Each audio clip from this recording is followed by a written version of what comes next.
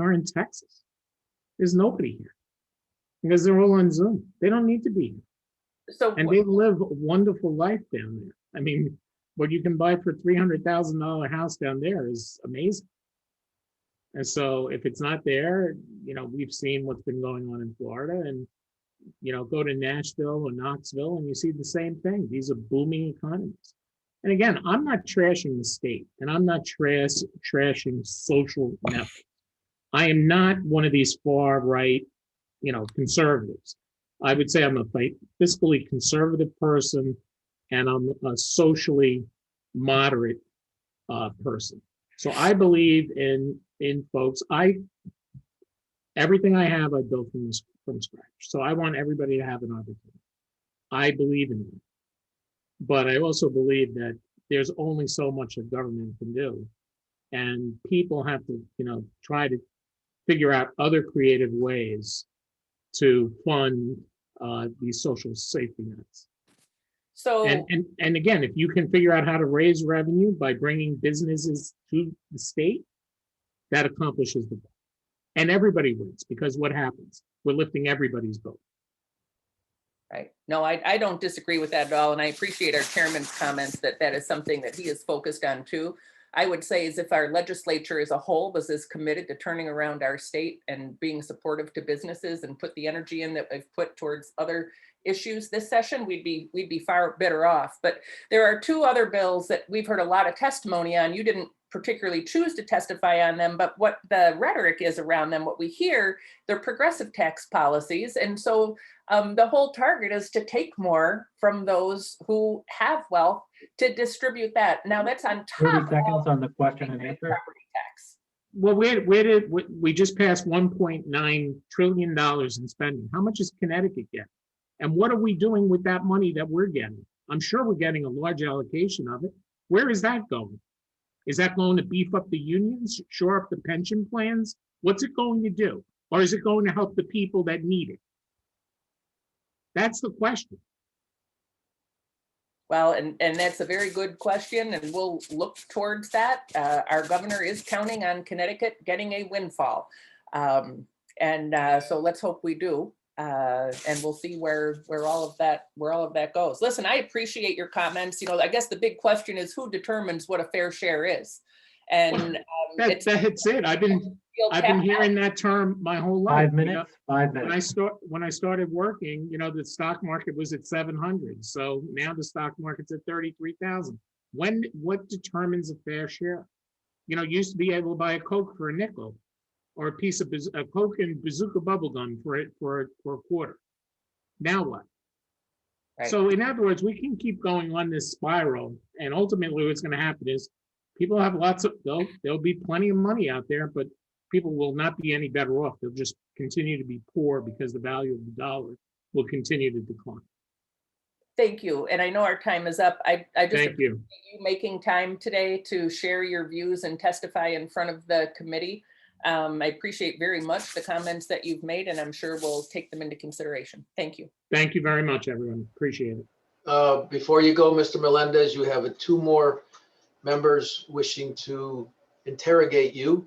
But before I call on Representative Farrar to keep a balance here, I just say that we need to be careful regarding that 1.9 trillion and whatever Connecticut's share is, because there's a cliff attached to that. And if we build that into our budget, and when it's gone, we'll be right back into the soup as we have. Most of what I heard today was that people needed help to get out of the COVID crisis.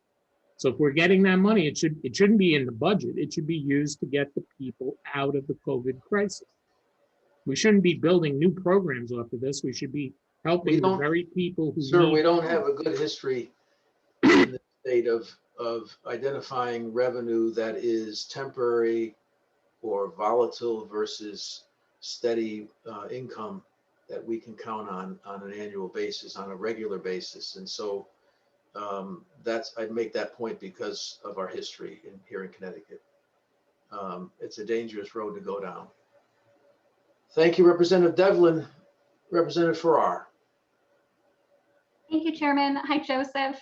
Thanks for being with us today. I know you said you lived here for 25 years, which is wonderful. And you mentioned certainly your taxes had gone up over that time. What's really kept you here in Connecticut over those 25 years? I'm just waiting for my 2 kids to finish high school. So you've clearly kind of built a life here with all of them, and I can completely understand, as you said, how you're trying to weigh these things as someone who's lived in our state a while. The data last year, kind of indicated that over 7,000 folks moved into our state in 2019, and over 16,000 moved in 2020, and we know a lot of that was due to COVID. I certainly am curious from your perspective, because you're seeing the state as unattractive, for taxpayers. What do you think is making the state attractive to so many folks trying to move into the state? Well, what I've seen personally, because I'm down here in Greenwich, is people fleeing Manhattan. You're seeing a large influx of people. All you have to do is look at the statistics in Greenwich as far as how the housing market, it's been on fire. People are moving in because they're getting out of the city, because there's no life in the city.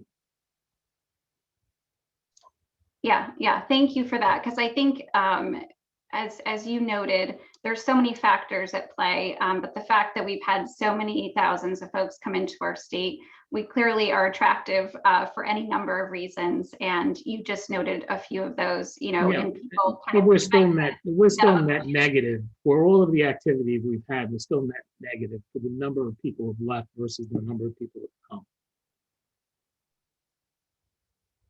Thanks, Joseph. Thank you, Chairman. Thank you very much. Representative Paletta. Thank you, Mr. Chairman. And I just wanted to acknowledge your point you made on funding cliffs. It's such a good point that you made, because with this stimulus money coming to Connecticut, if we don't realize that money ultimately will dry up and try to fund and plug areas of the budget, we could be in for a rude awakening. So I concur 100% with you. I'll be very brief. Mr. Melendez, thank you for your testimony today. I share a lot of your concerns about the state of Connecticut. I too am a small business owner, and you talked a little bit about the SB 171 statewide tax on real property, which would bring 1 mil to to folks like you that have a house that's considered a mansion, quote unquote. Where I'm from in the Waterbury area, there are a lot of homes in the suburbs that assess at higher than whatever, 300,000, 320,000. I don't consider those mansions at all. But the one thing we heard today, and this is more of a comment than a question, was a lot of quotes from some people, namely former President Kennedy. And one of the things that he said that rings very true to me as a poli-sci major is he said, "A rising tide lifts all boats." And today it might be more aligned with someone on my side of the aisle, but I think both sides of the aisle can concur that that is a statement that should be looked at any policy that we pass here in the state of Connecticut. So if folks down in Greenwich are doing well, then I'm sure folks on the suburbs are doing well. If folks in Watertown and Waterbury are doing well, then folks in Wolcott and Thomaston are doing well. Because again, as he said, a rising tide lifts all boats. The 1 mil tax, and I guess I'll just end it here. And if you want to comment, that's fine. If not, I know you've been up here for a while. Particularly is very concerning to me for folks that own some multifamilies. Most of them, as I sit on the housing committee as well, is that a lot of these 2 and 3 family homes in the area, people do that as a small business. They invest in a piece of real estate and they rent out, a couple of 2-bedroom apartments. Now they're going to be paying 1 mil on each of those rental unit properties. So that means, like you said, Mr. Melendez, before, and you were 100% right, you're hurting the very people that you're intending to help. The rent is going to go up. The cost of living is going to go up. People are going to pay more money. And unfortunately, the folks that can leave are going to leave, as they have been. And the folks that are unable to leave are going to be stuck here with a high cost of living. I'm unable to leave. I'm stuck paying the bill. You may be able to leave. I'm here. So from a little bit of a different perspective, I care about the state of Connecticut. I don't want to have a higher cost of living. I want to stay here. I want to retire here. I want to raise my family here. But these policies adversely affect how we live, how we do business, how we plan our future. And that's why you see, as the woman before, Representative Farrar before me said, people moving in, right, they're escaping New York City because of what's going on with you know, the government down there, not to name names, but they're fleeing that place like anything. It's a ghost town. So they're coming to Connecticut. But then there's also another realm of people that are leaving Connecticut to go to the more tax-friendly states. So it's a progression, and that's what's happening. So we're seeing people leave New York, but we're also seeing people leave Connecticut. So I'll leave it at that. And thank you for the indulgence. I couldn't and thank agree you, more with you. I couldn't Senator agree Feinberg. more with you. Hopefully we'll focus on, you know, growing the economy and lifting everybody instead of looking for one class to pay the 30 price. seconds on the question and answer. Mr. Melendez, we have one more, at least, as well, now two more. It's Meskers and I tend to go back and This is forth. like, this is I'm like, popular. this is like the COVID is so contagious. Representative Nuccio. It's funny, Representative Meskers and I tend to go back and forth here.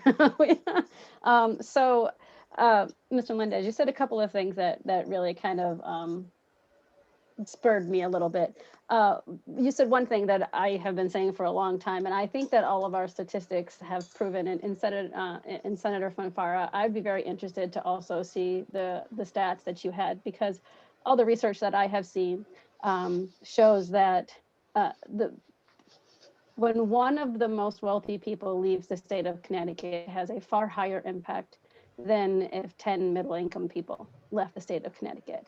And you said something that I actually say all the time, which is the rich or the ultra rich, the 1%, however you want to classify it in whichever piece of legislation you're looking at, is you have something that the middle class really doesn't, and that is the ability of mobility and the ability to take your toys and leave the sandbox.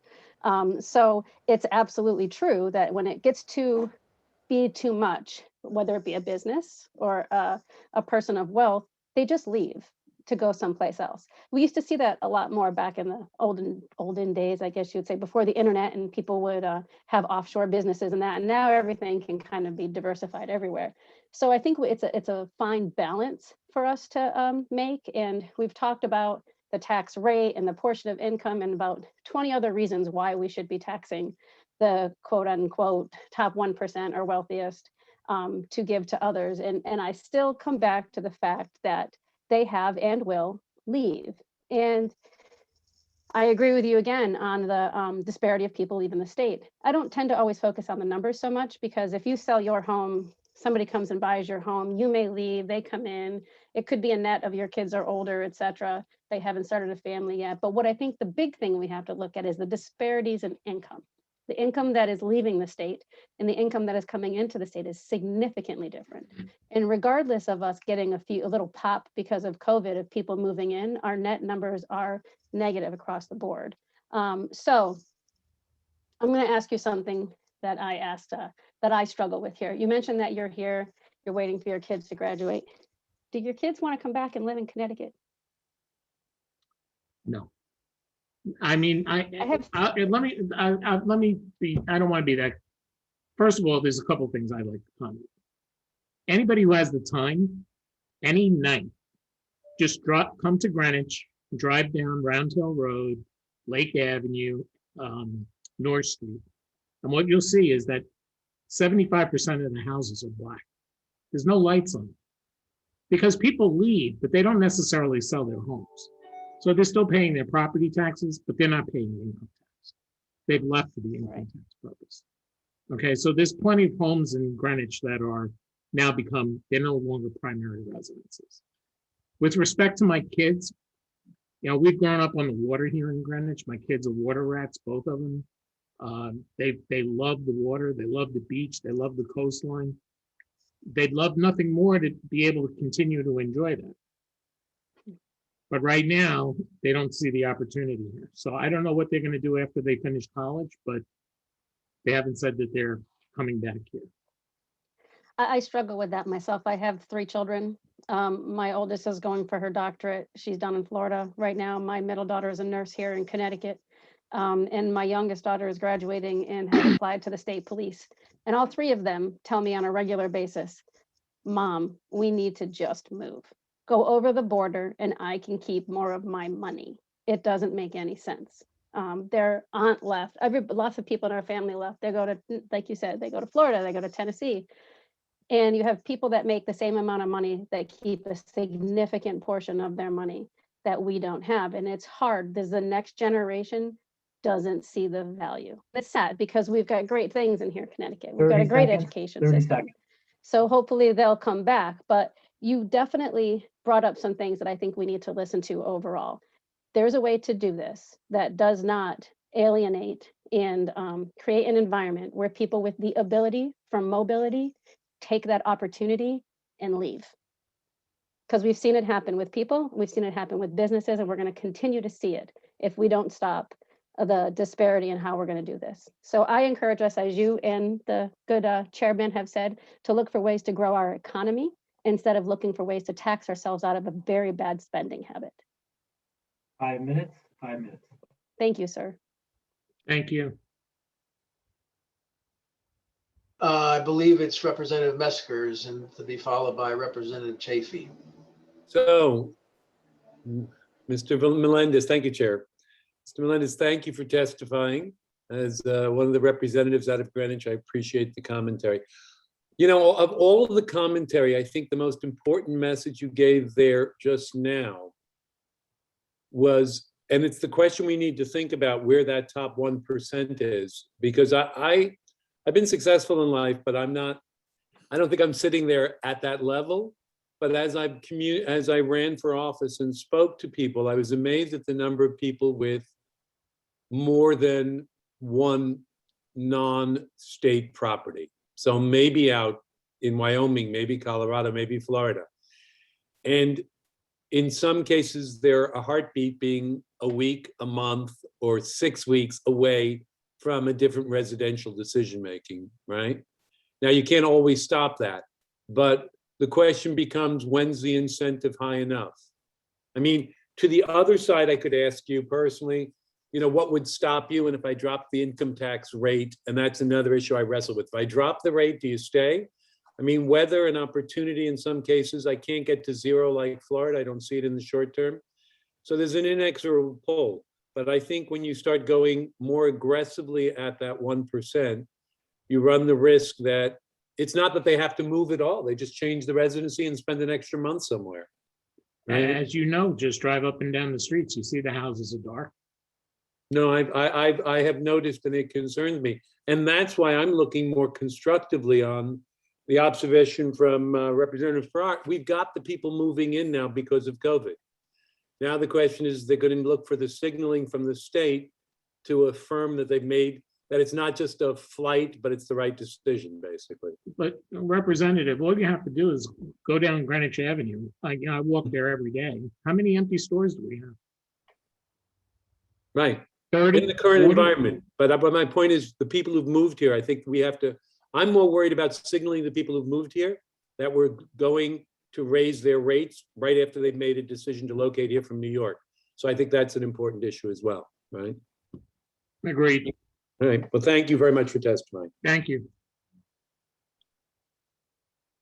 Representative Chafee. Thank you, Mr. Chairman. I had a question. When you were listing the states of people moving, I noticed you said Texas, Tennessee, Florida. These states all have warm weather, and I'm just curious. You know, you didn't mention Alaska, Wyoming, or South Dakota, which also have 0 income tax. So to me, Personally, I mean, I love Wyoming. I'm a snow skier, so I love Wyoming. You know, that's where most of my neighbors have gone. So, but certainly Wyoming is an option, but it's not warm weather. It's their right to work. I do agree. It's a big problem, affordability in the state, and I don't think anybody who grows up here, raises their family here, spends their life here should have to move out of the state due to cost of living. So I do agree with you there.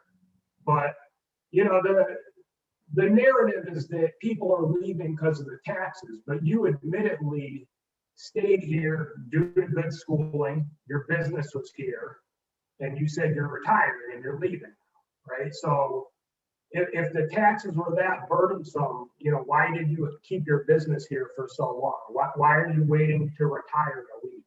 It's probably what most people do. You think about your kids first. So this is about my children. When my children are done, we'll leave. But it's not about me. It's about how do you bring the next me who came here 25 years ago for an opportunity. If you don't have the opportunity, guys like me don't come. They go to where the jobs are. Where are the jobs here? I agree. I mean, I'm a younger guy. I struggled to find a job. I graduated on the heels of the last recession, and I was ready to move out of state because I couldn't find work. So I fully understand that point. People who are retiring, from what I've found anecdotally, most of them are tired of the winter. I'm 35 and I'm tired of the winter. I could only imagine by the time I'm ready to retire. Weather can certainly be part of the argument, but I would say that it's more financial than weather. And at the end of the day, it's really about how do you grow the economy here? How do you create the opportunities here? How do you get the small business guys that are going to come and create new industries to come here? Why has Massachusetts been able to do it so well? Why have they been able to, basically pick our pocket of the best biotechnology companies that are going to Massachusetts? Why? Because they invest. Because they provide incentives, right? Well, so I think that's part of what we're trying to do here is we're trying to No, raise new revenue. we're trying to incentivize the wrong focus. The focus should be to bring jobs, bring opportunity. All those people who need social safety nets, when the economy's flourishing, what happens? Revenues flourish. Then we can help all those people. More importantly, some of those people might not need help because they can get a job or they can get a better job. Right? Well, So again, it's really this more is not about the bill empowering. we're talking about is raising revenue, right? We're talking about different components of this. To one of the reps You can, before, I love the rising term tide raising 30 revenue. seconds Nobody's on the question and answer. 30 seconds. raising revenue is nothing more than a fancy way of saying taxing. It's the same thing as we want to make investments. Investments, you guys aren't a business. You don't make investments. You spend other people's money. So Well, you can say making a profit is a fancy way of saying charging more than you paid for. That's called a margin. You're getting a return on your capital, but the government is not in that business, is it? The government collects money and redistributes it to pay for services or to buy services. The government's core function is to build infrastructure to provide opportunity for its. And I've seen 25 years of that on I-95. It's been really wonderful. I don't know where you've seen that for the past 25 years. It wasn't here. Thank you. Okay. Mr. Chairman. Well, thank you. I would just say, Mr. Melendez, just one point on what you just said regarding Massachusetts. It's not incentives, it's talent. They've created the environment by pumping out a lot of talent from their universities and colleges in that state, particularly in Boston, and that's where businesses will go, where the talent is. And we have not done a good job in that regard. And so we lose businesses. We don't attract them and we don't keep them because we're not building. Where do our talent. Yale graduates go? They don't stay in Connecticut And why is that? because we have not created the environment for them to Correct. do so. I couldn't agree more. I've said Well, that myself. we have wonderful, bright kids. I have friends whose kids are at It's not, UConn. These are it's- great kids, and they're not going to stay because there's no jobs. well, the fact of the matter is that the talent that these GE, we could debate this forever, but GE went to Boston. They didn't go to a lower tax environment. I would argue they went to a higher tax environment. Yes, they got incentives, but they went because of talent. And what happened in Fairfield County? It got destroyed. Until we get our act together in that regard, we're not going to attract the businesses that will keep the young people here because they don't stay here because we don't create the environment. These young people are different than people our age who just, You know, they're not looking for 3 acres and 3,000 square foot homes. They look for different things. And we have not done a good job in this state in offering young people that attraction. Maybe when they get to 30 years old, Connecticut's a great place to raise a family, but from 20 to 30, not so good. Thank you, Mr. Melendez. Thank you very much for You have your time certainly today. I challenged appreciate it. us here today, and we appreciate your testimony. Well, Yep. thank you. Have a great day. Thank you. Next up is Lauren Andreo. Is Lauren here? Lauren, if they are not, we have Laura Garcia.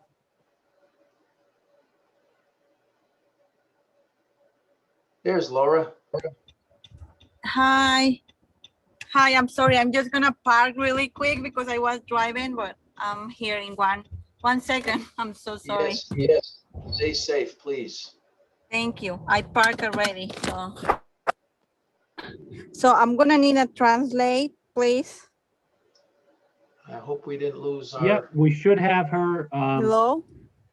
Hold on. I don't know Hello? if you're, yeah. One second. We're looking for Do you our. hear me? Yes, we hear you. We're looking for our interpreter. I'm not sure if they're here, Senator. Christina, do you? Yeah, I'm here, but I'm gonna need a translate. I don't know who's gonna translate for me. Someone told me that she's gonna translate for me. I don't know if it's there. Both our interpreters are not in the room or in the waiting room right now. We'll have to come back. Do you need help? Okay, so Here she is. no, I'm gonna. No, She's Laura, there. she's Okay. here. She's here. Hello. Okay, perfect. So, my name is Laura. Mi nombre es Laura García. Vivo en Norwalk, Connecticut desde hace 7 años, pagando mis taxes como cualquier ciudadana. My name is Laura Garcia. I've lived in Norwalk for 7 years, and I've paid my taxes just like any citizen.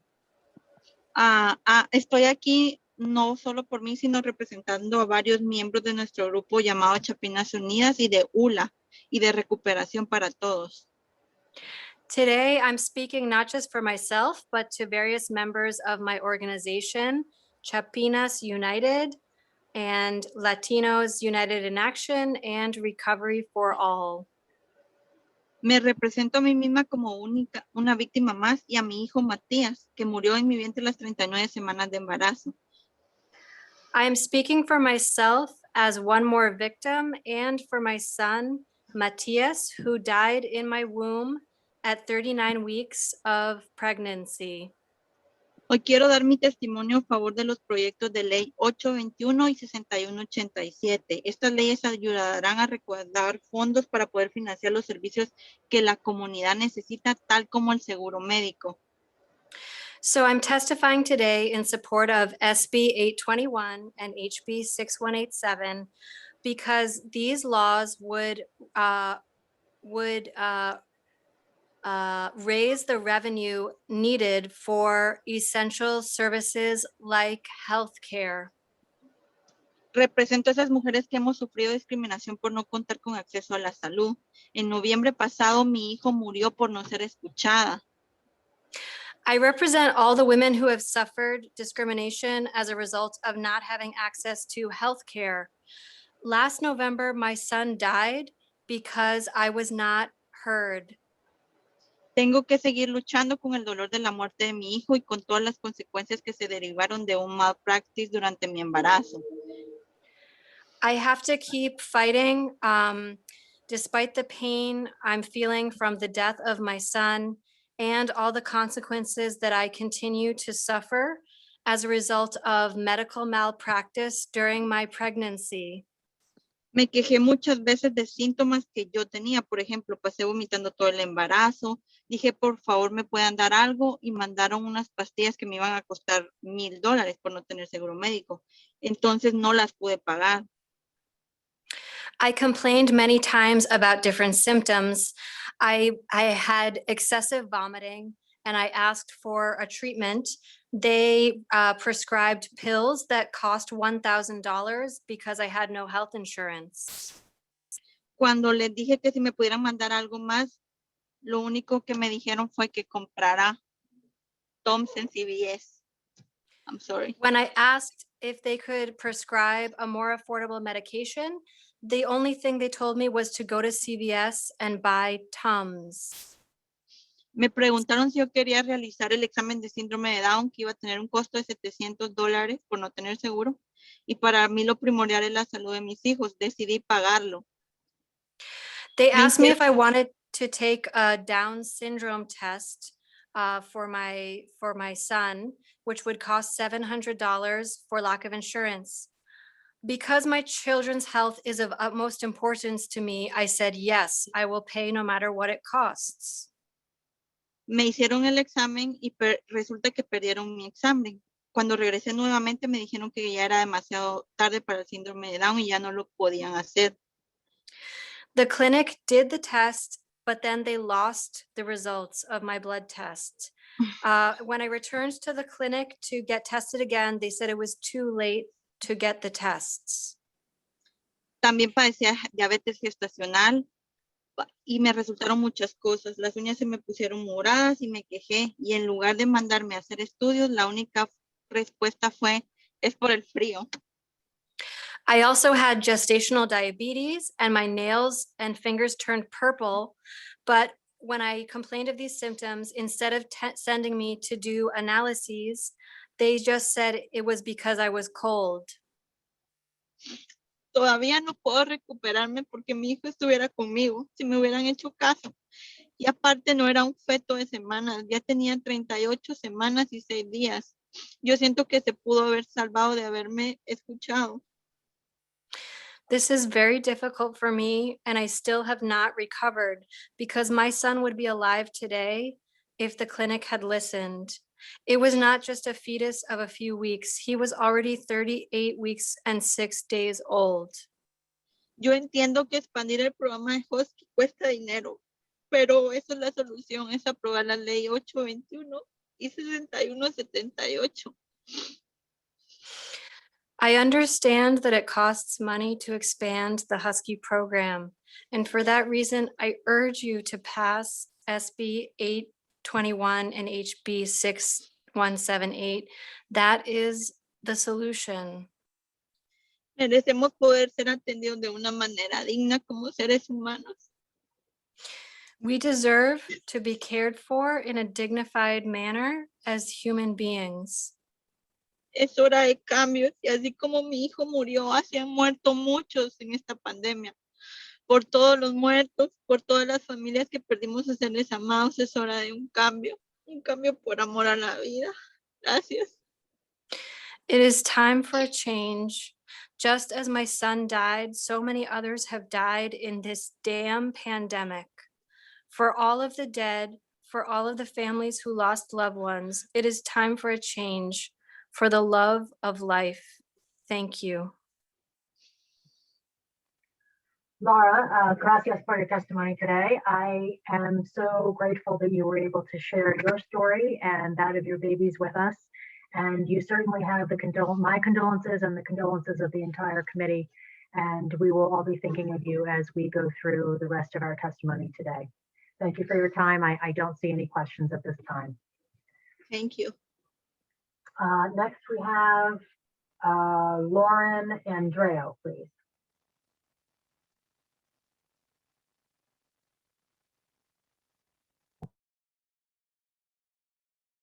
Lauren, are you with us?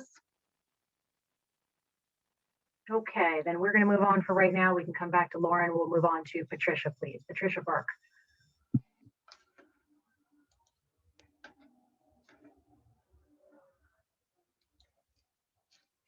Good afternoon, members of the financial committee at the CGA there. Sorry, my other screen went down.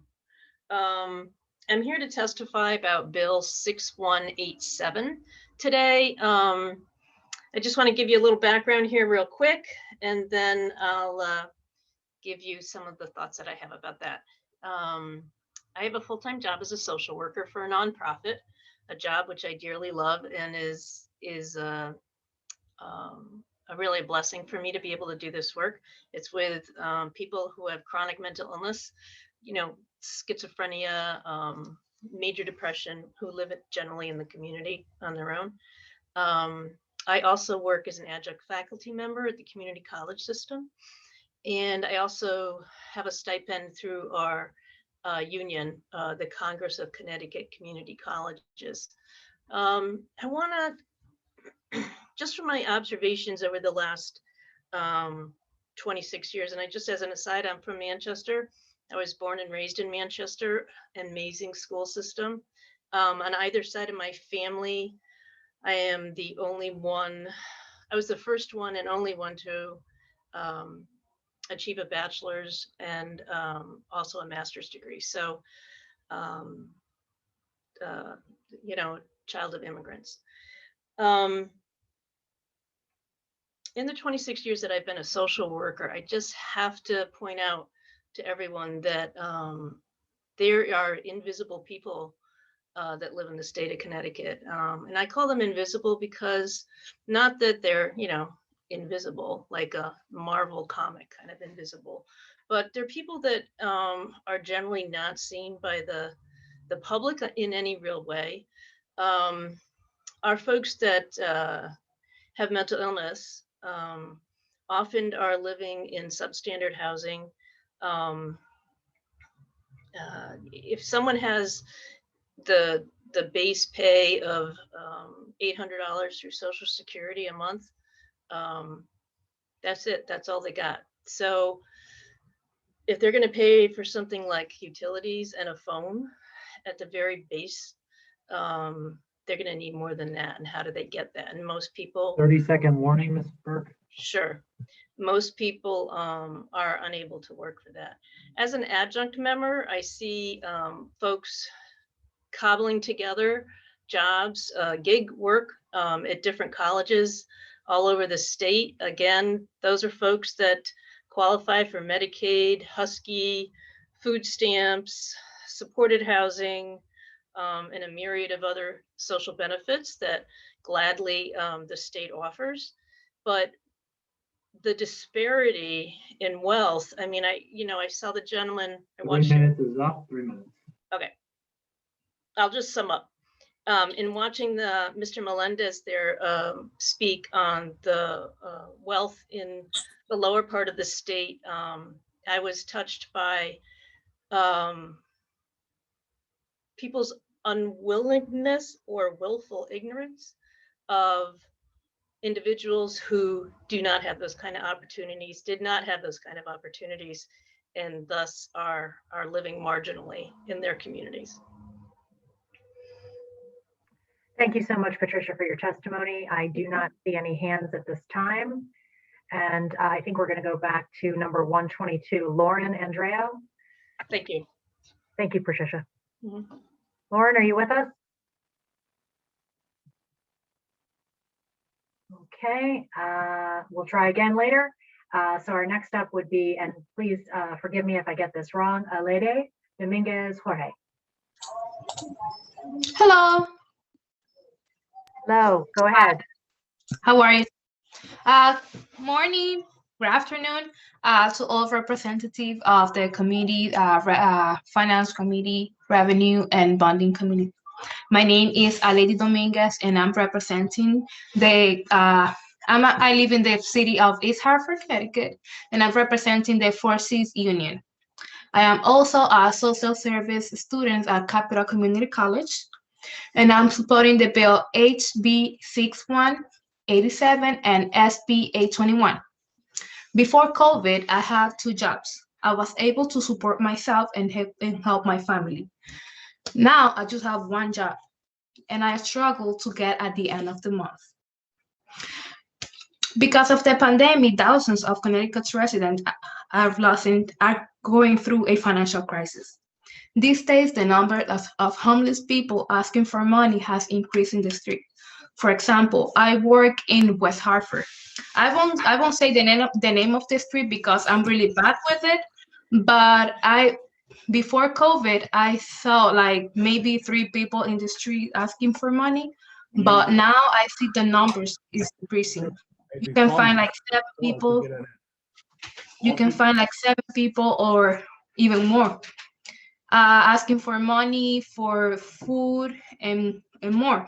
Also, the number of businesses that are closing is increasing, and the unemployment is increasing as well. Children are not receiving the enough food. I work for a school system. I work in a cafeteria, and I have some students that are asking for if they can have more food. I had that problem in the past, but it wasn't like as much as I have right now. Also, elders are not receiving the attention they deserve. I believe I believe that Connecticut is the constitutional state. Years ago, we was an example for the whole country. I think now we can be an example. 30 seconds, Eleni, 30 seconds. Thank you. I think now we can be an example for what is fair for I would say the whole state. Thank you. Thank you so much for your time. I don't see any hands yet, so I will ask a question myself. You mentioned that you had 2 jobs and that now you're down to 1 job. So can you just talk a little bit about the impact that's had on your family? I know we've heard a lot about underemployment. So could you just share a little bit about that? Yeah, I always have 2 jobs and I always go to school. I came to this country 7 years ago, and I always want to support, to help my family. I have siblings in my country. I'm from the Dominican Republic. I have siblings in my country, and I want to contribute with their education. I try to send money, and because of that, I always try to get 2 jobs and also go to school. It's hard because now I'm not able to help them, and also my family that is here.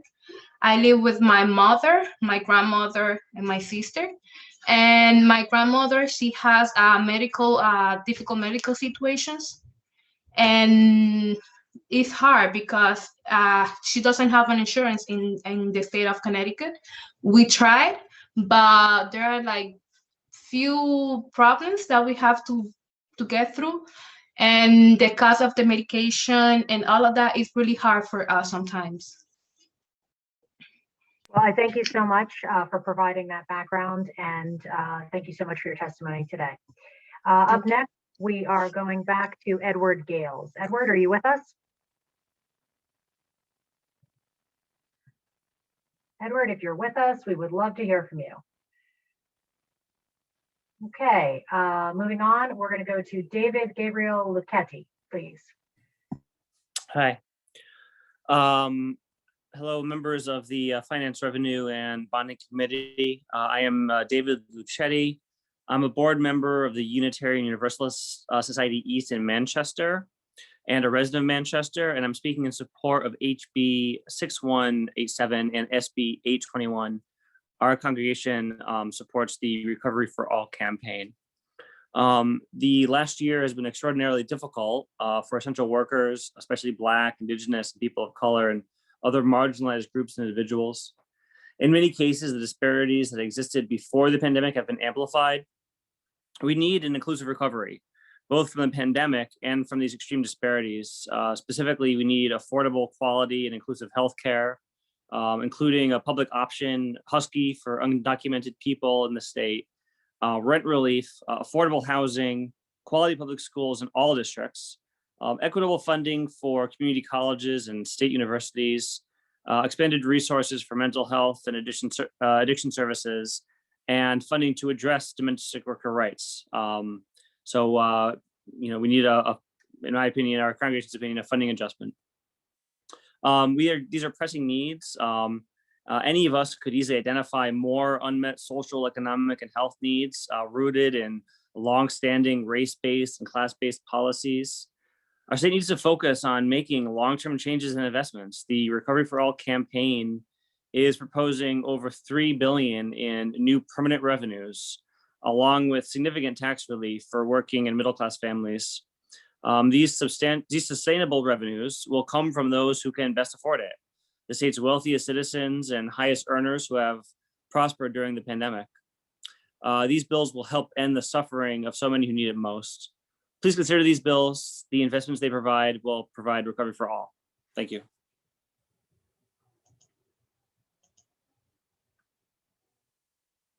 Sorry, mute got me already. Thank you so much for your testimony. I am not seeing any hands at this time, so thank you very much. We appreciate it, and we're going to move on.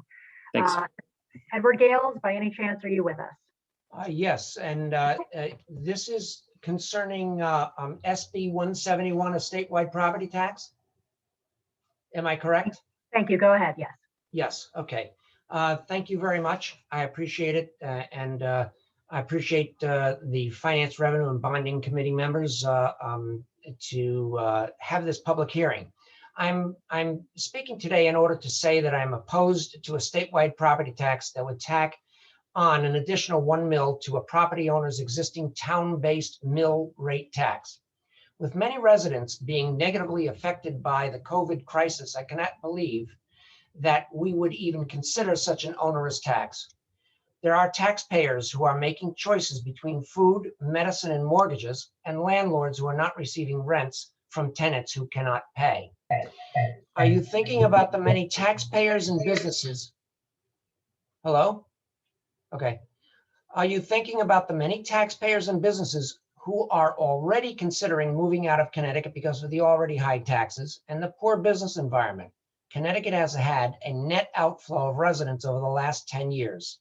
At what level of net outflow of residents would you understand that your job is to reduce spending, not increase taxes on residents?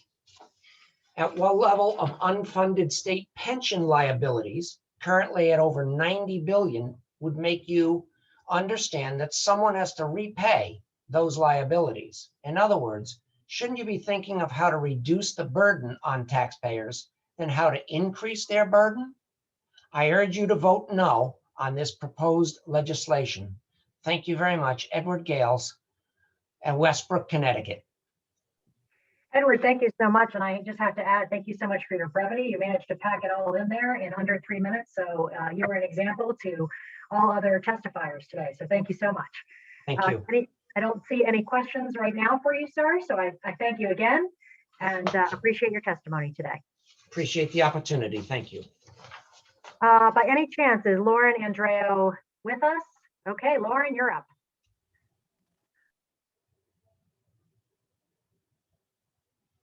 I believe you're on mute, so. Okay. Hi. Thank you, the Committee of Finance, Revenue, and Budgeting for hearing my testimony. I've been a resident of the state for all my life, 68 years outside of going to school for 5 years out of state.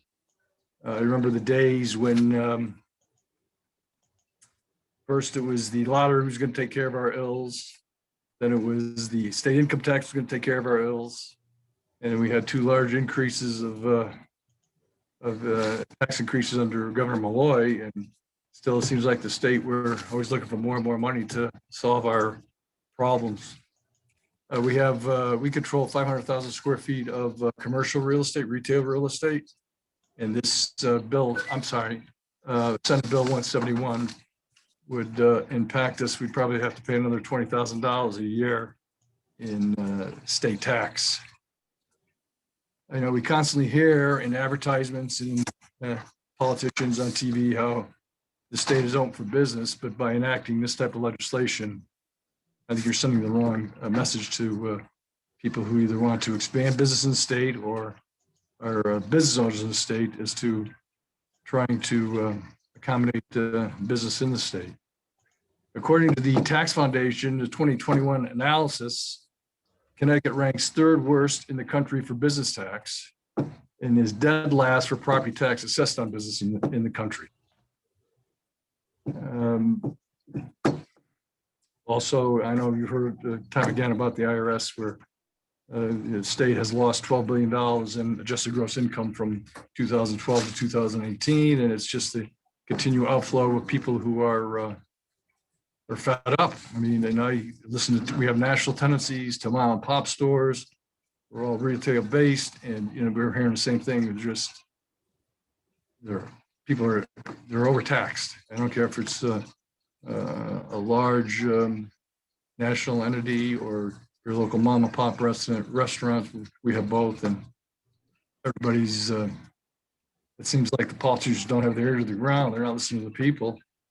And unfortunately, even like myself, you're so busy doing your day-to-day activity that you don't have time to participate in something like this. And I know I've been in and out, and thank you for letting me speak, but Connecticut's not when we instituted the income tax in 1990. 30 seconds, sir, 30 seconds. We're supposed to take care of everything, and right now, the top rate, was a flat 4.5%. Now you got a high as a 6.99%, and we're still looking for money. Thank you for your consideration. Thank you so much for your testimony today.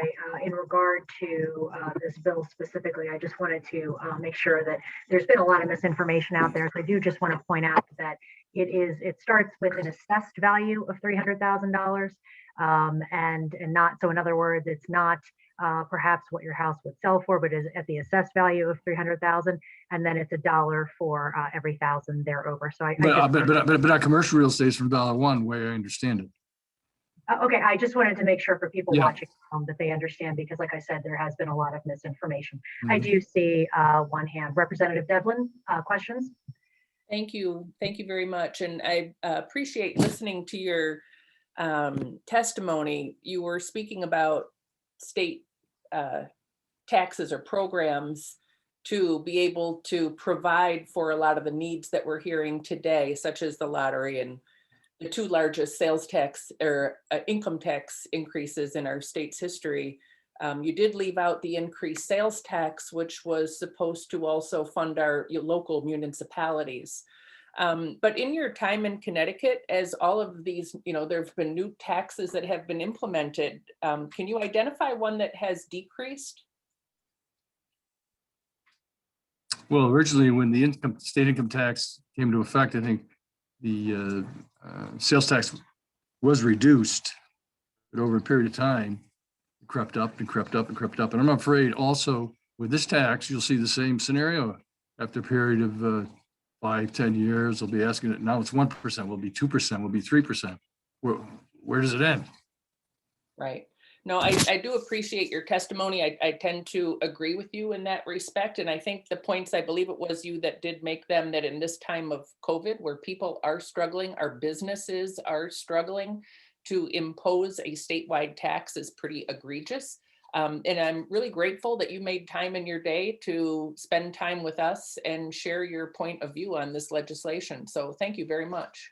Thank you, Representative. Thank you so much for your testimony. At this time, I don't see any other hands. Have a wonderful evening. Thank you. Likewise. Okay, up next, we are going to go back to Phyllis Frazier. Phyllis, are you with us? Yes, I am. Okay, go ahead, please. Good afternoon, Senator Funfaro, Representative Scanlon, and the distinguished members of the Finance Review and Bonding Committee.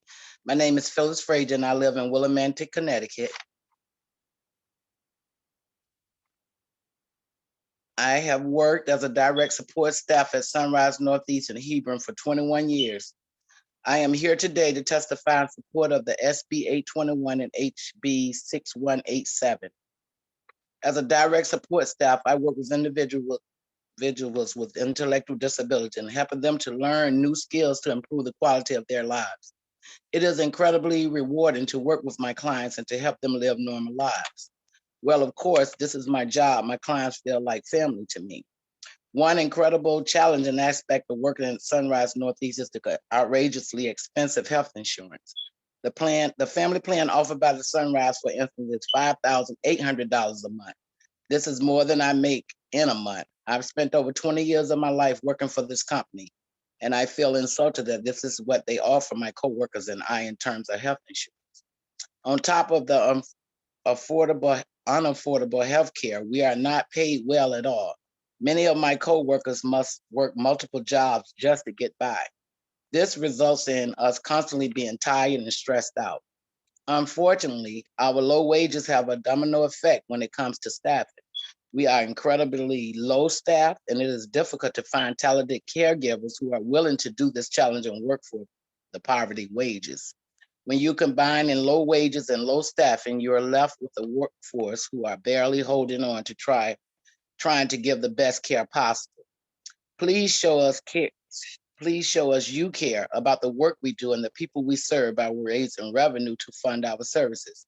We desperately need more funding, and the only way for the state of Connecticut to truly fund these services is to raise revenue. We cannot do this by taxing the working poor, as it is the go-to method here in Connecticut. We must tax corporations and the ultra rich. Please support SB 821 and HB 6187. Thank you for your time. And thank you for your time, Ms. Frazier, and thank you for the work that you do. We truly appreciate it, and so does the state of Connecticut. I don't see any hands at this time, so thank you very much. Have a pleasant evening. Okay, up next we have Kathy Flaherty. Kathy, if you're with us, please go ahead. Thank you so much to members of the Finance, Revenue, and Bonding Committee. I appreciate you taking me out of order. I had a doctor's appointment and just got back from New Haven. My name is Kathy Flaherty. I'm the Executive Director of Connecticut Legal Rights Project, and we are a statewide nonprofit agency that provides legal services to people who are eligible for mental health services from the Department of Mental Health and Addiction Services. I'm here to join the people in the Recovery for All Alliance in support of HB 6187 and SB 821. I've submitted written testimony, which includes talking about the need for revenue. I do understand how a lot of people think that with the federal money that is coming into the state with COVID relief, that everything is all set. But the agencies that provide services to CLRP's clients, the private nonprofit providers that serve people under DEMIS, people under DDS, have been underfunded for years. It's a structural problem with the budget. And we need to have revenue options that are not regressive and are more progressive. So I would certainly encourage you to move those bills forward. I thank you for the time. I know you have a lot of other people, so I'll just end it there. Thank you so much, Kathy, and it's always good to see you and hear your perspective. And I'm sure that the rest of the committee can find your written testimony and get the rest of it right there. I don't see any hands at this time, so have a wonderful evening, and thank you again for being here. Thanks. Up next, we have Judith, I'm going to say Paz or Paz. Judith, if you're with us, please go ahead. Hi, I will be interpreting. Judith Paz, ¿está presente? Judith, hay que activar el micrófono. Yes. Hi, good afternoon. My name is Judith. If she turns off her camera, we might get a better audio. Judith, sí, no te... de alivio para...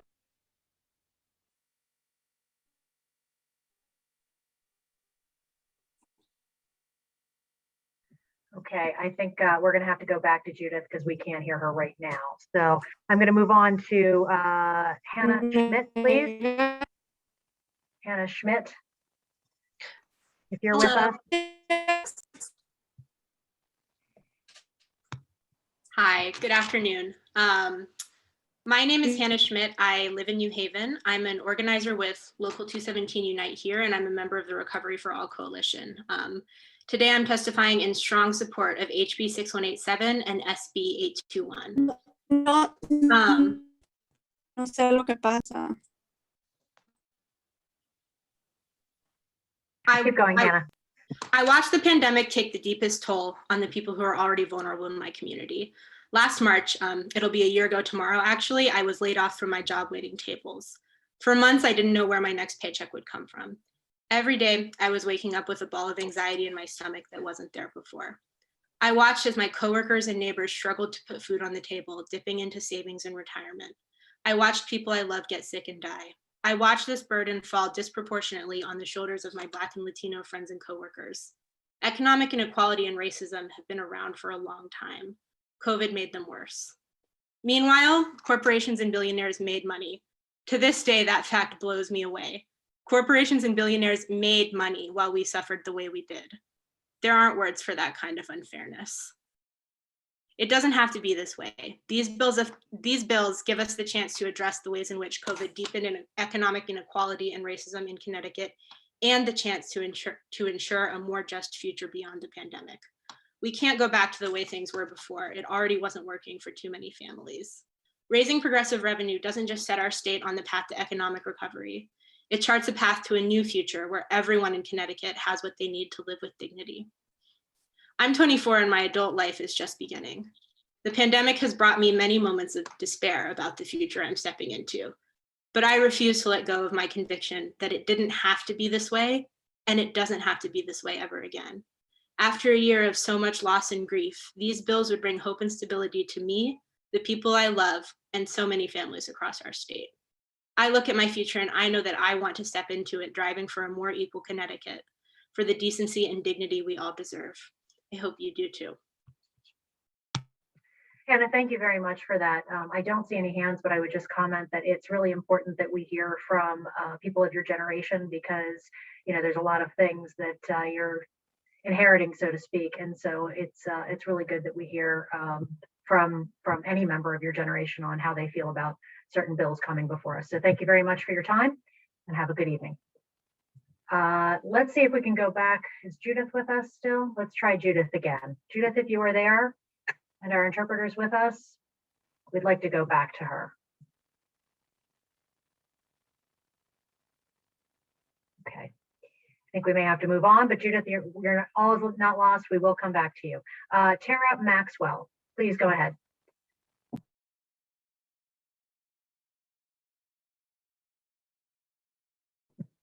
Tara, if you're with us, please unmute and give us your testimony.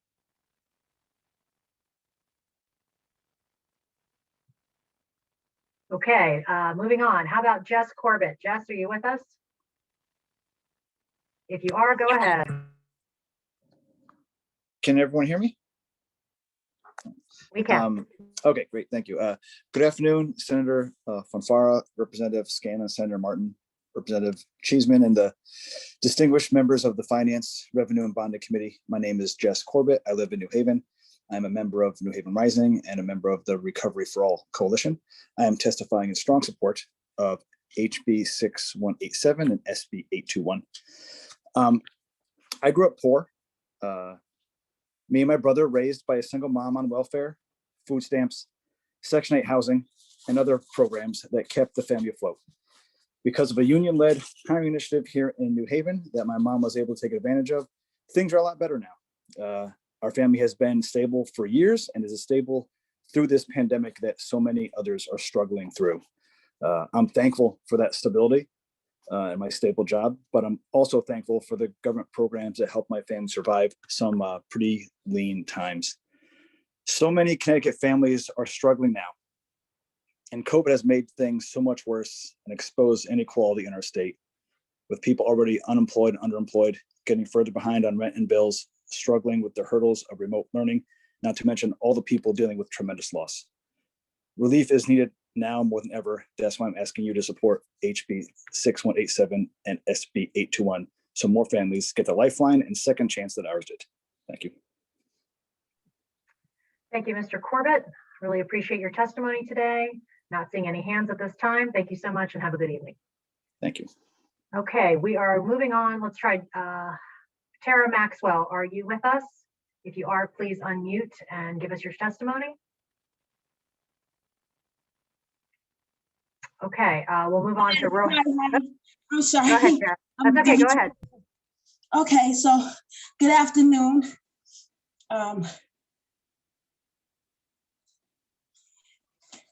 All right, hi, how are you?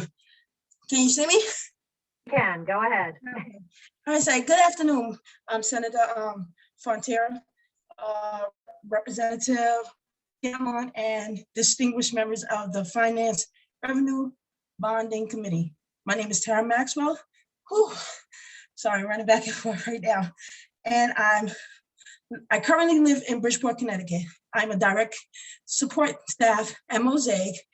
I'm currently in Bristol, and I work here for about 4 years. I come before you today to express how urgent the need for increased funding in the group homes like I work in is needed. As a direct care support staff, I work with individuals with intellectual and physical disabilities. On a daily basis, I bathe individuals, give them their medications, do their laundry, lead them through activities, keeping them active. Our individuals rely on our services. We provide them to thrive and have a normal life. When the state underfunds group homes, we feel undervalued. A lack of funding means we don't have equipment we need to care for our individuals. In some cases, we have equipment that has been broken and have not been replaced. And that's currently going on in most of our homes. Another issue with the underfunded group home services is low wages. It is hard to put your best foot forward on a job that is needed for these individuals to thrive day in and day out. When you worry about what bills you have to pay, how you're going to put food on your table and make it to work sometimes. The proposal for SB 821 and HB 6187 will raise the revenue necessary to provide group home workers with the equipment they need while also addressing low wages, both of which makes caring for our individuals easier. With the money raised through these bills, group homes like mine could be properly funded. Please do what is right by the group home workers and the staffing and for the people we care for. Please pass SB 821 and HB 6187. Thank you.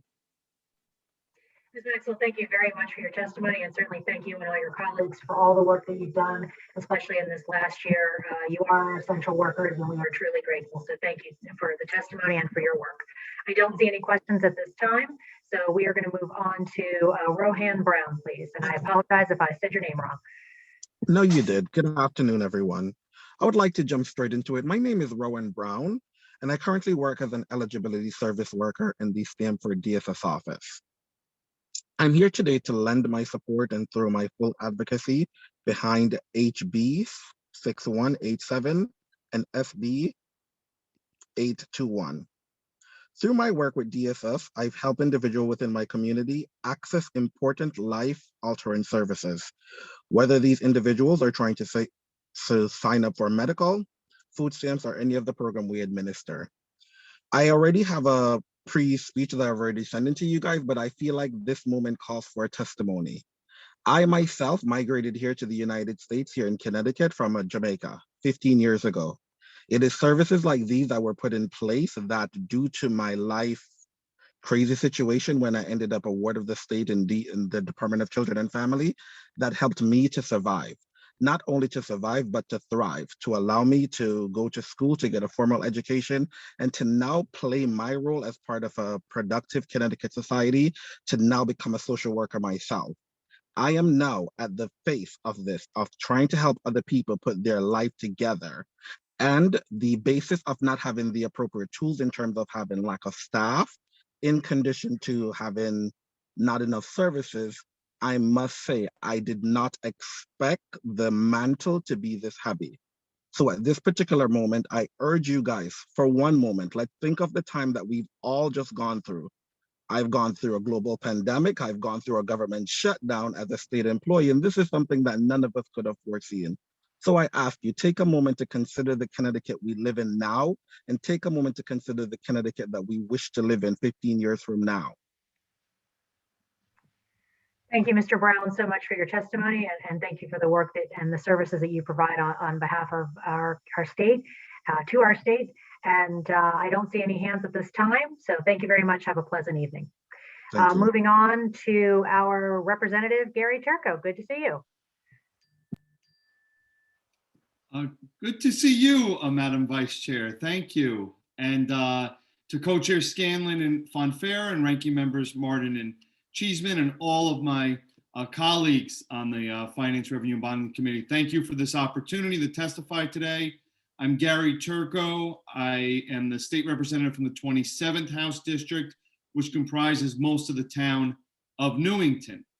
And I'm here to testify in support of House Bill 6187 and Senate Bill 821, which you know contain proposals on how to restructure certain taxes and provide more tax equity in our state. And I know you have all heard a lot of testimony regarding these bills today, and you have many more people to testify after me. So I will try not to take up a lot of your time. But here's what I kind of want to say and why I felt compelled to spend some time testifying to you all today. Connecticut, for as long as I've been living in this state and working in this state and learning about our state, we have had an income inequality problem. And it continues and continues to increase, with the top becoming wealthier and wealthier, and the working class and middle class really struggling. And that inequality has only been made worse by the pandemic. I believe that Connecticut's income inequality, from the data I've seen, is one of the worst in the entire nation. And it continues just to plague us. And as you know, this pandemic has not hit everybody negatively the same. A lot of the wealthy in the top have actually gotten a lot wealthier, when the working and middle class and the constituents that I represent in the Newington have really felt the effects from this. So I implore this committee, when you're putting together your tax revenue package, your finance plan, look at some of the proposals that are in these bills. Maybe you don't agree with them all. Maybe you have some other ideas that are even better that can solve this income inequality problem. But I think there are some really valid proposals in these bills that could help in restructuring a tax system that is more fair and more equitable.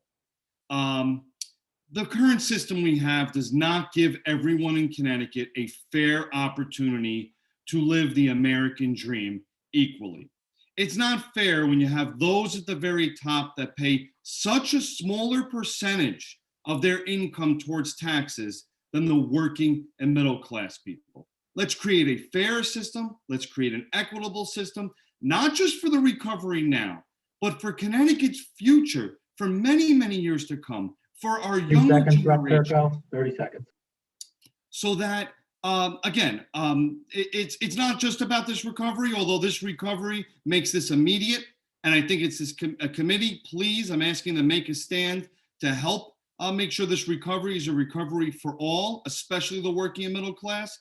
But I think we really need to fix this income inequality problem going forward, so our entire state can be more fiscally sound for all of our residents.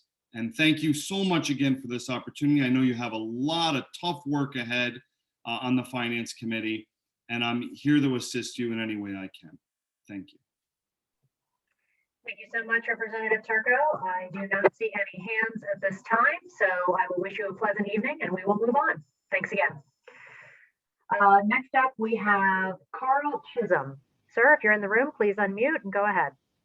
Thank you.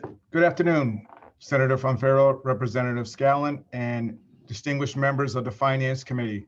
My name is Carl Chisholm. I am president of CEUI Local 511 and MEUI Local 506. I submit this testimony in support of Senate Bill 821 and House Bill 6187.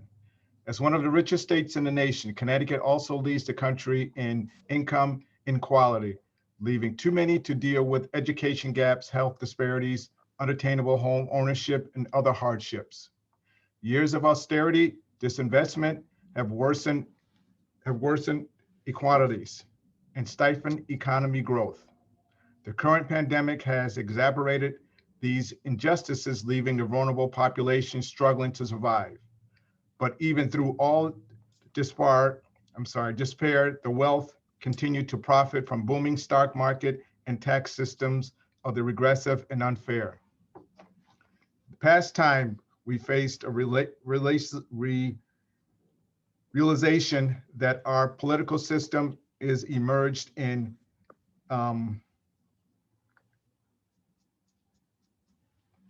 posterity and racism. And unless we call it out as just that, we are complex in these problems. when the poorest families in the state who make less than $53,000 a year pay an effective tax rate that is more than triple that the wealthiest families making over $680,000 a year, there is a problem, and it's only unfair and unsustainable if we want to have the middle class in this state. Do we keep ignoring these facts, or do we finally say enough is enough and make the necessary changes in our tax system that allow us property investment in our communities? Doing what is right is not always easy, but when something is right, you keep fighting. As a representative of the working class and a member of the Recovery of All Coalition, I urge this committee to be bold and to have the courage to do what is right and fix our tax system now. Now is not the time to continue providing tax breaks to those who can afford to pay their fair share. Now is not the time to make service cuts or continue with fiscal controls that tie the hands of policymakers. 30 seconds, sir, 30 seconds. To go big and increase revenue to ensure all, regardless of income, gender, race, and zip code, emerge from pandemic stronger than ever. With vision, determination, Connecticut can do better, implementing fair updates on our tax code to raise progressive revenue will help to undo the many inequalities and disparities in our state. Budget to build stronger economy where everyone can strive. I strongly urge the committee to support Senate Bill 821 and House Bill 6187. Thank you.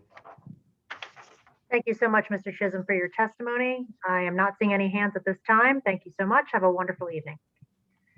Up next, we have a dual testimony from John Souza and Rick Bush. Reminder that you still only have 3 minutes. Thank you so much. Go ahead. Thank you very much. My name is John Souza. I volunteer as president of the Connecticut Coalition of Property Owners. We're an organization that represents small and mid-sized property owners in Hartford at the legislature. We're also mostly small business people. We provide a lot of the housing that's around the state. We have members from one end of the state to the other. So we're in the thick of it every day. I'm calling today to oppose SB 171 and 172, as well as 6187. 171, for example, the statewide property tax would be a new tax. We already very highly taxed in Connecticut, very difficult to be a landlord to start with. This tax would include apartment buildings. Now, most apartment buildings, most poor people live in an apartment building somewhere, somehow. In Hartford, for example, the tax rate is 74 mils or something, 74.2 mils. You add another mil to it.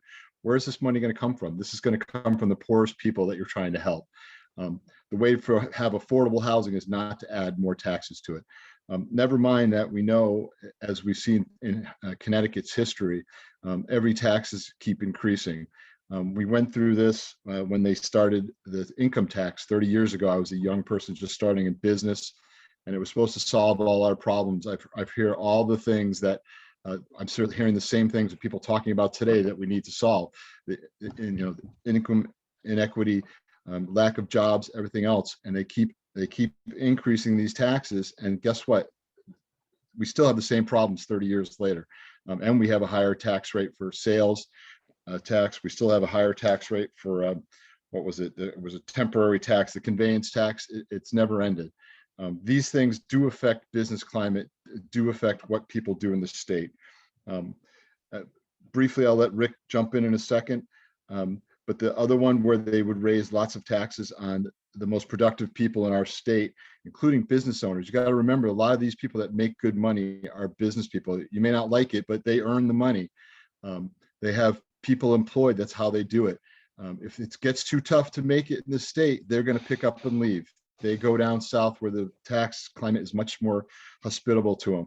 And they take the jobs with them, and they take the money that they spend, let alone when they retire. I read some of the estate taxes. They want to, they make it sound like you work your whole life, that you should cough up, a third of your estate to the government. Come on, guys, it doesn't make any sense. People are going to leave. That's what happens if you make the cost of doing business in Connecticut so high that the cost of success then people take it with them, and they take the money they would have spent and they leave. They go someplace else. They make their chief residence Florida or Texas or whatever, because that's what they're forced to do, because they want to pass the money on to their kids or their alma maters or who they think should get the money. 30 seconds, Not sir. 30 seconds. Sure.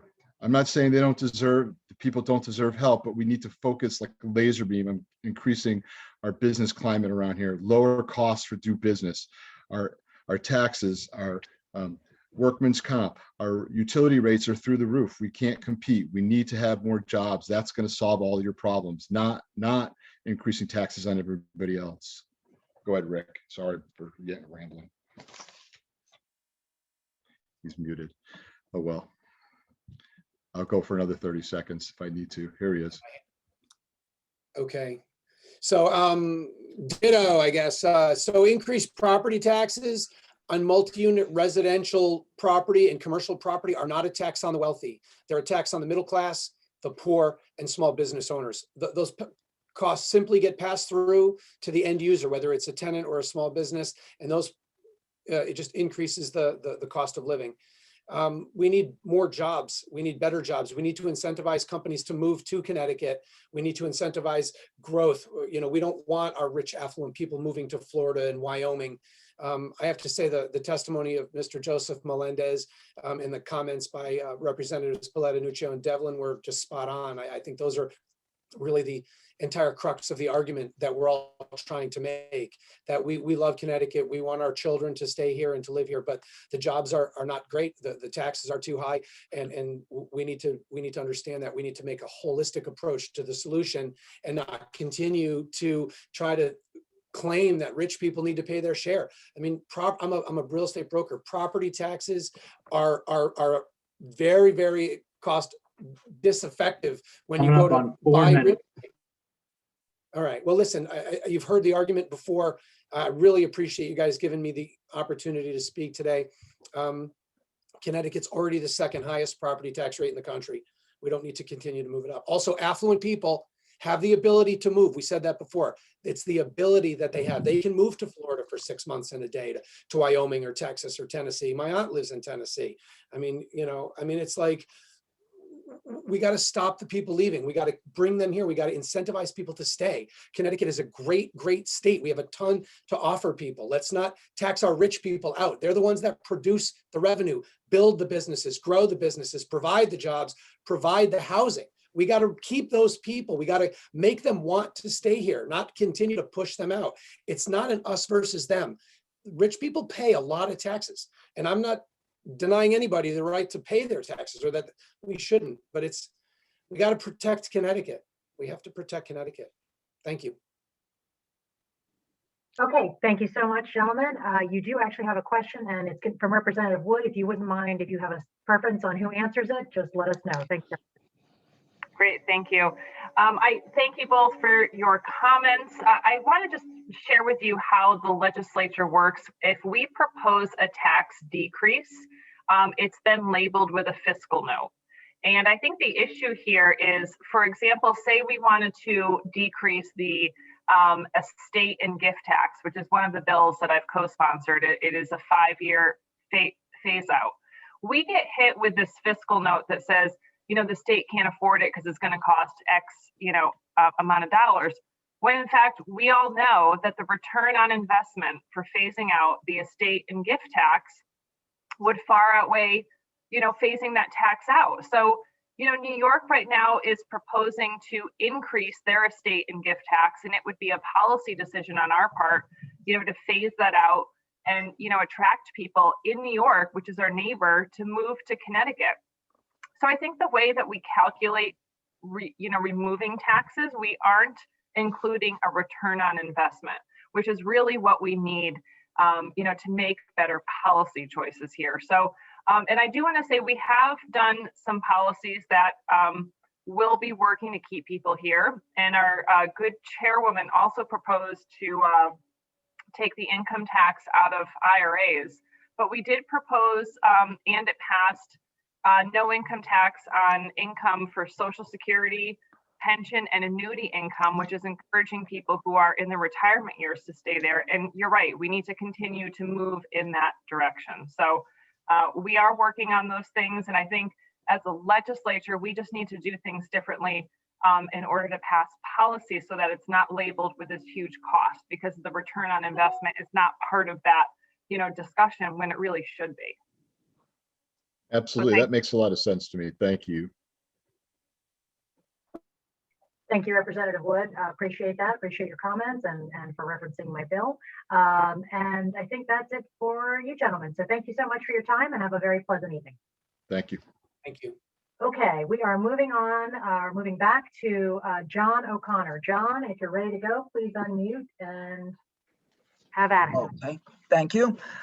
Good night or good afternoon. I'm not sure what it is actually right now. To all the members of the Finance, Revenue, and Bonding Committee. My name is John O'Connor and I teach in the Sociology Department at Central Connecticut State University. I'm a member of CSU AUP and my union is a proud member of the Recovery for All Coalition. I am testifying today in strong support for SB 821 and HB 6187. As all the members of this committee know, Connecticut is one of the wealthiest states in our nation, but we are riddled with crippling inequality. We are a state that promises a lot, but in important ways we deliver too little. Our state has suffered from a triple crisis over the past year. The COVID pandemic and economic contraction and racial injustice have all damaged our communities, and they have pushed the lives of working families into disarray. As a nation and as a state, we have a choice in front of us regarding how we respond to this accumulation of crises. We either extend our hand to our neighbors or we will turn our backs to them. At CCSU, where I work, I have seen both the inequality that defines our state and the impact of these crises on the students who will lead Connecticut tomorrow. Since the CSCU system was created in 2011, the state has cut per student funding by about 20%. Compared to the late 80s, that spending has been reduced by 50%. This decline in funding has had serious implications. Our community colleges and state universities serve those populations that often have been marginalized and forgotten. It is those students often dismissed because of their race, class, age, immigration status, sexuality, or first-generation designation that get degrees at the CSCU system. At Central, we have far too many students that are housing and food insecure, who are juggling their course obligations with a struggle to find shelter and feed themselves. In lieu of having an adequate number of counselors to address mental health concerns of students, we put up chain link fence at the top level of parking garages. That is shameful and outrageous. On the outset of the COVID crisis, our community colleges and state universities have seen the exodus of too many students. We need to be clear, these are not students who do not possess the talent, the skills, and the drive to succeed. They simply did not have the money to pay. COVID has increased the ranks of Connecticut's higher ed disappeared.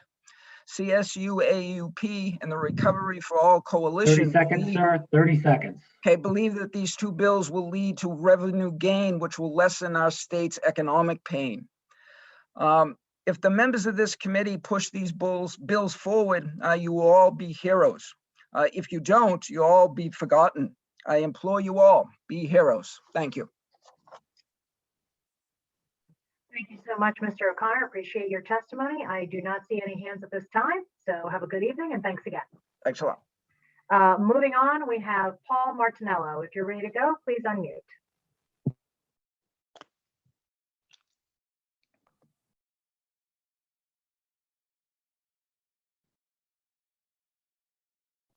Sir, you're still on mute. Can you hear me now? We can. Good afternoon. I was on this morning and it was very involved. So I took a break and I am surprised that you're still on. But yes, I would like to make my pitch. Good afternoon, Chairman and committee members. My name is Paul Martinello. My wife, Lauren, and I live in Somers, Connecticut. We've been in our 4th year now in retirement, and this is in regards to SB 171, the real property tax. I would just like to clarify, there was a gentleman, Stanley Phillips, that corrected my misunderstanding of that bill in regards to the $300,000 value of your home, and that it's actually against the assessed value. So I stand corrected for what I was going to read, and I appreciate his input. But in regards to taxes, I just would like to say, in general, and I probably represent a lot of people out there, the silent people that don't want to say anything, that Connecticut is known as a high tax state, and we just keep, as a middle class, even in retirement, we're still getting a lot of taxes hit against us to pay for a lot of funds, including all some of the other bills that you've been talking about all day today.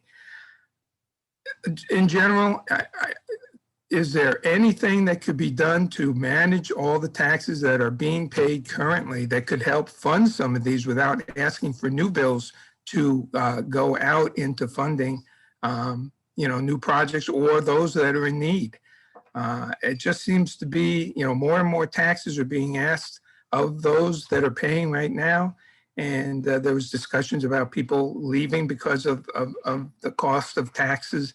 And especially now, us being in our 4th year of retirement, it's just getting harder and harder facing the taxes that keep coming along each year here in Connecticut.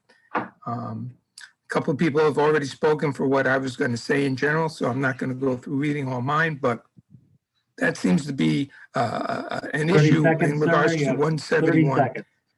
Yes, I spoke my piece, so I'm pretty much got a better understanding it, and so I thank you for your time. And we thank you for your time, Mr. Martinello. I do not see any hands, but I would let you know that if you continue watching, we will probably be here till late in the night. So thank you so much and have a pleasant evening. You too. Okay, up next we have Timothy Harch. Go ahead, sir. Good afternoon. Can you hear me? We can. Great. My name is Tim Harch, and I'm 51 years old, and I was born and raised in Connecticut, and I live in Greenwich.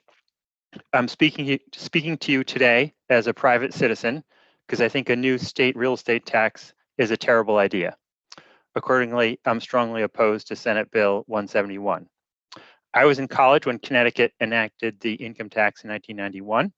It originally was a flat tax, but today we have 7 brackets, and the top rate has been increased over 50% to 6.99%. The income tax was sold to Connecticut residents as a solution to the state's budget woes, but as we see today, the income tax has only driven out high and middle income earners, and we still have a high sales tax and owners' corporate and other taxes. Adding a state tax on houses and commercial real estate would be doubling down, in my opinion, on a failed high tax strategy. As the history of our income tax has shown, Connecticut would likely increase the real estate tax rate meaningfully over time. On Saturday, I told a good friend who lives in Norwalk about the proposed new real estate tax, and he responded by telling me it was time to move out of Connecticut. I was shocked since this friend and I have known each other since high school, and he had never mentioned leaving before. Unfortunately, I've seen many childhood and adult friends leave this state for tax and other economic reasons. I want to stay here in Connecticut, and I think we have an opportunity to attract people and businesses to Connecticut. The way to do that is to reduce state spending and lower tax rates, not levy a new tax. And I would say I was very pleased to hear Representative Wood just make a comment about phasing out the estate tax. I think that's a superb idea and would actually encourage people from places like New York to move to Connecticut. So I'm very much in favor of that, and I appreciate the opportunity to speak today. Thank you so much for your time, Mr. Harch. We do have one question. Representative Meskers, our beloved vice chair. Well, thank you very much. I want to thank you for speaking. I too from Greenwich. I think there's an aspect of this that everybody sees or thinks that it in terms of Greenwich being the Gold Coast. The fact of the matter is we have many, I have 40% of my residents are in Title I schools and free and reduced lunch. I also cover all of the shoreline with most of the affordable housing in town. Now, because of the high valuations of the property, all of the rental units in my district will fall under this new quote unquote mansion tax, raising the cost of living for most of my residents. So I agree with you. I think it's a big concern in terms of raising the tax levels and raising the cost of living for some of the people that we're actually looking to target to help. So I'm thanking you for speaking. I was glad to hear your voice today, and know that you'll have my concern on it. Thank you. Great. Well, thank you. I'm glad to hear that's your view. Thank you so much, and thank you, Mr. Harch. We appreciate your testimony, and that's all the questions we have for you. Thank you. Next up, we have Ellen Kubo. Please go ahead. Thank you. Good afternoon, Senator Fanfara, Representative Scanlon, Senator Martin, Representative Chisholm, and distinguished members of the Finance, Revenue, and Bonding Committee. My name is Ellen Kupo. I live in New Haven, and I represent Ward 8 on the New Haven Board of Alders. I am a volunteer organizer with Local 34, the Clerical and Technical Union at Yale University, and I am here in solidarity with New Haven Rising and the Recovery for All Coalition to testify in strong support of HB 6187 and SB 821. I'm also a proud, lifelong New Haven resident. Growing up in New Haven, you develop an understanding from a very young age that there are, in fact, two distinct cities here. There's Yale University and the more affluent neighborhoods that inch towards the suburbs, and then there's the rest of us. As my friends, neighbors, and I got older, we learned that the effects of generational poverty and segregation within our city has made opportunity and mobility for our most vulnerable neighbors impossible to attain. What I'm describing has existed for the 30 some odd years that I've been around, and it was created by design long before I was born. The effects of redlining in the 1930s is still evident and debilitates our neighborhoods of need in New Haven to this day. The pandemic did not create these inequalities, but it has exacerbated them. While thousands of our residents go to bed hungry, Yale University sits atop unimaginable wealth, hoarding the resources it should provide to the city of New Haven. All the while, not enough New Haven residents are given access to the best jobs in our city. The company has spent decades trying to keep the company town out. Those same redlining maps drawn in 1937 predicted the unemployment and home foreclosure rates in our city after the Great Recession. Now, those same maps of hardship predict COVID-19 infection rates. The neighborhoods with the highest proportion of Black residents have the shortest life expectancy, which is 10 years less than a bordering affluent white neighborhood. Yale could be working to undo this history, but has resisted campaigns that have called on them to lead. Yale and Yale New Haven Hospital are also receiving a tax break for their tax-exempt real estate that costs New Haven $157 million this year. That money could have been invested in important city services like education, youth opportunities, elderly care, infrastructure, climate resilience, and more. Instead, New Haven is facing a dire budget year, with our mayor proposing the elimination of a public library, a senior center, and a fire station if our city's partners do not pay their fair share. This is why I'm dedicated to changing the maps in New Haven. We know the 30 economic seconds, recovery. 30 seconds, Ms. Kupo. Thank you. We know that economic recovery at the state level is dependent upon strong economic recovery in New Haven. So we need to recover together. But recovery cannot simply be a return to normalcy, because what existed before the pandemic was never good enough. We need a fair tax system that holds the uber wealthy accountable and creates opportunity for our most vulnerable. State level austerity combined with Yale's austerity is perpetuating generations of poverty and actively harming the residents of New Haven. I strongly urge you to support these bills and enact a state tax policy that will create equitable opportunities for everyone in New Haven. Thank you for this opportunity to testify. Thank you very much, Ms. Kupo, for your testimony. I am not seeing any hands at this time. Wishing you a pleasant evening. Thanks again. Thank you so much. You're welcome. Moving on to Maria Weingarten, please. If you are available, please unmute. Hello, good afternoon. My name is Maria Weingarten. I'm a former auditor, current member of the New Canaan's Board of Finance, and a realtor in Fairfield County. I'm here to submit my personal testimony, not on behalf of any other entity, and I'm here to testify in strong opposition to SB 171, 172, 821, and 5280. SB 171 will tax a certain portion of the state that is the closest in proximity to New York at a disproportionate level and have a chilling effect on the real estate market here in Fairfield County at a time when it is finally just recovering from a long period of depressed values. In fact, pre-COVID, Connecticut was the only state in the country where property values have still not recovered to prior Great Recession. SB 172 is an interesting bill because it impacts the same communities and it specifically looks at 830G guidelines. If you combine these bills with what is being proposed by desegregating those other bills that are right now being heard in the zoning discussions, it will adversely impact because of its by right development.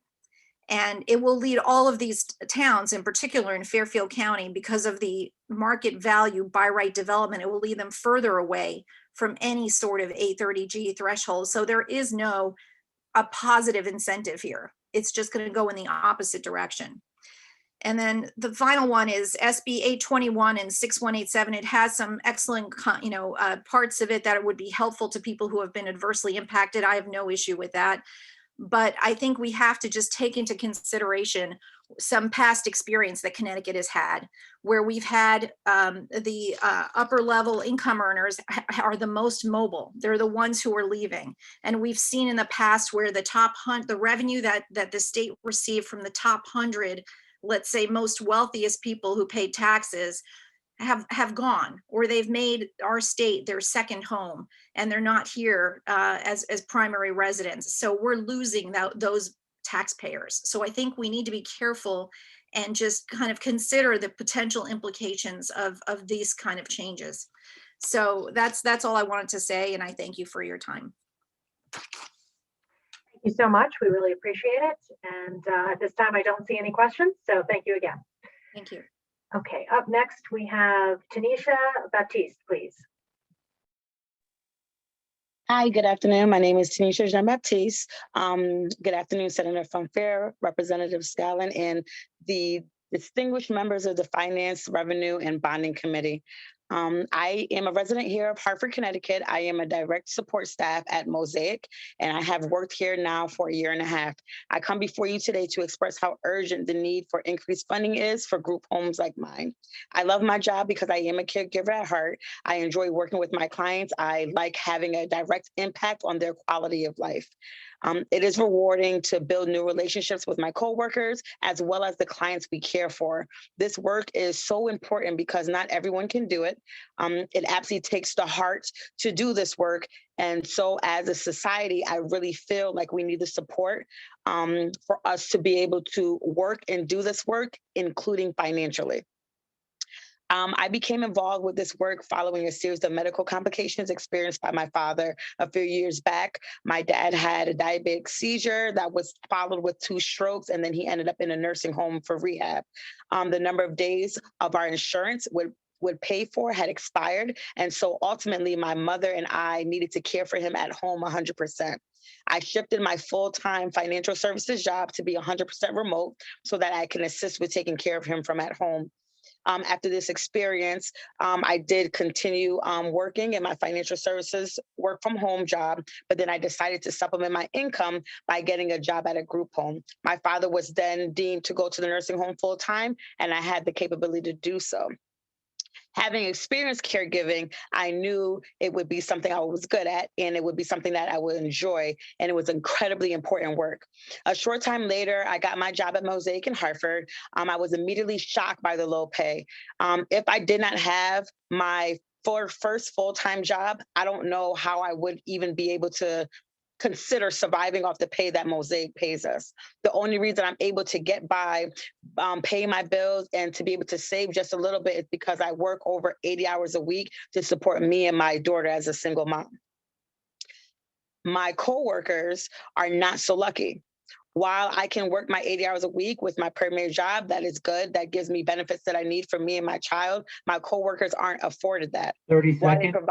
Why they provide life-changing, thank you. Why they provide life-changing and uplifting care to our clients. They are paid poverty wages. Group home workers making $14 to $15 an hour is unrealistic. How can anyone support a family on this wage? Everyone wants to save money and to achieve financial security, but this wage does not allow for them to do so. Low wages also make it difficult to retain talented caregivers as they will leave seeking higher wages. This rampant turnover often results in poor staffing levels, which negatively impact the quality of care clients receive. But however, I do want to propose that SB 821 and HB 6187 are so important. They would raise the money necessary to fund these vital services, including increasing the tax burden on the working class in the state. Please support SB 821 and HB 6187. Thank you so much for your time. You have a wonderful evening. Thank you, Ms. Jean-Baptiste. I didn't want to mess up your name because it seems to be spelled wrong. So that was why I went with Baptiste. Thank you so much. I don't see any questions at this time. Have a good evening. You too. Thank you. Bye-bye. Okay, up next we have Tom Nicholas, please.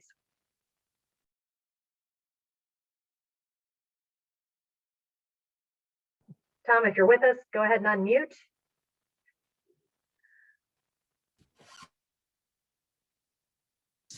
Hello. Hi, go ahead. Okay, thank you very much. My name is Tom Nicholas. I am the Vice President of the Connecticut Education Association, and I am with you today to testify with regardings to the Senate bill and, excuse me for a minute, having a little difficulties here, with regards to House Bill 6187 and Senate Bill 821, Recovery for All Bill.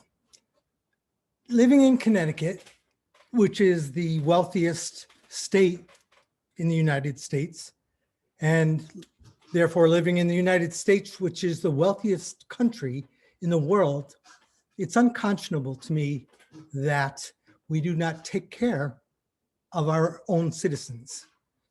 I've often felt, why are we not putting into the lives of those who need most? I know when I have a little bit of extra money, I do things to help other people with that money. And it is something that makes me feel good about who I am and who I am as a citizen of the state and the United States. And as I said before, it's unconscionable to me that we all don't take care of one another in this manner. I understand that might not be the priority of some people to want to do that, but it should be the priority of our state and our country to want to do that, especially when you look at this past year and the pandemic that we've been living through. Reaching out to one another to make sure that they have food and there isn't this food insecurity, that they have an ability to work or get to work. I don't know anybody who is unemployed who doesn't want to work. We need to bring people up, not tear them down, and we need to help people be able to survive and not feel guilty about wanting the government to help them out. When you look at the income of numerous people in this state, why should not they be taxed at a higher rate? Just makes sense. And you have a whole group of millionaires out there who want to pay their fair share of income. So we should impose a 5% capital gains dividend on taxable interest for individuals who are making $500,000 or more a year, as well as when you look at the property. 30 seconds, Mr. Nichols, 30 seconds. Thank you very much. Creating a 2% statewide property tax for the portion of the market that has homes in excess of $100.5 million. That's a no-brainer to me, along with the wealth again.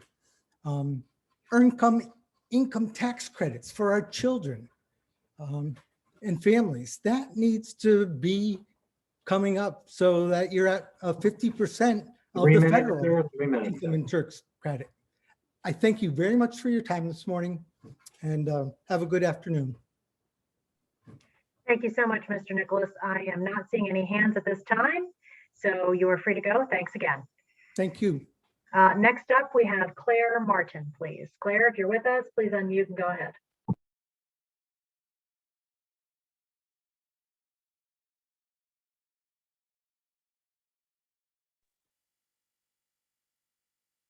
Hello, good evening. Good morning, Senator, or good evening, Senator Fonfara, Representative Scanlon, and esteemed members of the committee. My name is Claire Martin. I live and work as a PCA in Middletown, Connecticut. I come before you today to talk about how increased revenue from bills like Senate Bill 821 and House Bill 6187 could help fund home care services. To start, these services are critically important. And with more funding, these services can be expanded to more consumers throughout the state, in addition to giving more care hours to the many current consumers in the program who need them. More funding would also help PCAs like me receive a living wage and quality benefits. I have been working as a PCA for 15 years. I enjoy this work because of the connections and relationships I build with my consumer. I'm in their lives every day, so you become like family, and that aspect of the job is incredibly rewarding. While I do love my job, it is difficult to get by on the wages I earn. As PCAs, we do not earn a living wage. As a single person with no dependents, I should be able to have one full-time job and be able to support myself. I think it is natural to want to stand on your own 2 feet and provide for yourself. It is definitely something I have always strived for, but it feels impossible to do this on what I make. Housing insecurity is another issue I deal with. It has always been a goal of mine to live in my own place alone. However, I have never been able to afford to pay rent on my own, and I have always had to live with roommates. There have even been times when I've come close to being homeless. In these moments, you cannot afford to be picky. You must live with whatever meager dwelling you can afford, or with whoever will take you. It feels horrible to be this vulnerable and out of control of your own life. A lack of any health insurance is also a big issue for PCAs. We are not offered health insurance through our jobs like most people, so PCAs go without. I am somewhat fortunate because I am able to get health insurance through Access Health Connecticut, which helps me to afford EpiPens for my allergies and other medication I need to do my job efficiently. However, this plan is still expensive, and if I make any more money, I will lose my eligibility. With additional funding for home care services, PCAs could be paid more and receive quality benefits. If this happened, I would be so much less vulnerable. When you make low wages, you always have this feeling of 30-second warning. Thank you. When you're always waiting for the other shoe to drop. But with higher wages, I could be more in control of my life in the future. Please support home care workers like me in Connecticut and support Senate Bill 821 and House Bill 6187. Thank you. Thank you, Ms. Martin, for your testimony, and we certainly appreciate the care that I'm sure you do your job with. I don't see any hands at this time, so have a great night. Thank you. Okay, next up we have Jody Barr, please. Yes, thank you. Good afternoon, members of the Finance, Revenue, and Bonding Committee. My name is Jody Barr, and I serve as the Executive Director of AFSCME Council 4, a union representing over 30,000 public and private sector employees across Connecticut, which includes public workers that have been on the front lines throughout this COVID pandemic. AFSCME Council 4 strongly supports HB 6187 and SB 821. I've submitted a written testimony, so I will not repeat it, but summarize and highlight some of the testimony you've heard since 9 o'clock this morning. The super wealthy can pay a little more. The working middle class, our members, they showed up throughout this pandemic and they kept Connecticut running, while the super wealthy added zeros to their stock portfolios. The middle class can't afford to pay more. I love the testimony earlier of David Granger, who was a national expert and had many, many great points. While we know that the federal relief will be here soon, but will not last for several years, we need to develop a plan to bring stability to our state and local governments. These proposed bills are bold proposals that will avoid issues and disruptions of government services if an emergency or a pandemic happens again. AFSCME Council 4 strongly urges the committee to support working families by passing these two bills. Thank you. Thank you so much for your testimony, Mr. Barr. Seeing no questions, you are free to go. Thank you so much. Have a great evening. Up next, Nikiya Collins, please. And hopefully I said your first name right. Yes, you did. Good afternoon, Senator Fonfara, Representative Scanlon, and the distinguished members of the Finance, Revenue, and Bonding Committee. My name is Nikiya Collins, and I live in Manchester, Connecticut. I'm a direct support staff at Sunrise and have worked here for over a year. I come before you today to ask that you increase funding for group homes like mine. I enjoy my job because I love caring for people. It makes me feel good knowing I am helping someone to live a more comfortable life. Being able to build strong relationships with my coworkers as well as the individuals we care for is incredibly fulfilling. My job is also very challenging. Some of our clients can be difficult, but it is the short staffing that really makes my job difficult. We are very short staffed at Sunrise, which often leaves us high and dry when staffing issues arise. For instance, when someone calls out, it is rare that their shift is picked up due to low staffing. And so whosoever is currently there gets locked in their shift.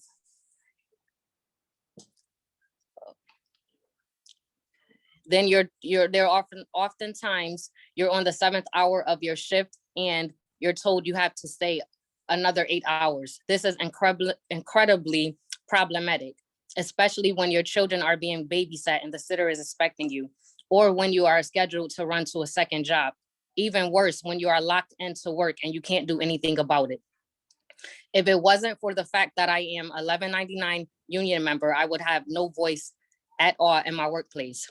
Another challenging factor about my job is the low pay. We are not paid enough at Sunrise, which is why many of us are forced to work additional jobs just to make ends meet. Every day we go into work to improve the quality of life for our clients, but what about the quality of our lives? Much of the staff at Sunrise, myself included, live paycheck to paycheck. We struggle to put food on our tables to feed our families. We work tirelessly to barely get by, and it's not right. We are professional caregivers and deserve to make a professional wage, a wage that allows us to save and plan for the future. Group homes like Sunrise need an increase in funding so they can afford to hire more staff and pay those people a living wage. My coworkers and I need help. You can give us that help. More staff would reduce the stress and strain we feel every shift. We would not be locked into double shifts and could more easily plan our lives around work and spend more time with our families. With our funding, group homes could afford to pay their staff better. This would change our lives, making it easier to save money and ensure our families have the essential things they need. In order to make this funding increase a reality, we must raise revenue. Connecticut has always balanced the budget on the backs of workers like me. It's time to ask corporations and the ultra-rich to pay their fair share. 30 seconds. Please support SB 821 and HB 6187. Thank you for your time. Thank you very much for your time, Ms. Collins.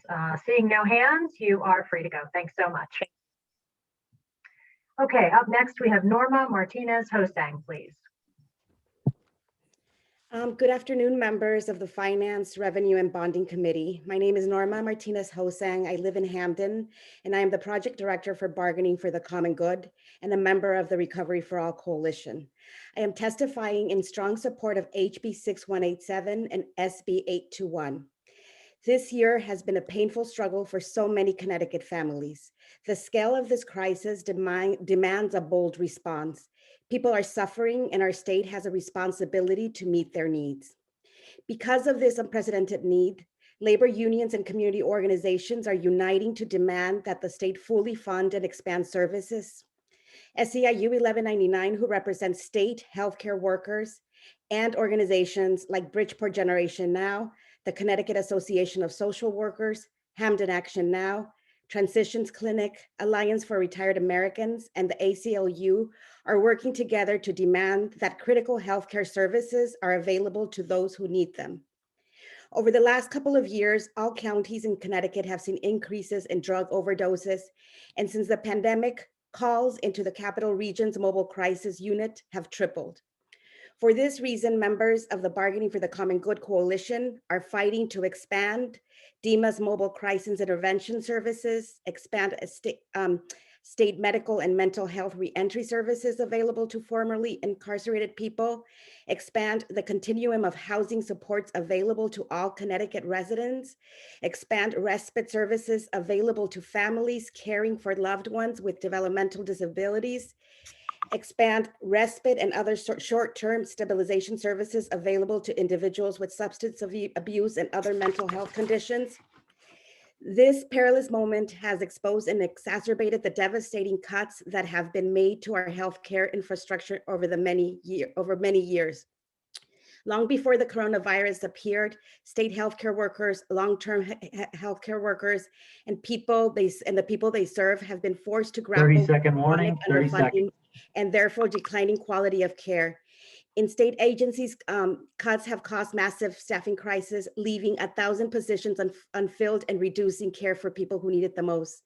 Connecticut faces a choice whether to continue cutting services to the bone at a time when they're obviously needed more than ever, or to invest in the kind of robust, equitable healthcare infrastructure that our residents truly deserve by passive progressive taxation.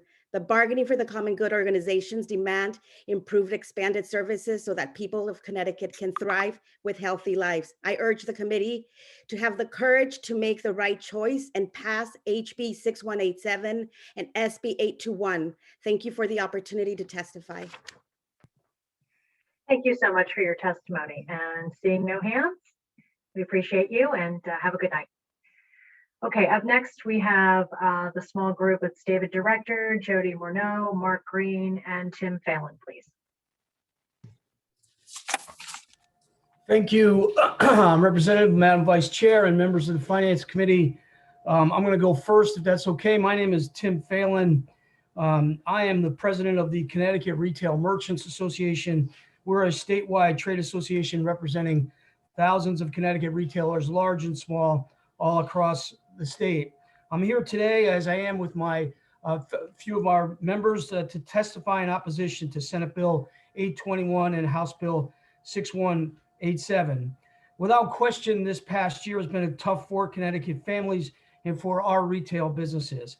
It's been more challenging to stay in business, and keeping costs in check have been more of an uphill battle than ever. The COVID-19 economy this year has put retail businesses, particularly smaller independent retailers, under increasing pressure just to stay in business, and to stay in business here in Connecticut. So following my comments today, you'll hear from a few of our members who will share with you the impact these bills would have on their bottom line. And let me just remind you that these are just a very small sampling of the real life examples of damaging impact bills like the ones we're testifying on will have on all retailers. As you know, retail is in a new era. Whether you're a small independent retailer, a mid-sized retailer, or a multi-state retailer, the name of the game for survival in today's digital economy is meeting customers where they are. And currently, customers are all over the place. They're online, they're at curbside, and they're in store. And more often than not, communication with prospective customers and even returning customers is driven by online communication in the form of digital advertising. Nearly every hour of every day, the people that retailers need to reach to stay in business are online, using mobile devices, tablets, or PCs to make their decisions on where to make that purchase. That's why we're so very concerned with the bills that you're considering today, which would introduce a digital advertising tax. No matter the intent of the sponsors, the impact will be felt by our members. What is aimed at the industry giants will find its way onto invoices in the accounts payable departments of Connecticut's retail businesses. Make no mistake about that. And the timing could not be worse. I will conclude and then allow my members to speak by saying the negative impact that will be felt by the retailers throughout Connecticut if these bills pass through this committee and throughout the entire General Assembly will eventually have a dramatic impact on consumers and the communities in your district. I thank you for your time and your indulgence. I want to thank Tom Spino, the clerk, for his helping and accommodating and organizing this. I'm happy to wrap up questions after the speakers are finished to answer any questions you might have. But I'd like now, if I could, to have Mr. Director lead us off. Thank you, Tim, and thank you all. My name is Dave Director. I'm president of Connecticut Lighting Centers and Restoration Lighting Gallery, and I'm here to testify in opposition of Senate Bill 821 and House Bill 6187. Connecticut Lighting Center is a family-owned business, started in 1972 by my dad and now on the third generation, and we have 4 active family members in that business. In addition to our store, we have a store in Southington, as well as a 23,000 square foot distribution center here in Hartford. We employ approximately 60 plus full-time people and 10 plus part-timers. As I mentioned, I'm here in opposition to these bills because although the intention may be to tax the major digital players, it will be local small business in Connecticut, including mine, that will take the hit and pay the price. I have absolutely no doubt that any tax imposed will not be absorbed by the big name digital players. I'll see it in the price of digital advertising for my business, which will cut into the already pressured margins that I have, which have been reduced even further by economic disruption of COVID. And that means I'll be able to afford less digital advertising. And make no mistake, digital advertising is where it's at. It's where my customers are, and we see it day in and day out, more than any other advertising. I reduce my digital presence at my own risk. That is a risk I'd like not to take, nor do I want to pass it along to my increased advertising costs onto my customers. I recognize the past year has been challenging, not only for me and others in the retail industry, but for families throughout our state. And those families are my customers as well as your constituents. So I believe we have a common interest here, an interest in helping business stay in business and not increasing the financial burdens on families or businesses. The bottom line is we just can't take another hit. We've seen substantial price increases from our suppliers. In our industry, we've seen an average of 30% price increase since January 1st of this year. 30%. I can't pass that all along. I've been absorbing an awful lot. This tax would really be adding Coming up on the time limit here. I urge you not to approve these digital advertising tax proposals. These are counterproductive and destructive, and I don't think that's what you have in mind. At least I sincerely hope not. Thank you very much for the opportunity to testify today. Mark.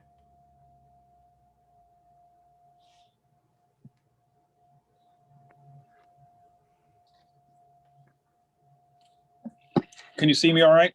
Yep. All right, thank you.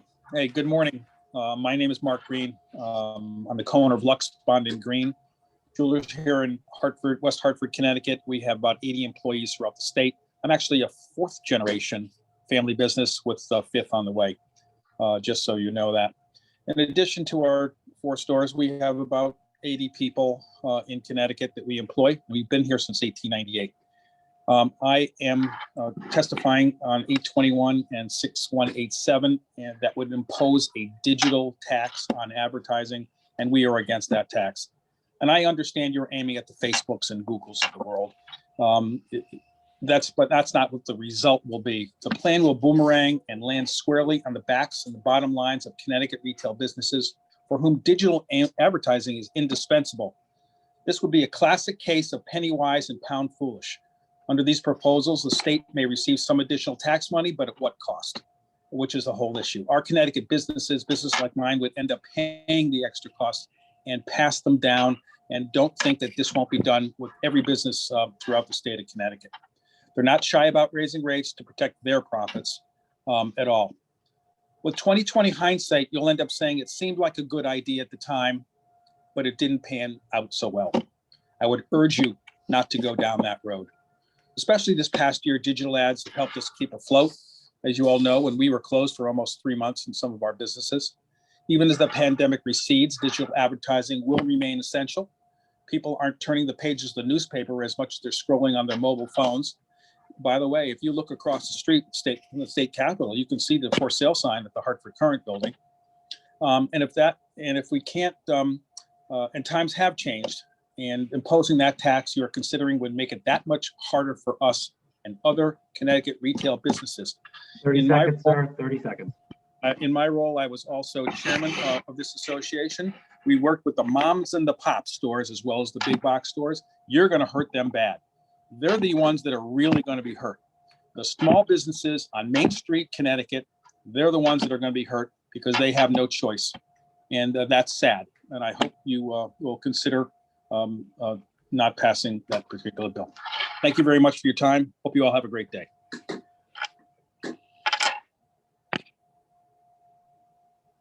Tim, do you have one more or are we good? Yes, with the indulgence of the chair, if we could have one more, if Jody. Please just keep it brief. Thank you. Thank you. Jody? Hi, my name is Jody Morneau, and my husband and myself own Morneau Stackpole Moore Tryon downtown Hartford. I'm here to testify in opposition of Bill 821 and House Bill 6187. As many of you know, our business has proudly served customers in Hartford for over 100 years.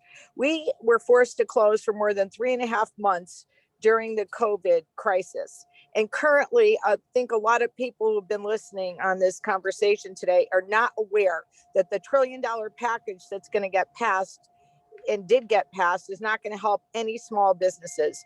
We got left out during this whole big windfall that everybody else is going to get.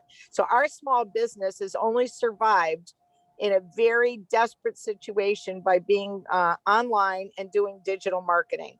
I believe what everyone else believes who opposes this bill. Although you have great intentions to want to get the money from big retailers and Google and Facebook, it'll end up on our doorstep. Somehow it's just amazing on how all the big businesses figure out a way not to pay taxes, and all the taxes land on the small property owners and the small businesses in our downtown.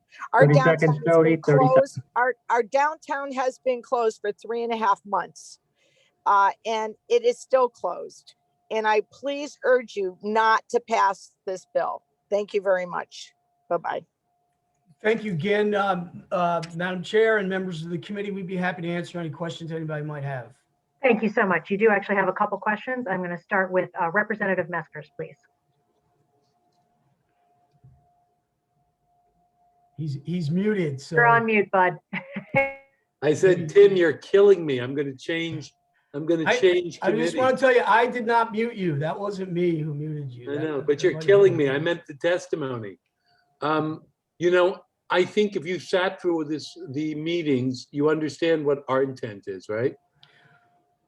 You know, Representative Metzler, that's an age-old question when testifying before a committee. You can only testify on what you see in the bill that's drafted. I did listen to the testimony all day, and I see what's written in the bill, and I know that if we don't respond to what's written in the bill, and if we don't let people know that if you're thinking that this will not come back at us, we're here to remind you that the reality of the situation is it will.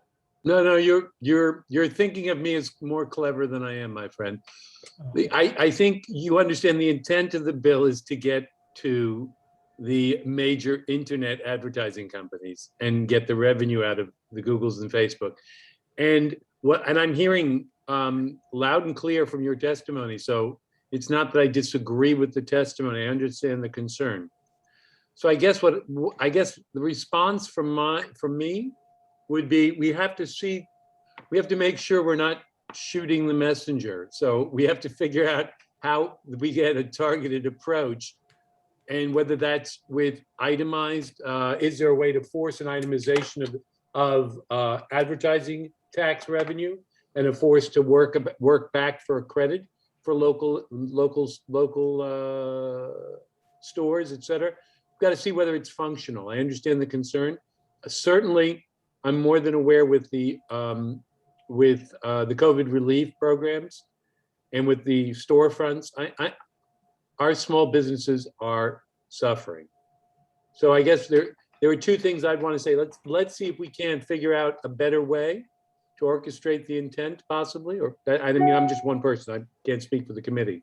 And secondly, obviously, in the short term, there's concern about the recovery of small businesses, and that's what I'm hearing from you guys, right? Basically. I think just to echo a point that Jody made, the COVID relief package that was just adopted by Congress did not include any direct grants to independent retailers. I think there was a special a portion of that bill that went to restaurants, but not to retailers. So that's why, folks like we have on Jody and Mark and David are extremely sensitive to legislation like this. Be like, come on, I mean, we're not. No, I know, I meant it with some humor, but I appreciate I'm cognizant that their story rang true. So we'll have to have some conversations, obviously. But thank you for the testimony. Actually was very useful. It was just tough because I could see what you're worried about. May I say one thing, sir? I know this is maybe speaking out of turn and I shouldn't say anything. I worked for 1.5 years with Nancy Pelosi and John Larson, and they assured me that our small retail business community across the country was going to get folded into the restaurant rescue package. 30 and seconds when on the I read question the and answer. legislation, we got nothing. And again, I will repeat for myself at least, and I would think for the committee, we all share your concerns, and we'll have conversations. So thank you very much for the testimony.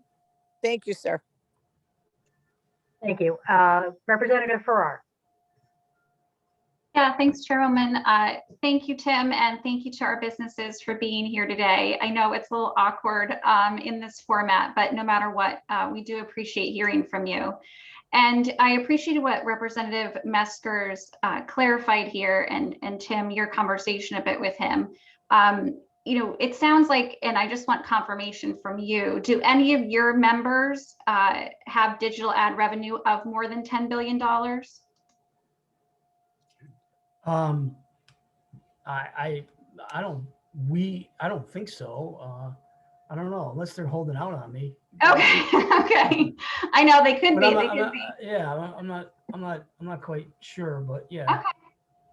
Yeah, so to Representative Meskers' point, and I think he noted this a little bit when we had the hearing, this is seeking to be a very targeted approach, not on our small businesses. And I think as legislators, we'll do everything possible to ensure that's the case. We want to make sure that we're establishing a tax on the digital ads placed in Connecticut by companies only who've had digital ad revenue of more than $10 billion.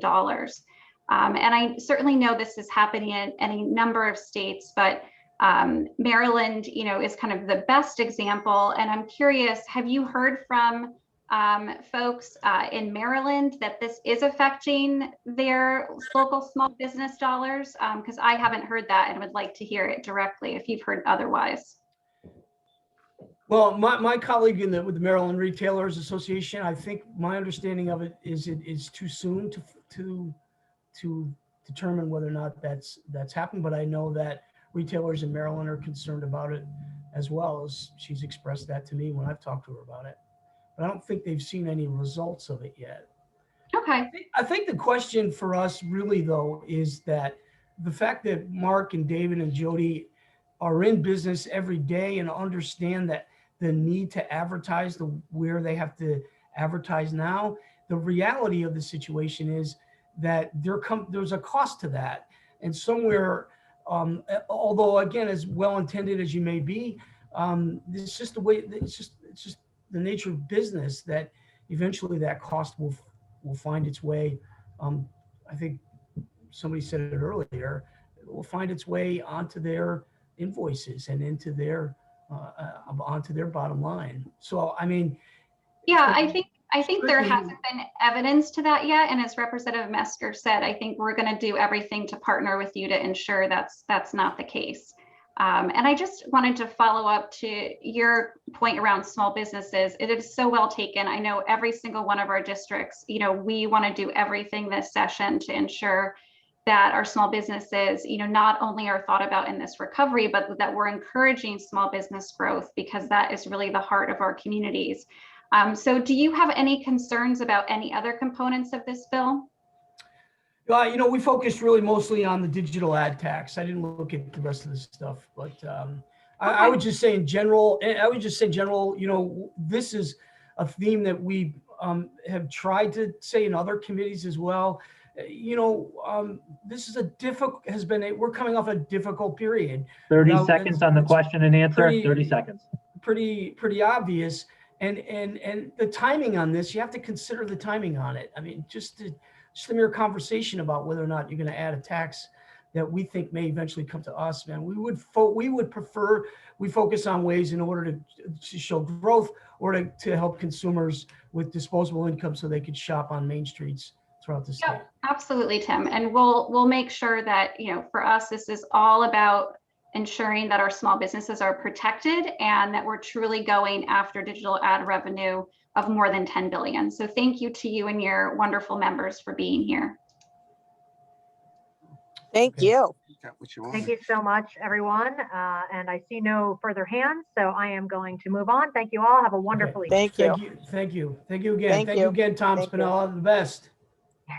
Tom's the best. That's right. He is. Okay, up next we have Claudine Wilkins Chambers. If you are ready to go, please unmute and have at it.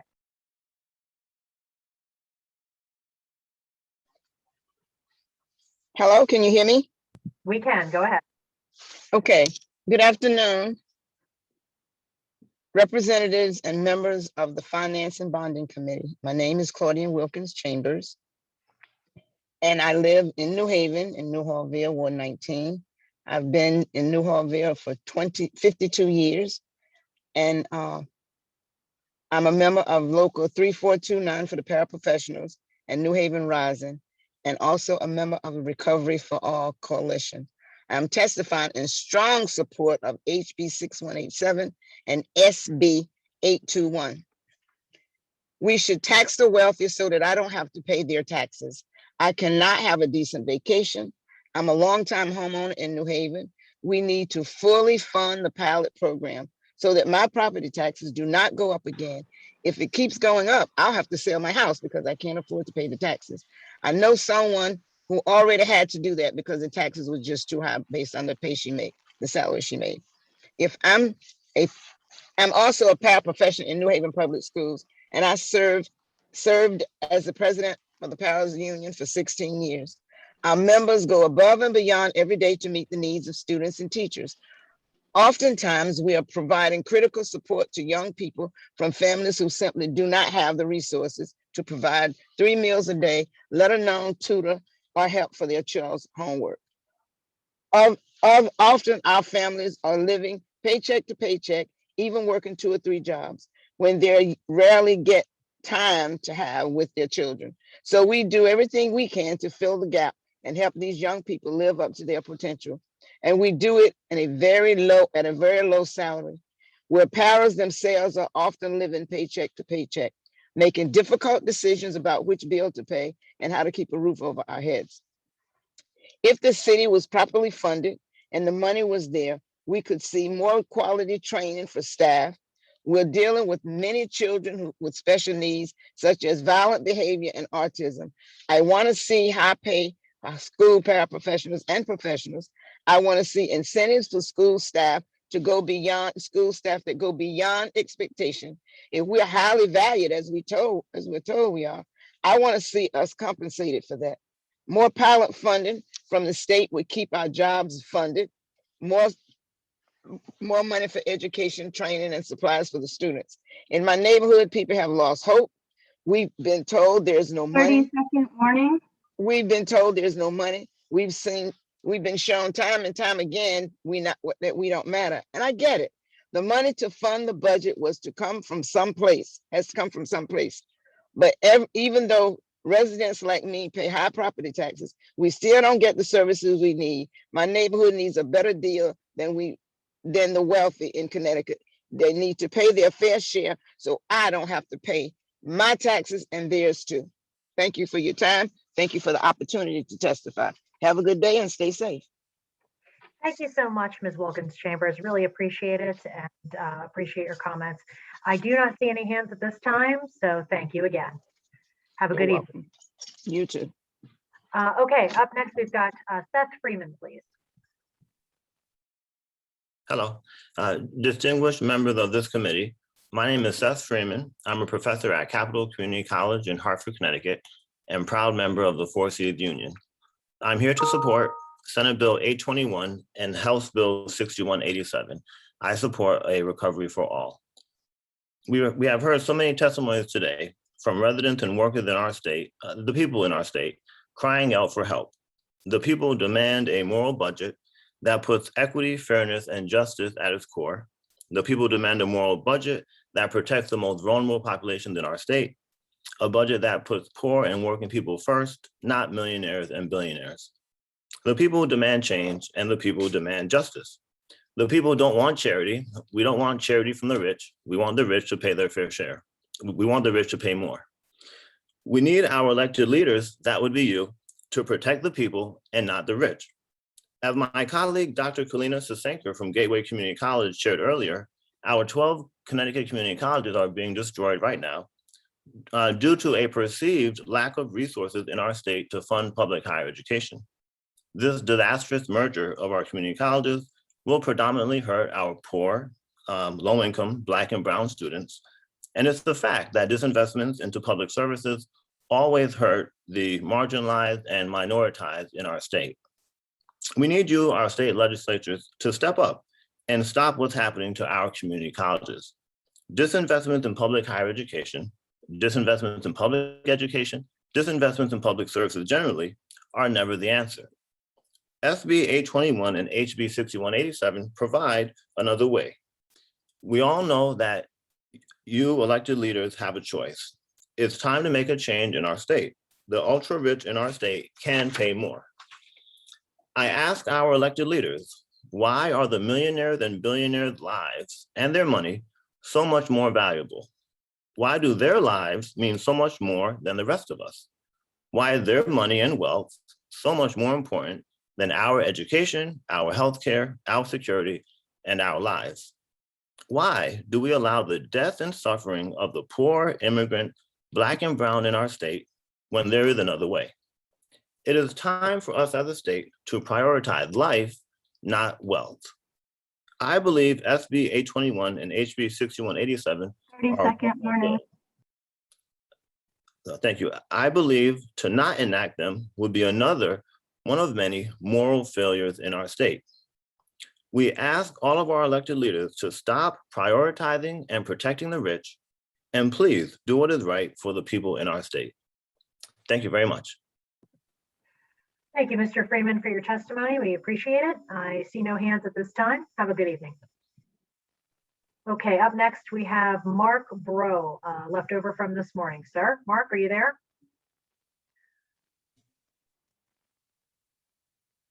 Please unmute and go ahead and start.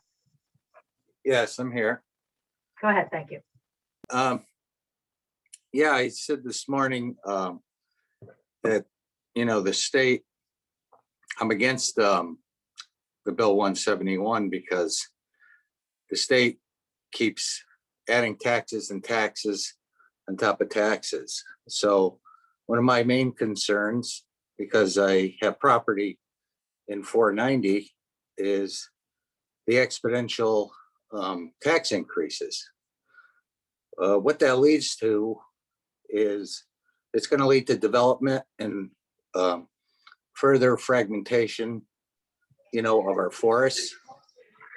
Another thing that I talked about this morning was the state could look into other things, like nature tourism, and that would bring in millions of dollars into the state coffers and to small businesses. It would have a huge impact on the state, and the state would not have to invest really any money to get that going. So I think the state should look at that, because deep with their benefits from the Robertson-Pittman Act, they get money from that plus state money, and they repeatedly, do what they call research on black bears. Mr. Brock, did you testify this morning already?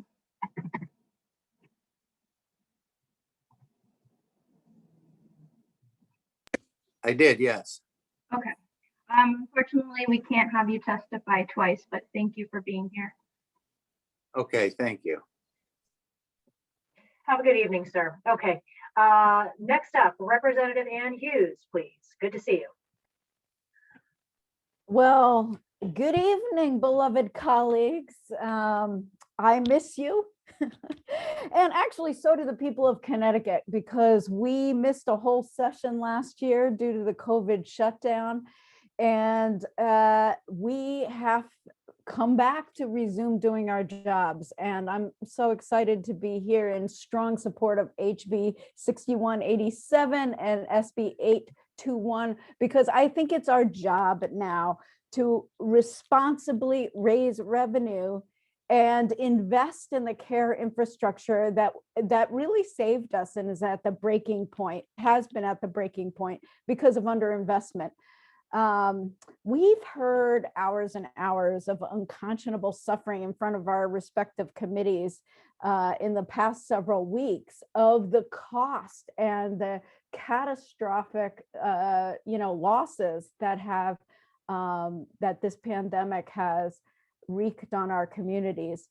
And since we've resumed our legislative responsibilities, I want us to really find a way to responsibly raise revenue and provide tax relief and provide relief to those low and working class folks that have saved us, those first responders, those frontline workforce. And we promised some lower taxes on working class families, and by expanding the earned income tax credit. Well, we promised a property tax credit, which never went, but we have to invest in those that are most suffering and most harmed first. And I am inviting some of my own constituents to be first investors in an equitable recovery. Investing from those corporations and the wealthiest that have been least adversely impacted to invest in a responsible, equitable Connecticut recovery. I'm working right now at a ground zero of a long-term care nonprofit facility that has suffered catastrophic losses. You know, we have to invest in our broken care infrastructure. Our residents of long-term care facilities are supported by a minimum of 1.9 hours of direct care per resident per day. That is way below the 4.1 hours of direct care staff that the Centers for Medicare and Medicaid recommend. How are we going to increase staff and increase the workforce to a sustainable level? We have to raise revenue, and we have to raise it responsibly and demonstrate some credibility that we can do this, that our first investors can 30-second warning in a robust public sector workforce and a robust public service sector, so that we can have a thriving quality recovery that could be a leader for the entire country. Otherwise, if we don't go bold now, when? To address the structural inequity that guarantees a slow and anemic recovery that will prolong the suffering if we don't do the bold revenue champion and tax relief now that HB 6187 and SB 821 propose. Go bold. Thank you so much, Representative Hughes. I do see a hand up, but unfortunately, all I can see on my end is, it's Mary Mashinsky, Representative Mashinsky. Hi there, Representative Hughes. I just wanted to thank you for mentioning that part of the reason for some of these bills being on our agenda today is for property tax relief. Yes. And people forget that, but I know when I surveyed my own district and I said, you know, which is the tax that's hardest for you to pay, and they always say property tax. And if you, it would go a long way towards saying, you live in New Haven and we see you're suffering. Yeah, so for some people in parts of the state, it's even worse in New Haven, which is the nearest big city to us. But in some parts of the state, it's a tremendous burden, and for us to pay the pilot payments to make their lives easier, we have to readjust the revenues. So I'm very happy that you reminded us of that and that you brought it up in your speech. Thank you. Thank you, Representative Mashinsky. See you tomorrow. Seeing no other hands, thank you so much, Representative Hughes, and I'll see you tomorrow. Yay. Have a good night. Okay, next up we have Jocelyn Delancey, please. Hello, good evening, Senator, representatives, and distinguished members of the Finance, Revenue, and Bonding Committee. My name is Jocelyn Delancey. I live in Stamford. I'm a 5th grade teacher for Darien Public Schools. I'm also a member of the Recovery for All Coalition and the Connecticut Education Association. I'm sure you all know how people are suffering and how this pandemic has affected the lives of everybody in Connecticut. That's not separate from how things are going in schools. As a teacher in Darien, I have benefited from a school district that is well-funded and taken care of. Because of this, during the pandemic, my students have been able to secure in-person learning. I teach 5th grade, so at the elementary level, since September 29th. We have been in school, we've been able to Zoom, we have access to cameras, we have access to every single resource, and our district takes does not hesitate to put every expense forward in order to provide that safety, security, and quality instruction. We know that's not the same for schools across Connecticut. Just in neighboring towns, Stamford, Norwalk, Danbury, it's not the same. I speak in strong support of HB 6187 and SB 821 because we need to make a change and to have equity in our schools. These inequities were not a product of the pandemic. They've existed well before, and we need to take a proactive approach to funding. I know the ticket and the cost on some of these expenses is high. I know that it takes a lot of courage to stand up and say that these are the investments that we have to make, but we have to make these investments in our public schools because we need to have a state where our kids are growing up supported and that everybody is getting a fair and equitable education that is strong and that puts our kids out into society as productive, proactive leaders that can bring more to our state instead of less. And if we ignore these costs now, it's just going to bring problems later on. And so I truly, truly encourage you to take the step forward and support these bills. I know that it's not easy. I know that it's a high ticket. I know that it puts us, in a place where maybe some of these bigger companies or the ultra wealthy are not going to be happy, but we have to do it. We owe it to our students. We owe it to our teachers. Thank you very much. Thank you so much for your testimony, Ms. Delancey, and thank you as a teacher for all that I'm sure you've done for your students during this pandemic and all you continue to do for students. Definitely on our minds. I do see a question from Representative Chafee. Thank you, Madam Chair. Thank you for testifying today. I think you make a great point about the inequities in our educational system. Have you taught at any other school districts other than Darien? I have been a proud Darien teacher for 17 years and fortunate enough to work there for my entire career.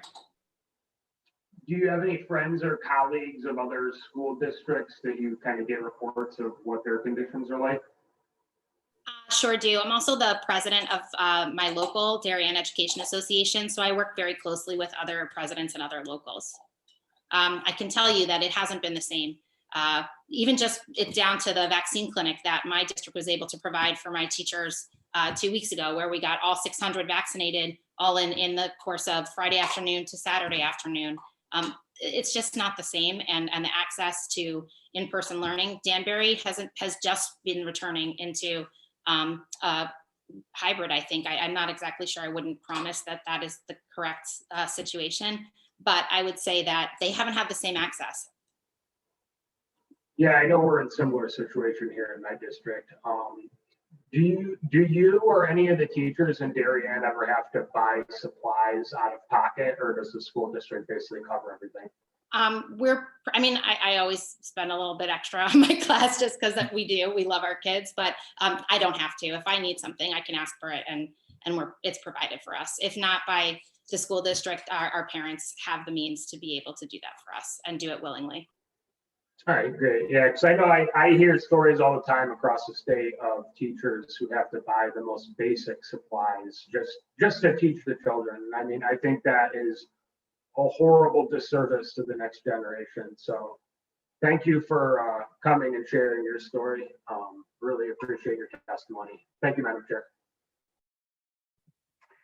Okay, thank you so much. Seeing no other questions, have a wonderful evening. Okay, up next we have Jifeng Shen, and I hope I said your name correctly, sir. Hi, people call me Tiff, but don't worry about it. Good afternoon, distinguished member of the Finance, Revenue, and Bonding Committee. My name is Tiff Shen. I live in New Haven, and I'm a member of the Recovery for All Coalition. I am testifying today in strong support of HB 6187, SB 821, and SB 171. At the beginning of the pandemic, people have talked about COVID-19 as the great equalizer.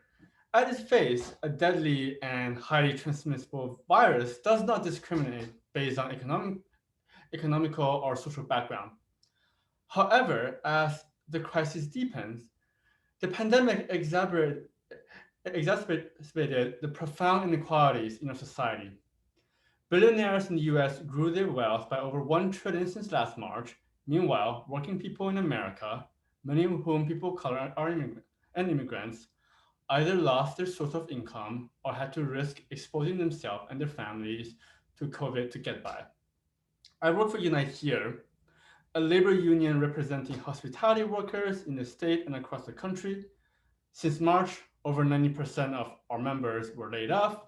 Every week, I hear painful stories of our members who had to line up at food pantries to feed their children, of line cooks who had to go back to work in spite of a potential outbreak, or families who just can't afford to get sick in the pandemic because they lost their insurance. I have many friends who, after losing their job, struggle to care for their children while watching the bills piling up. People close to me had to live in a constant state of anxiety as case numbers in the state grew exponentially, as they did not have the luxury of working at home. Even among my friends who had the privilege of having a steady job and working from home, many had to watch their dreams and hope whittling away as job opportunities was drying up. Hopefully, we're a few months away from gradually exiting the crisis, yet many of us have been left behind while the wealthy watched their fortune grow in the comfort and safety of their home. We have an unprecedented opportunity to stop the hurt of so many families are feeling by funding essential services, reducing economic and racial inequality, and setting our state on a path to robust economic recovery by restoring fairness to our tax code. I urge the committee to make the right choice and pass HB 6187, SB 821, and SB 171. Thank you for the opportunity. I thank you so much for your time and for your testimony today. Seeing no hands, have a wonderful evening. Okay, up next we have Patrick O'Brien and Sana Shah, please. Senator Fanfara, Representative Scanlon, Senator Martin, Representative Cheeseman, and esteemed members of the Finance Committee. My name is Sana Shah, and with me today is Dr. Patrick O'Brien. We are testifying on behalf of Connecticut Voices for Children in support of House Bill 6187 and Senate Bill 821 with modifications to House Bill 6187 to include creating a state child tax credit as outlined in Senate Bill 821. We've been listening to today's public hearing, and instead of reading in our previously planned oral testimony, we thought it might be more helpful to highlight key points that address some of the questions that have been raised over these many hours. First, progressive tax reform would ensure that Connecticut's tax system advances racial and economic justice and help the state to close the projected general fund deficits of more than $1.4 billion a year on average in the years following the upcoming biennium budget. This problem is especially significant due to the combination of the state's poor economic performance over the last decade and its restrictive spending cap, which operates such that any cut in spending made to balance the budget decreases the budget base in subsequent years, thereby ratcheting down the level of investment in infrastructure and services and further weakening the economy and quality of life in the state. I will now defer to my colleague, Dr. Patrick O'Brien, for more technical points. Thank you.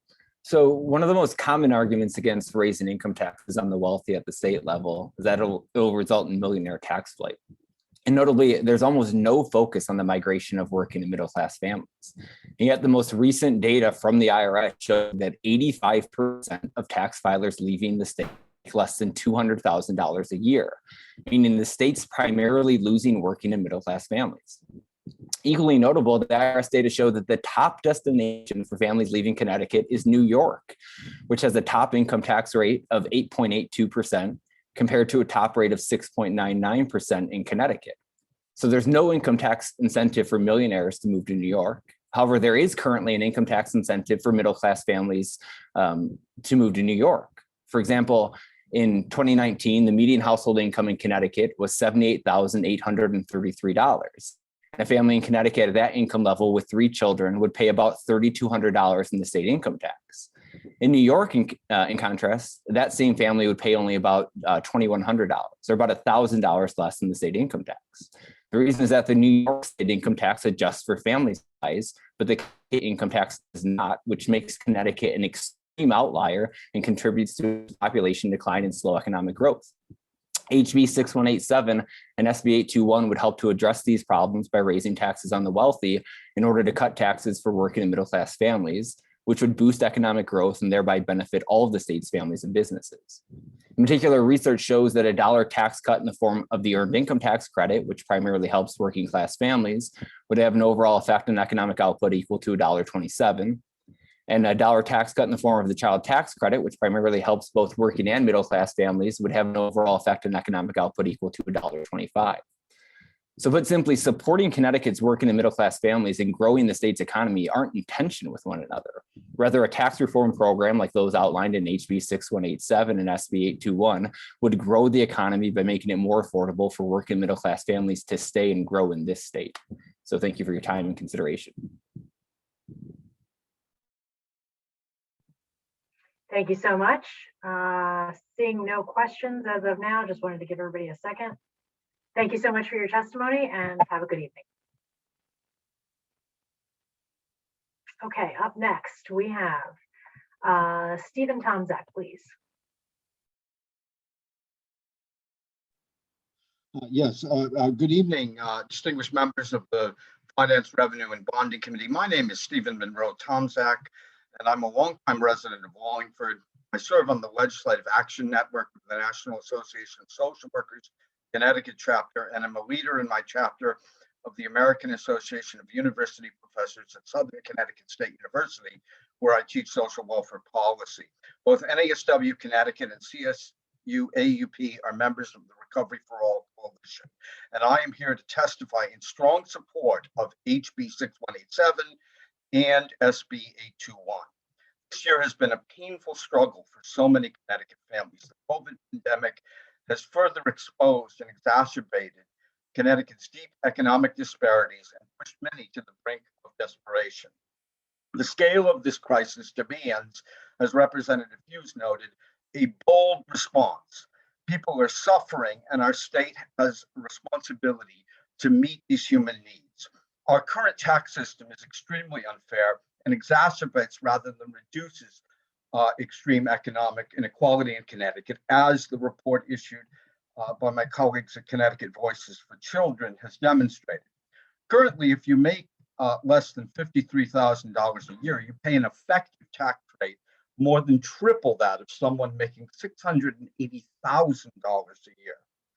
These bills help address this unfairness and will benefit our economy by sending direct assistance to individuals who have lost their jobs during the pandemic with one-time direct stimulus payments of $500. This would cost $75 million. They will provide relief to property owners for taxes levied on residents and motor vehicles by doubling the maximum property tax credit to $400.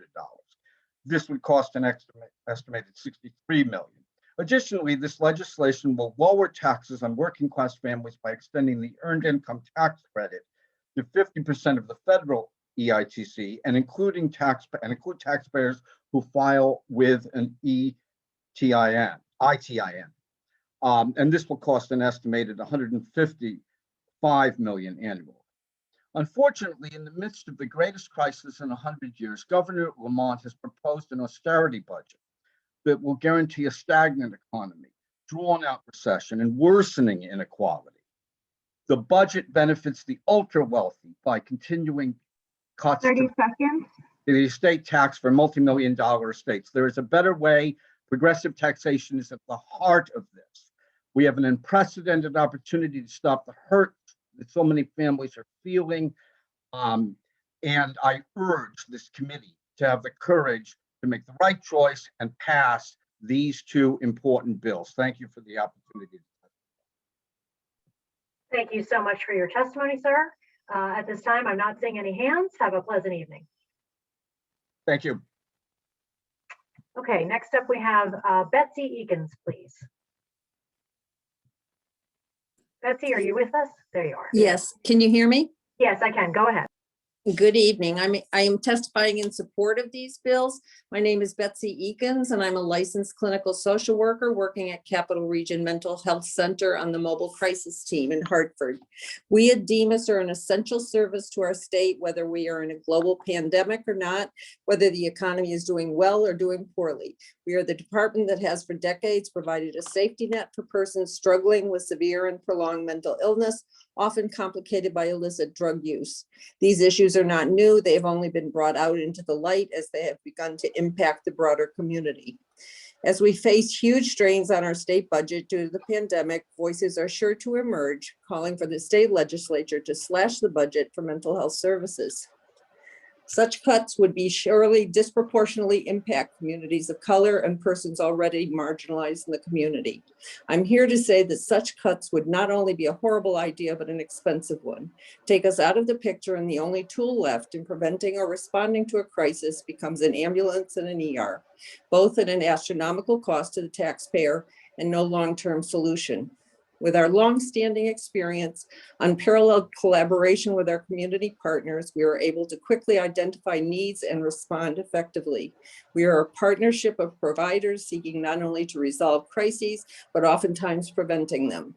Best practices identified nationwide over the recent years include a comprehensive and integrated crisis response network as the first line of defense in preventing tragedies of public and patient safety, civil rights, extraordinary and unacceptable loss of lives, such as the overwhelming rise in suicides of all ages and opiate deaths right here in Connecticut.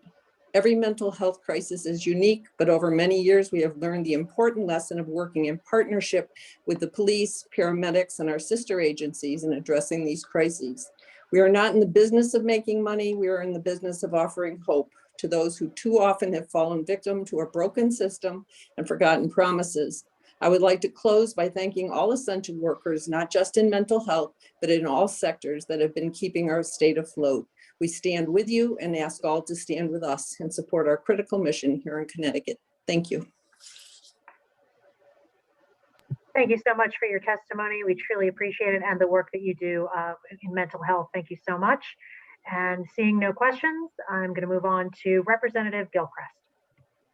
Thank you. And thank you, esteemed members of the committee, for allowing me to testify in support of House Bill 6187 and Senate Bill 821. My name is Jillian Gilchrist, and I'm the state representative for the 18th District of West Hartford. For many, Connecticut is an amazing place to live, work, and raise a family. We are also a state with extreme inequality, some of the worst in the nation, which has only been exacerbated during the pandemic. As we come out of the COVID pandemic, Connecticut has the opportunity to right the wrongs of our past. Communities across Connecticut have come together, determined to help each other and leave no one behind. Now we need a state tax policy that does the same thing, allowing us to invest in our future, not just respond to emergencies or fill holes.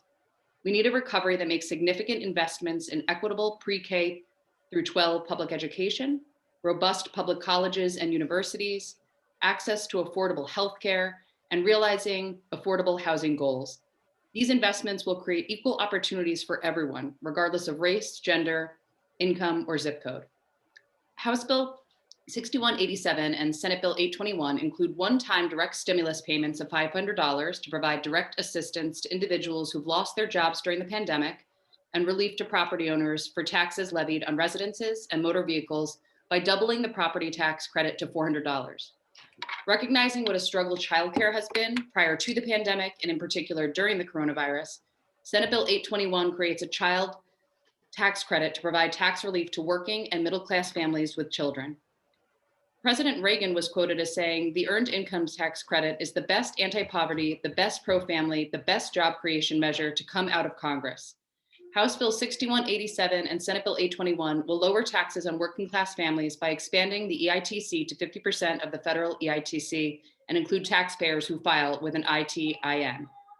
In order to make these much needed investments in public education, healthcare, and housing, Connecticut must fairly update our tax code to raise $3 billion in new progressive revenue in order to fortify state finances and build our future.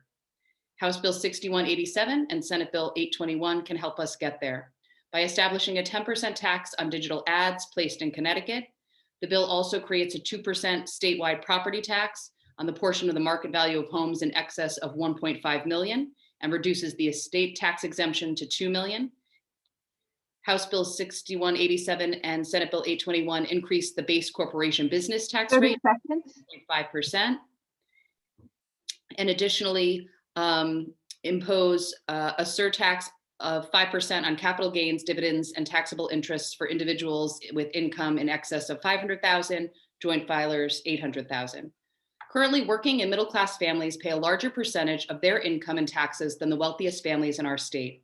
Working and middle-class people have suffered enough. We need progressive taxation. I urge the committee to support House Bill 6187 and Senate Bill 821. Thank you. Thank you, Representative. Representative Farrar. Thank you, Senator. Hi, Representative Gilchrist. Nice to see you. I just wanted to thank you for being here as a fellow West Hartford legislator. And I know that I definitely heard throughout the campaign, and you may have as well, and I know several of our colleagues across this Zoom tonight, just about the burden of property taxes that so many of our families and seniors face. You noted in the bill one piece of it that is property tax relief, but one of the things I think we've been mentioning a bit today, and I appreciate your perspective, is how can this kind of fair tax code longer term really address some of this unfairness that's built into our property tax system from your perspective?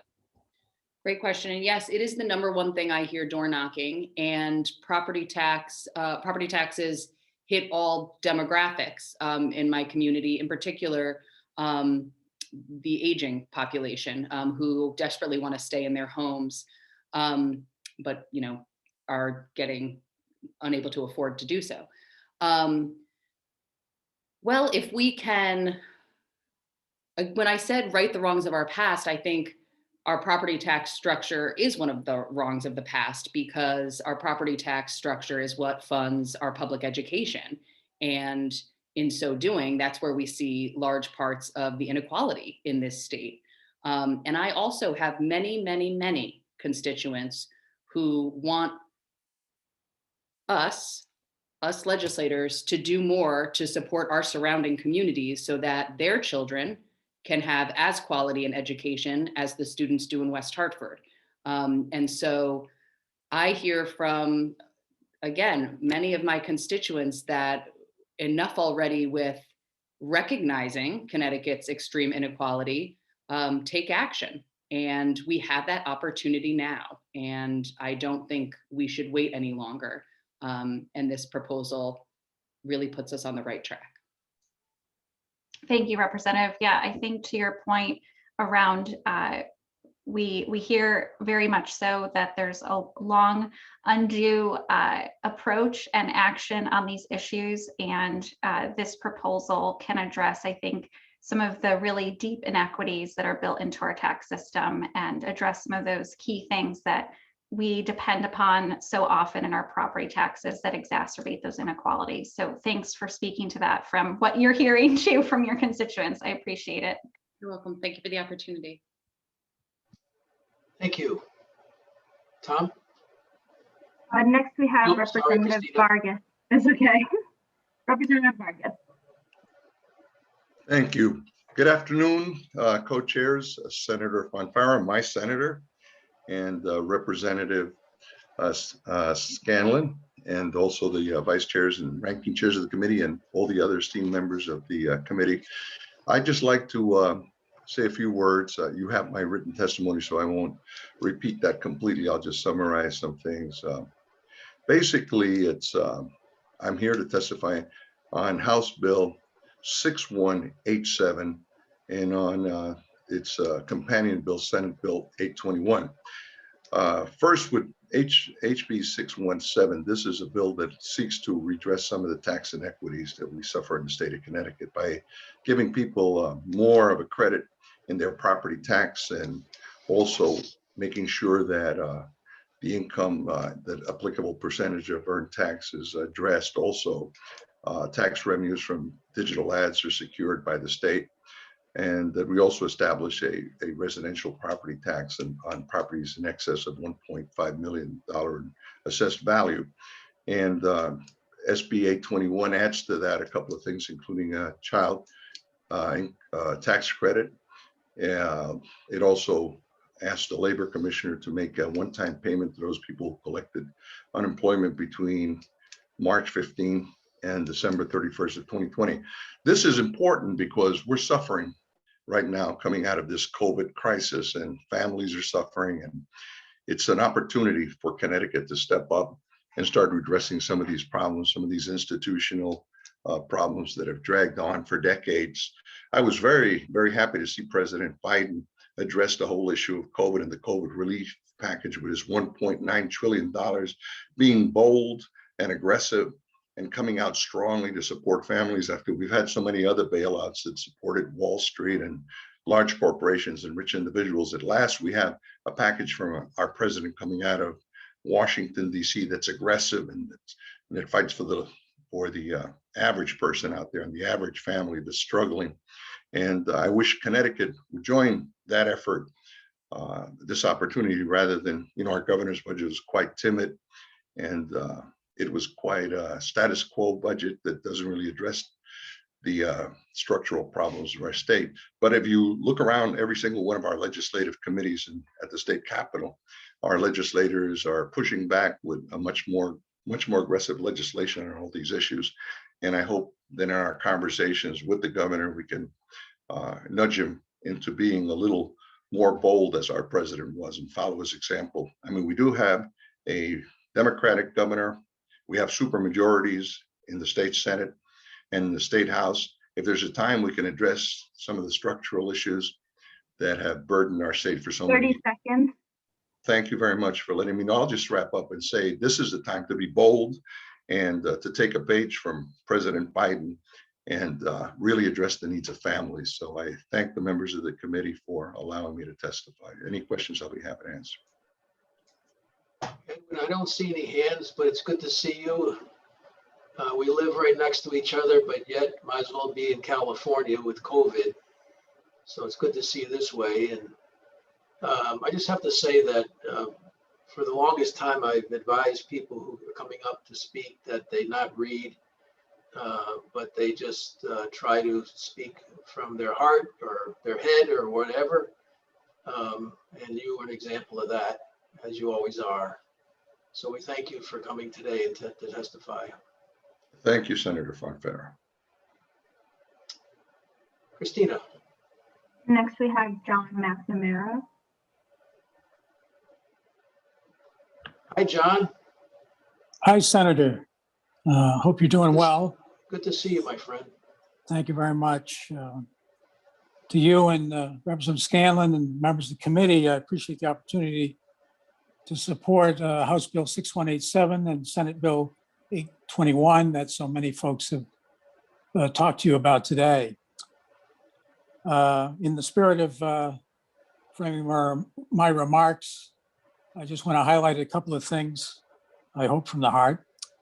My perspective is that as a member of the Congress of Connecticut Community Colleges, I've worked for the last 20 years at Capital Community College, where I obtained grants and philanthropic support outside of the state appropriations. Because of the budget constraints we've had, these state appropriations have steadily declined at our public two-year colleges and continue to do so under the constraints or under the weight of a costly consolidation and uncertain consolidation that leaves our campuses in deficits. My other hat, as you probably know, comes from being a town committee chairman over a period of time, helping to recruit and elect Board of Ed members, municipal officials, who folks, no matter what their political stripe, grapple every day with delivering local services under the weight of an unsustainable property tax structure. In my view, changing the tax structure at any time is one of the most difficult, if not the most difficult actions a legislature can take. I don't envy your task in making the tax system better, but the regressivity and injustice of the current tax system can no longer be ignored. Keeping the status quo on tax policy guarantees that the two Connecticut's, and I haven't listened to every word today, but I'm sure somebody's mentioned the two Connecticut's, will remain far apart. Opportunities for working poor to move up the economic ladder are diminished by this current tax policy. Attaining fair and lower taxes for middle-class families is not possible. Glad to mention a few minutes back, State Representative mentioned that these bills are property tax, they are tax cut bills for most Connecticut residents. So when you adopt a child tax credit and earn income tax credit linked to the federal one, you're helping the community college students I know at Capital 30 get their degrees and obtain a career where they'll earn sustainable wages and be able to pay taxes. These bills are not about soaking the rich or pitting wealthy suburbs against economically distressed cities. It's not about frivolous spending, but investments that we need to make. And finally, it's to ensure there's a level playing field when it comes to who bears the tax burdens in every city and town. Thanks for your time, John. Thank you, John, very much. I see no interrogators today, John. You're off the hook. Thanks so much. Good seeing you. Good to see you, Ben. Bye-bye.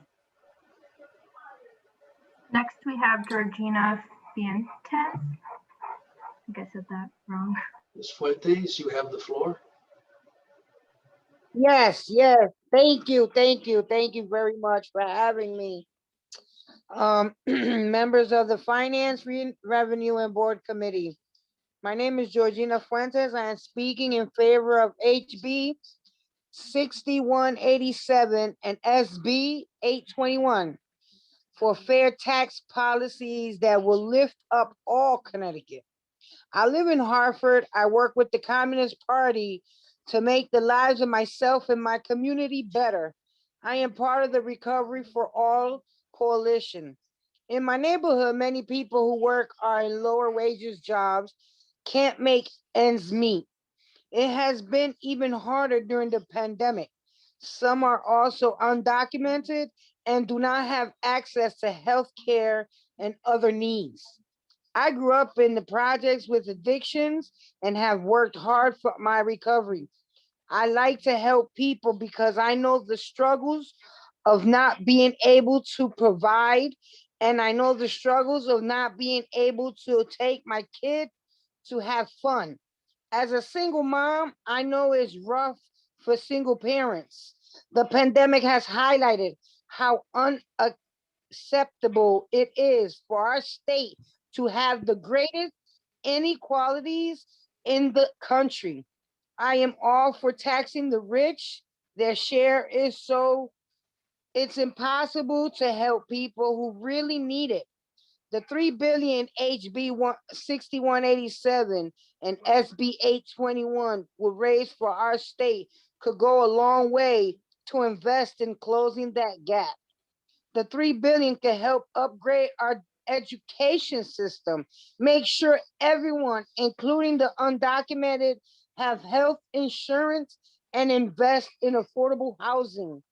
The fundraise could help provide places for children to learn and play after school and on weekends in cities like Hartford, so they too can develop, and learn like children in towns that have more.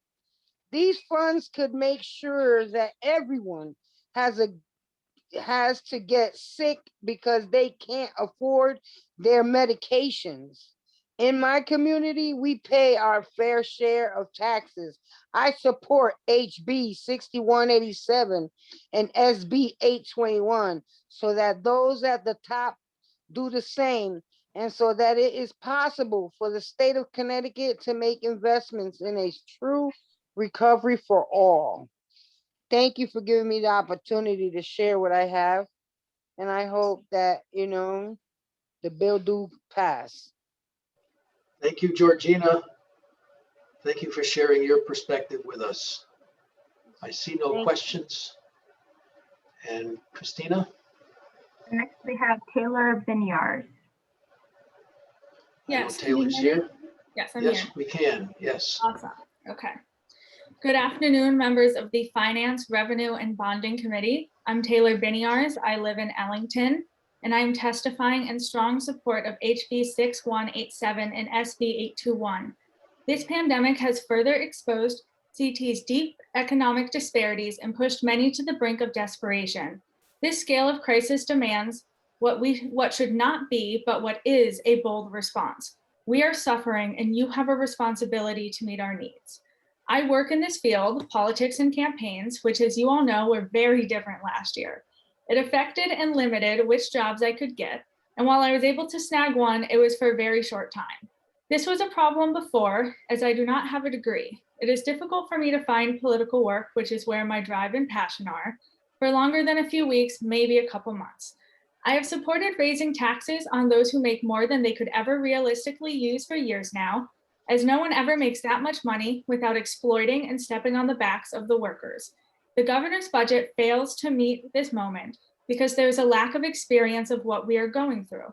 The working class has had this burden placed on their back while the ultra wealthy avoid their responsibilities. If you make less than $53,000 a year, you pay an effective tax rate more than triple that of someone making over $680,000 a year. When you have that much money, more money than you could ever use in your life, I do not understand how you could see so much suffering and not help in any way that you could, how your greed and selfishness could win over seeing people sleep in the streets. People are dying. How people are taking on hundreds of thousands of debt just to get to a better place, which then moves out of reach again and again. I've heard some say that they cannot wait until we go back to the way it was before, and we cannot do that. This is an opportunity to fix those issues that have only been made worse in the past year. 18 of the 14 billionaires here have actually increased their wealth during this pandemic, while 400,000 lost their jobs and continue to struggle to get by, not knowing how they are going to survive. The rich have increased their amount of wealth by greedily continuing their known practices where they get richer while the rest of us keep falling further down. This is not new, and this is not due to the pandemic. This has been their strategy forever. There are people dying and suffering from easily preventable aspects of life. Last year, I participated in a protest where we brought. Yep, thank you so much. I participated in a protest where we brought fake body bags to, and I've used it as my virtual background so you can see it, to the gated driveway of a billionaire's home. They were light in weight, but I only felt heaviness as they were not truly fake. There are deaths before and especially now that were brought on by this greed of the wealthy and the selfishness of the state and national legislators who have continued to refuse to do what is right. And I hope that they and you all feel the same weight that I felt in this day. I urge the committee to have the courage to pass these bills. I welcome any questions that you may have.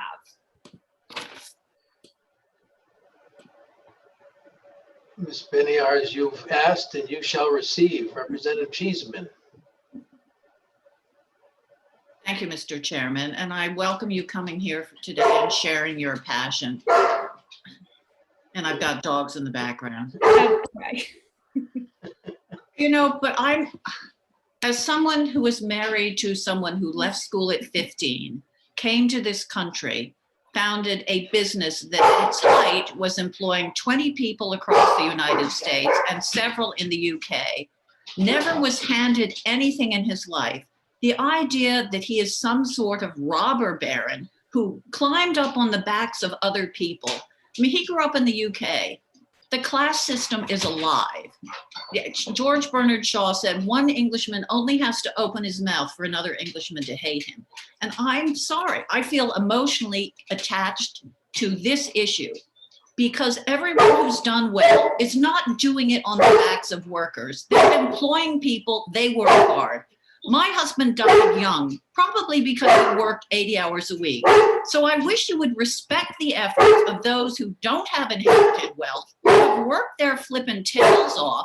We all want the best for the people in the state of Connecticut, but I do find this idea that everyone who's done well has done it on the backs of the workers and has only profited from other people's suffering offensive.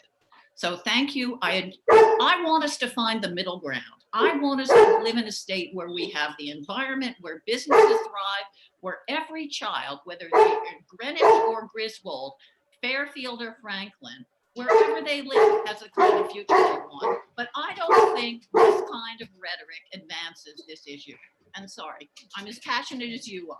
And if we get together, we can do it, but we don't get it by name calling and casting aspersions on those who have worked so hard to provide for their families and provide for their workers. So thank you. Thank you again for your passion. We can do this together. Thank you, Senator, for indulging me.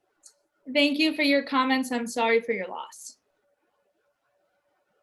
Representative Cheeseman, you have a voice as much as any here. Thank you, Ms. Beniars. And Senator Moore has a question or a comment for you. Okay. Hi. Thank you, Mr. Chairman. Taylor, I wanted to thank you for your, excuse me, for your comments, because you speak for a broad audience of people who have worked hard, and this United States has been built on the backs, not of everyone.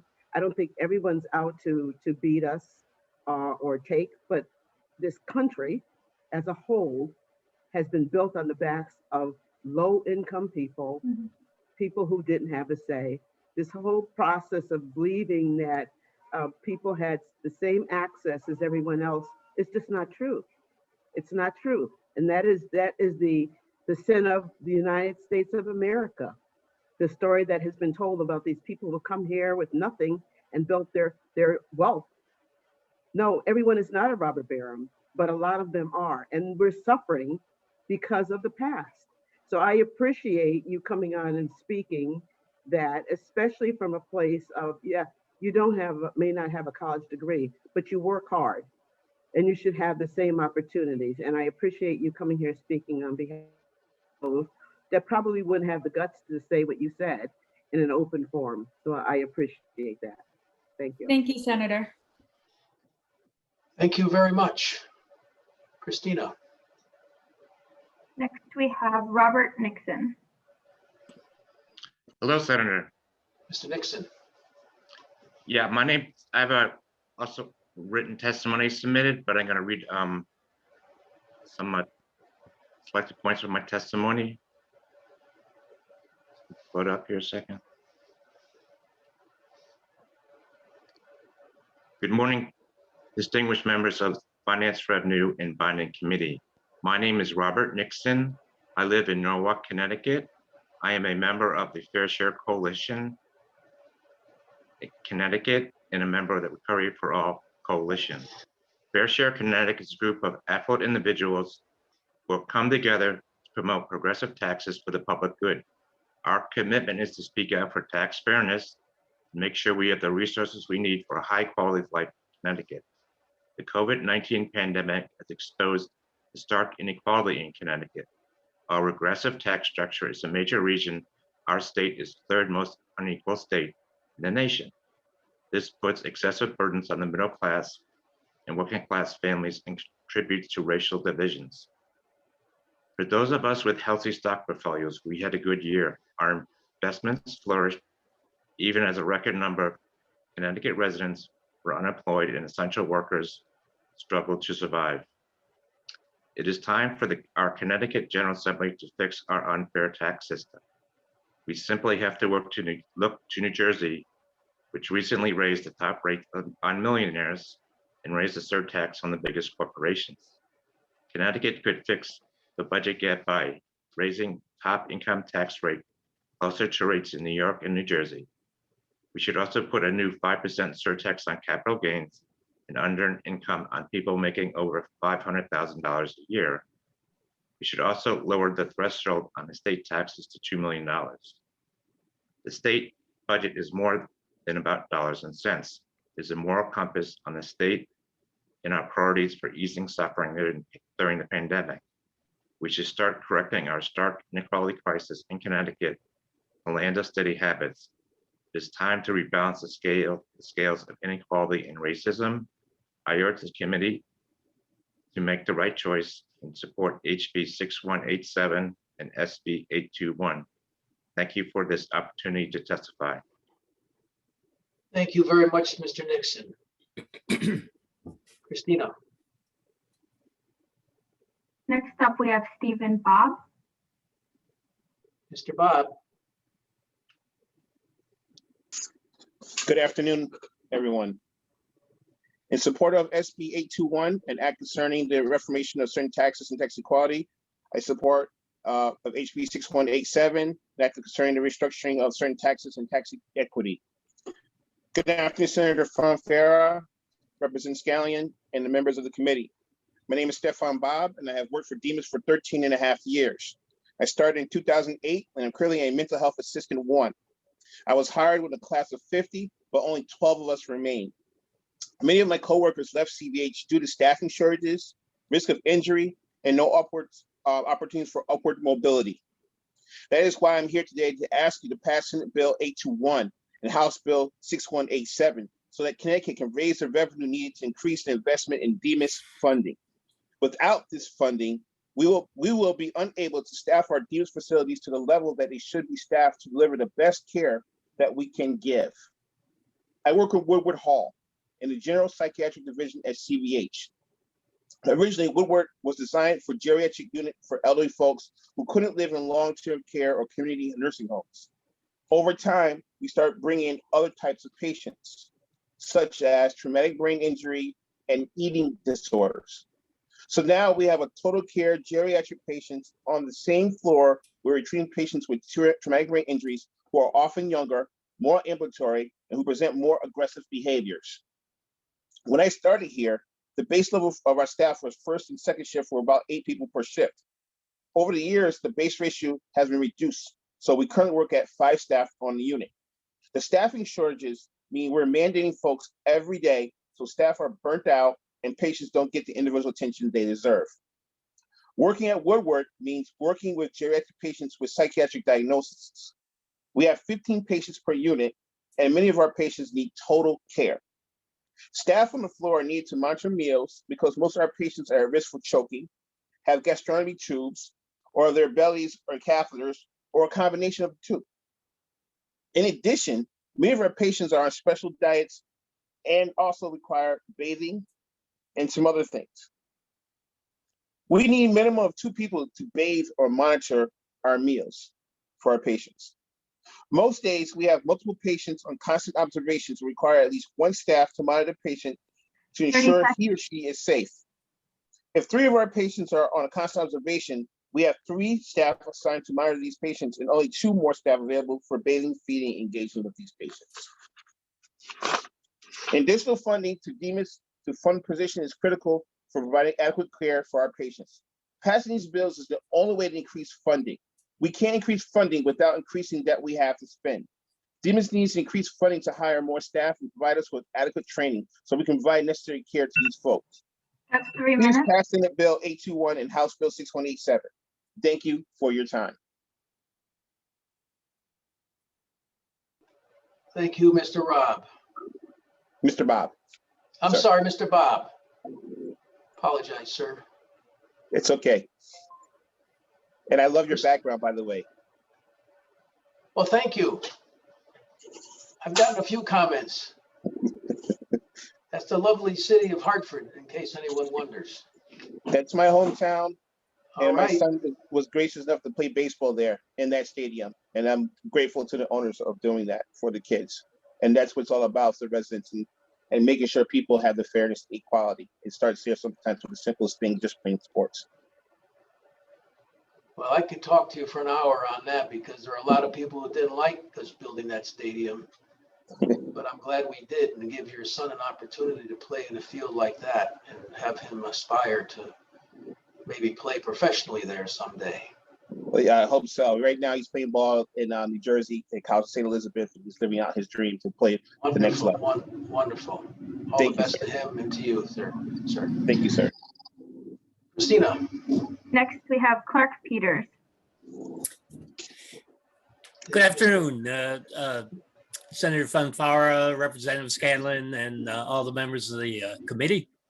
My name is Clark Peters. I live in Groton, Connecticut, and I'm a group home worker and a proud member of the Healthcare Workers Union 1199, testifying today in support of HB 6187 and SB 821. Both these measures are, I believe, critical to funding essential services for the people of Connecticut. I personally been working with people with developmental disabilities since 1979. That's over 4 decades. Through it all, there's one thing I've witnessed firsthand. It's the crucial importance of a trained and an experienced workforce to provide quality care. You simply can't have decent programs and services in an atmosphere of chaos and staff coming and going every 6 months and employees who are always just learning the job. In order to be effective teachers and caregivers, it's necessary to have consistency. You have to have skilled workers building up personal relationships and trust. For that reason, and many others, Connecticut needs to abandon the false idea of care on the cheap. For workers to be able to stay on the job and gain the skills and experience they need, a decent, if modest, living is required, and that takes funding. These bills would help generate that revenue, which we need to fund a stable long-term workforce for these services, to address the lack of a living wage and unaffordable health care. And that's the situation that creates a high turnover environment. So these bills would also generate that revenue from those who continue to do pretty well in the economy and can most afford it, rather than pitting the wages and benefits of workers in the essential services that we need against the income of the rest of the Connecticut's working class families who are struggling to make ends meet in the midst of a pandemic and an economic recession. In other words, if we can pass HB 6187 and SB 821, we'll be taking an important step in building an economy for not just a few, but for everyone. Thank you. Thank you, Mr. Peters. Christina. Next, we have Shirley Watson. Ms. Watson, you're on mute, ma'am. Okay, I'm in. You can hear me? Very well, thank you. All right, thank you.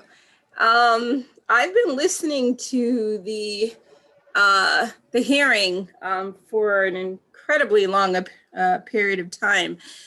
So I have submitted my written testimony. I am going to amend it a bit for certainly purposes of 3 minutes, but I'm going to amend it because I'd like to offer a different perspective. I am a state employee. I'm a clinical social worker in a maximum security prison for adult males. I'm also a small business owner, and I'm also a lifetime resident of Connecticut.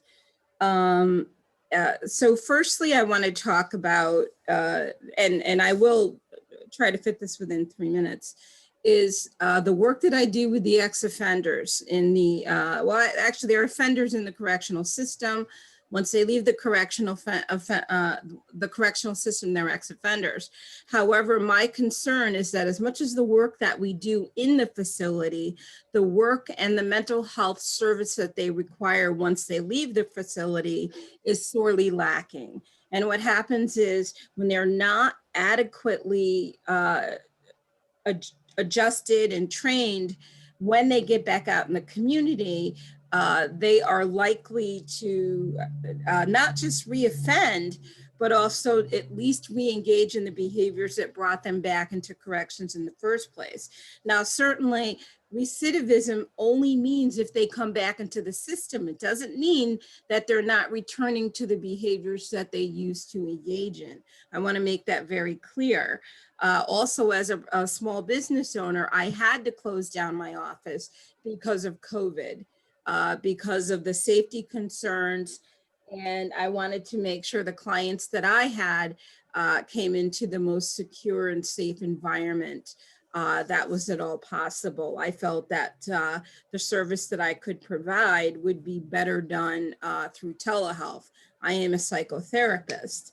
I was listening to some of the testimony earlier today, and it struck a chord in me, and I want to just briefly touch on some of those statements. One, Mr. Melendez made some comments in regard to the fact that he's from Greenwich, he's leaving the state of Connecticut, he can't wait for his kids to graduate.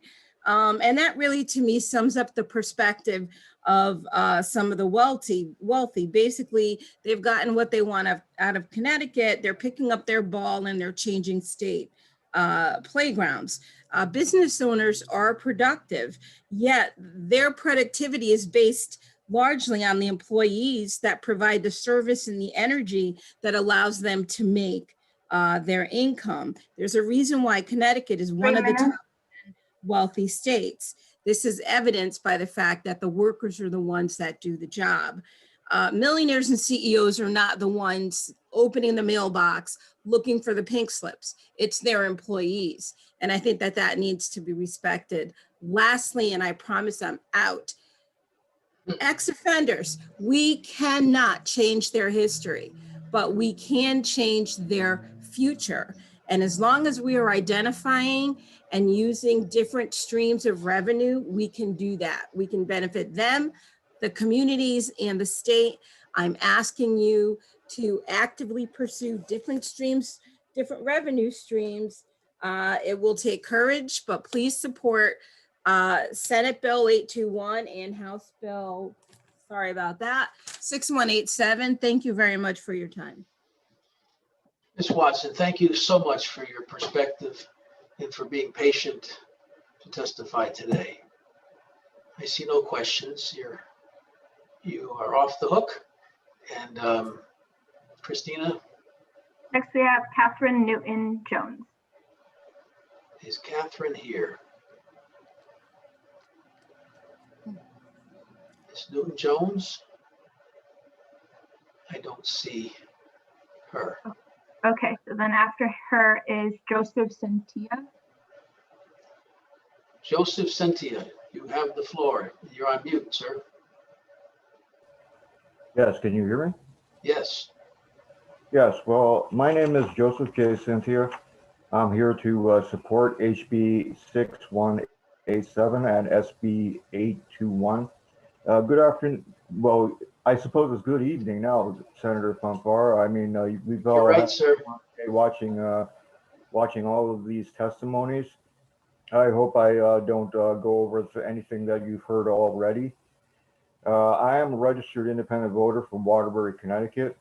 I'm here to advocate for myself and people like me. I'm a client and end user of the services of the people that you've been hearing from today, who provide the services that we need to survive out here in the community.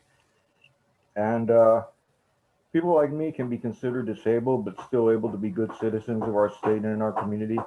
We ask that you keep the promise made to assist people with mental health issues outside of the hospital setting that was made when the state hospitals were closed down many years ago. I ask that you raise funds for mental health and other essential services through the acts that I support. I further ask that you impose surtaxes on capital gains, dividends, and taxable interest for individuals earning in excess of $500,000 to 5 or 10% even. Please increase taxes on personal income over $500,000 to 8 or 9%, and income over 1 million to 12 or 13%. To help the poor and needy, I ask for a one-time payment of $500 or $600 in stimulus to help them and to help the overall economy. Please create a child tax credit to provide relief to working class families that have been hit hard by the pandemic. Lower taxes on working class families by expanding the earned income tax credit to 50% of the federal earned income tax credit. Please consider restoring the $461 million that was taken from the DEMA's budget and help fund these mental health people that provide services to people like me and that keep us going out here in the community, especially during this tough time of the pandemic. And we can and must do better. How we treat the neediest people reflects on who we are and what we believe. Are we a ruthless capitalist society based just on materialism? Or are we rather a society that values the lives of the poor and needy and wants everyone to have a chance at a better life? What you do here and with the budget will affect the lives of millions. I've come to put a human face on the statistics that reduce us to numbers. But we are not numbers on a 30 minutes, 30 seconds, sir. 30 seconds. Okay, we are real people. We are voters, citizens of your community, your neighbors, and part of society. Please reflect the values of our society positively. Show your compassion by making those that can afford to pay more do so, and help those that are working hard and struggling not just survive, but to thrive. Thank you. That's my testimony for today. Thank you, Mr. Santia. I see no questions. Tom? Yep. Next up, we have, is Catherine Newton-Jones back? I'm not sure. Excuse me, Tom. This is the interpreter. I just want to let you know that Miss Carla Esquivel is in the waiting room. She's number 190. Thank you. We can come back to her next. There's Thank Catherine. Catherine just showed up. Where'd she go? There you are. Miss Newton-Jones, Yes, please proceed. okay. Can you hear me? Hear you very well. Good afternoon, Senator Fonfara, Representative Scanlon, and the members of the Finance Committee. My name is Catherine Jones Newton, and I am a consumer in the Medicaid waiver program that lives in New Haven. In 2012, I broke my hip in a bad car accident, and my mobility has been limited since then. I have been able to stay in my home and live as much as normal life as possible, thanks to the help of my home care workers who are paid by Allied Community Resource. I am here today to testify and support the Senate Bill 821 and the House Bill 6187. If these bills are passed, then we will be able to find the service I receive, and we can invest in my PCA so they can earn $20 an hour, receive paid sick leave and retirement benefits. Being able to receive service in my own home has had a great impact on my quality of life. After being in the facility for 6 months, I know the difference that it makes to be able to be in my home where I feel secure, comfortable, and happy. My home care workers help me in every part of my life. They help me move, take, and shower, make sure I take my medication, get my groceries, clean my house, and a million other things they do that I might need throughout the day. They also become my friends and support me in the times, and I do the same for them. I've taken a lot of time and effort in finding my PCAs, training them, and building trust and rapid in turn. My PCAs make me feel secure, comfortable, and happy in my home, but they can't be secure and comfortable and happy if they can't pay their bills and support their families. And I do not want to lose them. Or our home care workers work hard and they deserve better. Please pass Senator Bill 821 and the House Bill 6187. Thank you for your time. Thank you, Ms. Newton-Jones. Thank you so much. I see no questions. Yep. Next up, we have Julia Salcida. Hi, Ms. everybody. Salcida. Thank you. Good afternoon, Senator Fonfara, Representative Scanlon, Senator Martin, Representative Chisholm, and the distinguished members of the Finance Committee. My name is Julia Salceda. I live in New Haven, Connecticut, and I am a researcher with Unite Here, Local 34. I'm testifying today in strong support of HB 6187 and SB 821, an act concerning the reformation of certain taxes, and SB 171, an act establishing a statewide tax on real property. One of the most immediate impacts of the pandemic was that the travel industry shut down. Hotels closed, airlines canceled flights, and thousands of my brothers and sisters in Unite Here were laid off without any guarantee that they'd ever get their jobs back. During the first few months of the pandemic, I was a volunteer on an unemployment hotline for Unite Here Local 217, which represents hospitality and food service workers in Connecticut. While I was grateful to help make the unemployment process smoother for these workers, it was also one of the most painful things I've ever had to do. Union members, some of whom had worked for decades at their shops, were desperately trying to figure out how to keep their health insurance, how to pay rent, and how to afford groceries for their families. Even as so many people across the state experienced the pain and indignity of economic hardship, America's wealthiest individuals were expanding their wealth. Although the pandemic exacerbated this inequality, Connecticut has suffered from its effects for decades. Consider the last major economic contraction, which began with the foreclosure crisis in 2008. According to a report by Brandeis University researchers, half the collective wealth of African-American families was stripped away during the Great Recession. The Latino community lost an astounding 67% of its total wealth during the housing collapse. If we do not take bold action now, the pandemic, like the Great Recession, will deepen inequality and have long-lasting or permanent consequences for our state's poorest residents. But as it forces us to reevaluate priorities and systems that have long gone unquestioned, the pandemic is also an opportunity for transformative change. In New Haven, where I live, our city has struggled to meet the needs created by the pandemic, while also 30 seconds, Julia, 30 seconds. Thank you, to pay for a $150 million tax break to Yale University and Yale New Haven Hospital. If Connecticut's wealthiest paid their fair share, it would have a transformative impact on our city's families and especially on our young students. If the university and hospital also contributed their fair share, that impact would be greater still. I urge the members of the committee to support HB 6187, SB 821, and SB 171. Thank you. Thank you, Ms. Salcida. Any questions? Seeing none. Yep, next up we have Carla Esquivel, and I believe this is the interpreter, right? The one that needs it? Hi, I will interpret. Got it. Carla Esquivel. Ms. Esquivel, you please proceed. Adelante, señora Esquivel. Sí. Buenas tardes. Buenas tardes. Mi nombre es Carla Esquivel. My name is Carla Esquivel. 1 second, sorry. You're doing fine. Go ahead. Sorry. Buenas tardes, miembros del Comité de Finanzas. Good evening, members of the Finance Committee. Vivo aquí en Stanford hace 15 años. Soy mamá de 2 niñas. I have lived in Stamford for 15 years. I'm a mother of 2 little girls. Pertenezco a un grupo de padres, Power. I belong to a parent group called Power. Y a la Alianza Nacional de las Trabajadoras del Hogar. I also belong to the National Domestic Workers Alliance.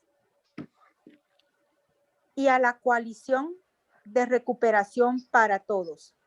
And the Recovery for All Coalition.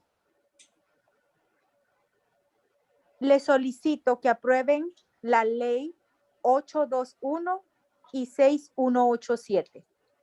I urge you to approve the bills 821 and 6187. Porque es necesario invertir en la educación de nuestros hijos, que son nuestro futuro. Because it's necessary to invest in the education of our children because they are our future. Como madre de familia, yo vengo haciendo voluntariado en las escuelas públicas de Stanford. Desde que mis hijas entraron al daycare hasta el día de hoy, más de 10 años. As a parent, I have been volunteering in the Stanford Public Schools since my girls started daycare until today. So more than 10 years. Antes de la pandemia, ya teníamos algunos problemas en Stanford. Before the pandemic, we already had some problems in the Stanford schools. Las escuelas necesitan mucho apoyo de nosotros. The schools need a lot of support. Algunas escuelas necesitamos de los recursos para los profesores, que es muy importante para ellos. Muchos de ellos no tienen el salario justo que necesitan tener. We need more support for the teachers. Many of them do not have the fair salary that they deserve. La función de las facilitadoras es muy importante. Ellas necesitamos quien nos traduzca en las escuelas, y en los últimos años se ha visto que les han recortado las horas de trabajo y son muy esenciales en la escuela. The role of the family facilitator in the school is a very important role, and recently their hours have been cut because of a lack of funds, when this is a very important role in the school. Cada escuela debería... 30 seconds.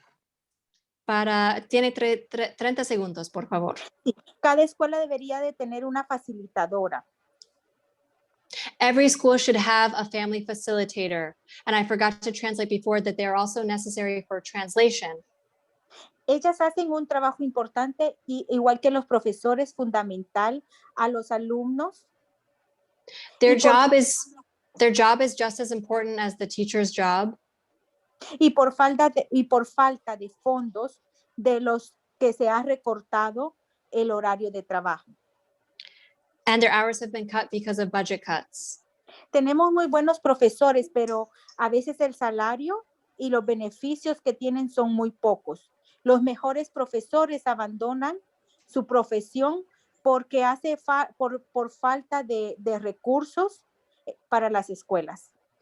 We have very good teachers, but their salaries are low, and the best teachers abandon the profession because there are not enough resources in our schools.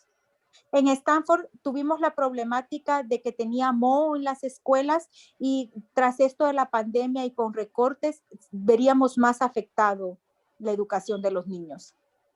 In Stanford, we had a problem where the schools had mold on the walls. And now with the pandemic, the schools have been struggling even more. Hay que resumir, Carla. Gracias. Thank you. Thank you very much. Muchas gracias. Gracias. Muchas gracias. Next, I see no questions. Yep. Carmen Lanche. Carmen? Sí, estoy aquí. I will also interpret for Carmen. Carmen, there she is. She's here. Hi, Carmen. Hola. Buenas noches. Buenas noches. Senador Fonfara, representante Escalón, y senadora Martina, representante Chisholm, y los miembros del Comité de Finanzas. Good evening, all of the esteemed chairs and members of the Finance Committee. Mi nombre es Carmen Lanche, vivo en Norwalk. Pertenezco a la organización Comunidades Sin Fronteras y también somos miembros de la coalición Recuperación para Todos. My name is Carmen Lanche. I live in Norwalk. I'm part of the organization Communities Without Borders, and we are part of the Recovery for All Coalition. La pandemia del COVID-19 ha expuesto y afectado más las disparidades económicas en Connecticut y ha empujado a varias familias al nivel de la desesperación. The pandemic has exacerbated inequalities in our state and have brought some working families to a level of desperation. Necesitamos recuperación para todos. We need a recovery for all. Mi esposo estuvo enfermo y porque no tiene seguro médico no fue atendido adecuadamente. My husband got sick, and for lack of health insurance, he did not get adequate care. Su condición se hizo crónica y está discapacitado para toda la vida. His condition became chronic and now he, as a result, is disabled for the rest of his life. Han pasado 2 años y todavía no lo han podido operar.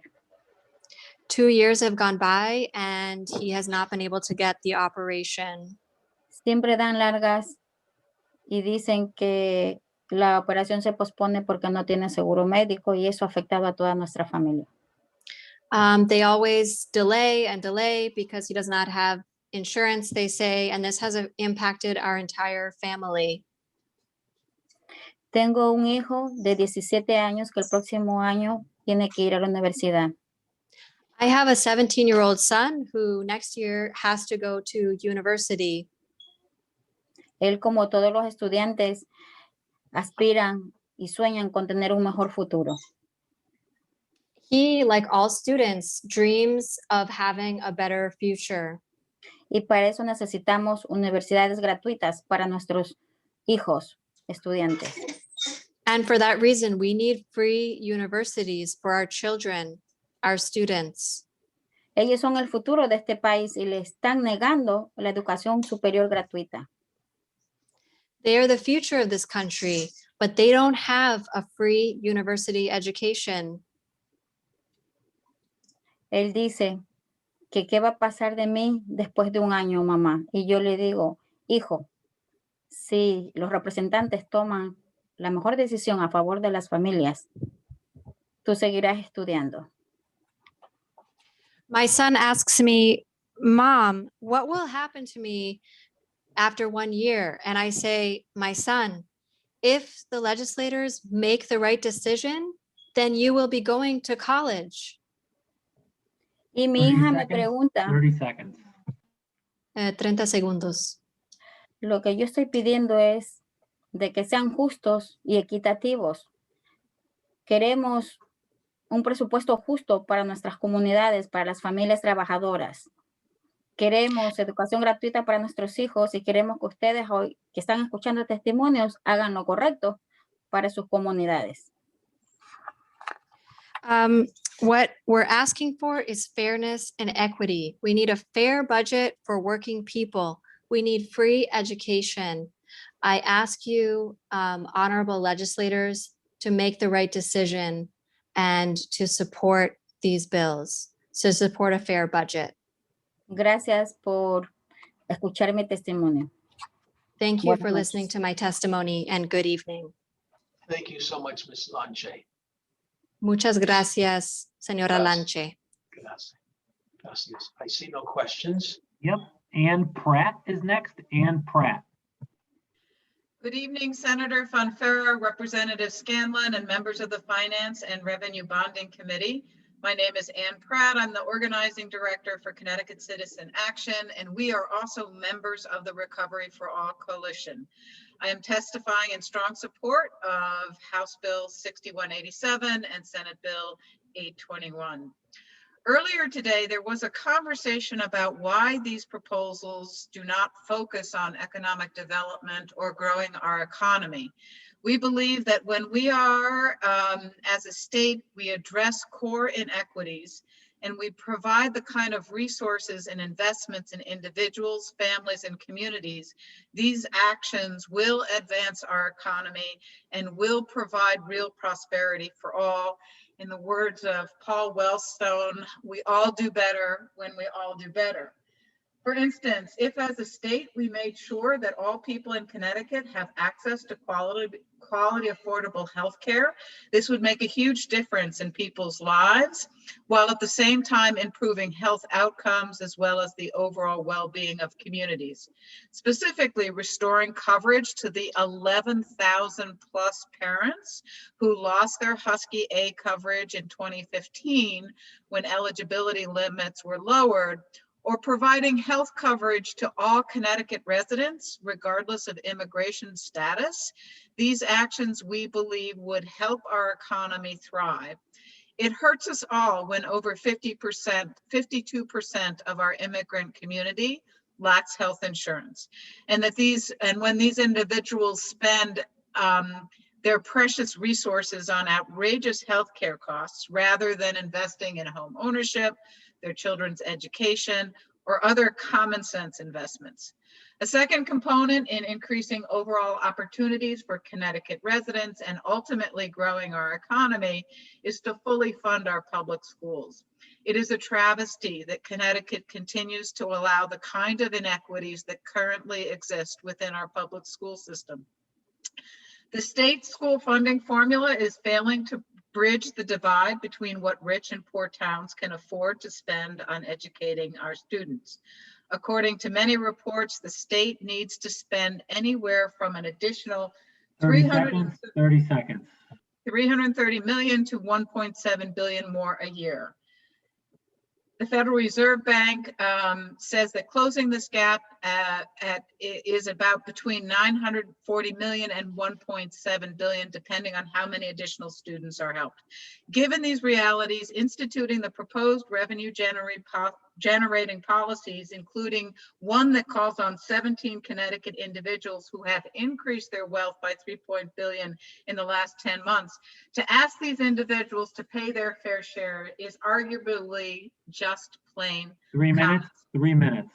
Thank you very much for this opportunity to testify. Thank you, Ann. Thank you, Tom? Senator Fonferro. Thank you very much. Appreciate it. Puya Jeremy? Hi there, can you hear me? G-E-R. Please proceed, sir. Good evening, members of the committee. My name is Puya Jeremy, born in Norwich, raised in Mansfield, and now I'm a resident in New Haven. I'm the campaign director of Recovery for All. I'm sure you've heard from a lot of our members today. And like them, I'm here to testify in favor of HB 6187 and SB 821. Recovery for All is a statewide coalition bringing together a broad range of labor, community, and faith organizations. We represent hundreds of thousands of residents across the state, Black, brown, and white. All our member organizations stand united behind a vision of rebuilding a better Connecticut, where systemic inequalities of race and class and gender are eliminated. Connecticut consistently ranks among the wealthiest states here in the wealthiest country in the history of the world, but it also ranks among the most unequal and segregated. The intertwining crises today have starkly exposed the disparities that have devastated working people in Connecticut long before the coronavirus appeared 1 year ago. These disparities are morally unconscionable. I think what we've learned from the last year is that there's no way we can continue living this way.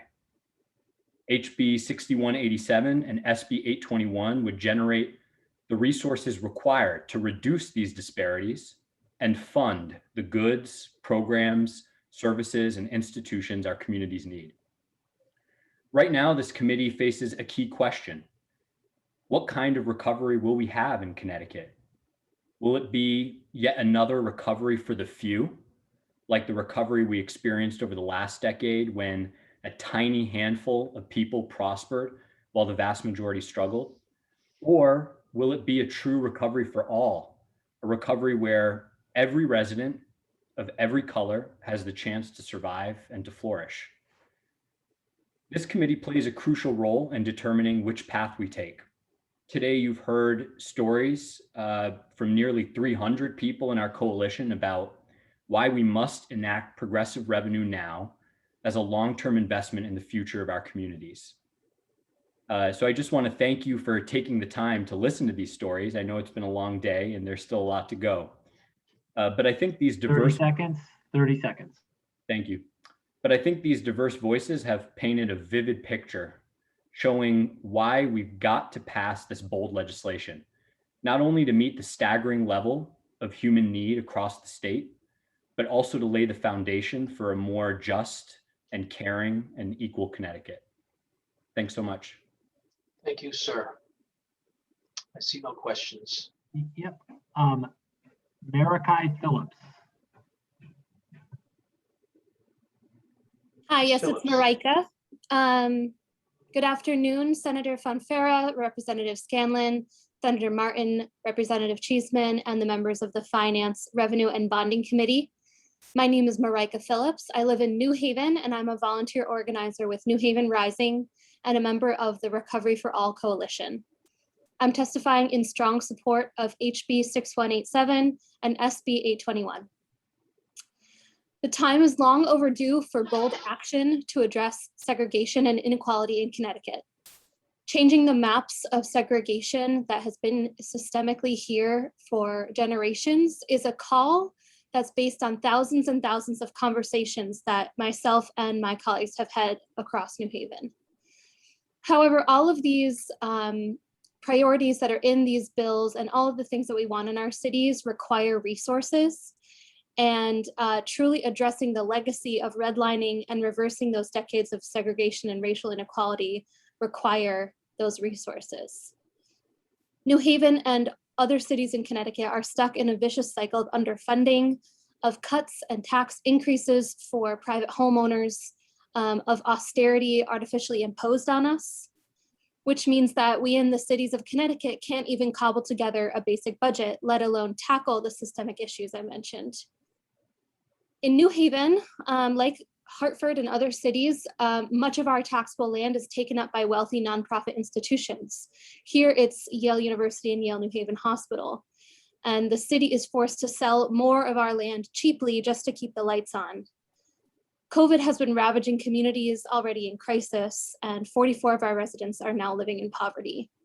There's been a recent wave of violence and a loss of lives, and all of these are happening along the same maps that determined racist housing policy generations ago. All of this is in contrast to the suburb where I grew up in Connecticut. Just miles from Hartford, my town and my family never had to think about these things. Our public schools had college prep, after-school activities, and small class sizes as small as 16 kids.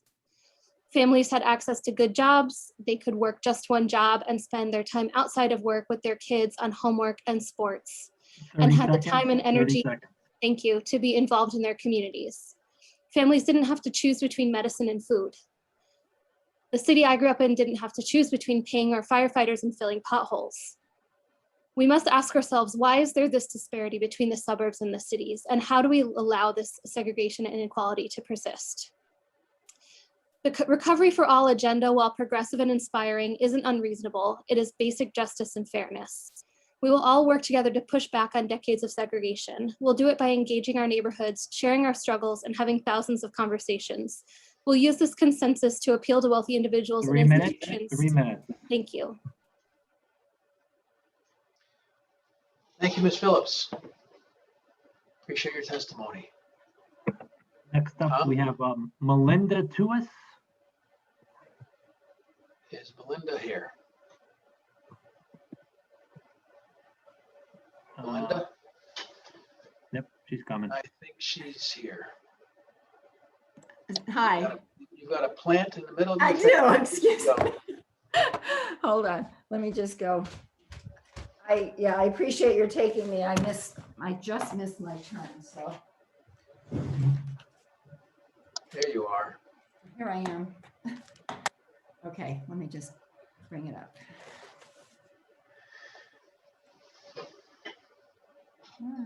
Oh, here, sorry. Here, okay, here it is. I'm ready. Okay. To the leaders and members of the Finance, Revenue, and Bonding Committee, my name is Melinda Tuhus and I live in Hamden. I'm speaking in strong support of HB 6187 and SB 821. I grew up in a white middle-class town in the 1950s and 60s, back when taxes on the wealthy under a Republican president were 90% of their income, and we had money for things like building the interstate highway system, built by everyone's taxes and shared by all. And cities could build baseball stadiums named after the team that played there, not the company of the super wealthy CEO who donated millions for naming rights. Our country wasn't a paradise. There was terrible discrimination and violence against both African Americans and women, but the income gap was much smaller than it is today, and we didn't have the homelessness we've come to see as normal since Ronald Reagan was president. Connecticut is one of the wealthiest states in the US, according to the American Community Survey of the Census Bureau.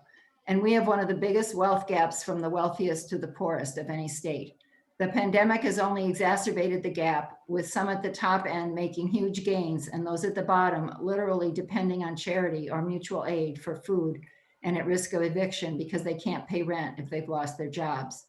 Working from home at our white-collar jobs, my husband and I have not suffered directly, but that's all the more reason to speak out at the growing inequality in our state. I am testifying in favor of these two bills because I believe we are a better country, a stronger and fairer country, when everyone pays their fair share in taxes. It is unconscionable in our state that undocumented immigrant workers who get almost no government benefits pay millions in state taxes, while the billionaires, who may or may not pay more in actual dollars, pay a pittance as a percentage of their total wealth. We need to change this system, and these bills will begin to address that need. Thank you for allowing me to testify. Thank you very much, ma'am. Next up, we have, sorry. Go ahead, Tom. Maggie Goodwin. Maggie Goodwin. Yes, can you hear me? Yes. Okay, I don't think my camera is working, so. You're fine. Okay, my name is Maggie Goodwin and I live in West Haven, and I'm a board member of the National Organization for Women. And I've been asked to testify for them in favor of SB 171. Women understand that the unequal taxation of commercial and residential property needs to be corrected in Connecticut. Currently, if you live in Greenwich, your town services and schools are supported by $734,000 per person income, while if you live in a place like New Britain, your town resources are supported by only $50,000 per person income. This is not equitable. Property tax revenue needs to be partially collected statewide and then redistributed statewide to begin to equalize the lost revenue that poor communities created by this lower property value and the burden of the percent of non-taxable property in these poor communities throughout the state. The proposed legislation would collect, as I understand it, 1 mil statewide property tax assessed on commercial and residential property, 1 mil. The proposed legislation would create this tax only on property assessed at $300,000 or more. This tax would result, for an example, in an assessment of $50 for a property that's worth $500,000 a year, and only $400 for a property that's assessed at $1 million. This is a small step to equalizing the tax burden on the working poor and lower income residents of Connecticut. Many of them who are Black, Latinx, Native American residents, and the majority of the people in the state of Connecticut are women. I want to note that women's income is still 81 cents to $1 per men's per hour income. Compared to men, women will make $500,000 less in their lifetime. And Black and Latina and Native American women will make around $1 million less than men in their lifetime. The passage of this revenue-producing legislation is a small step in creating equity, and it will help women. Please vote to support this initiative and begin to move Connecticut toward tax equity and equity in the availability of and cost of community services from town to town. It is right, it's just, and it's time in Connecticut to start taking economic and taxation and making it equitable. Thank you very much for listening.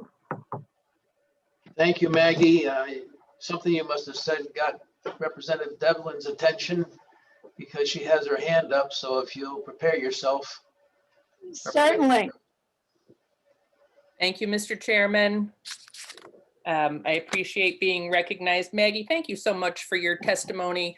You know, it is interesting because you did mention Greenwich, which is not a town that I represent.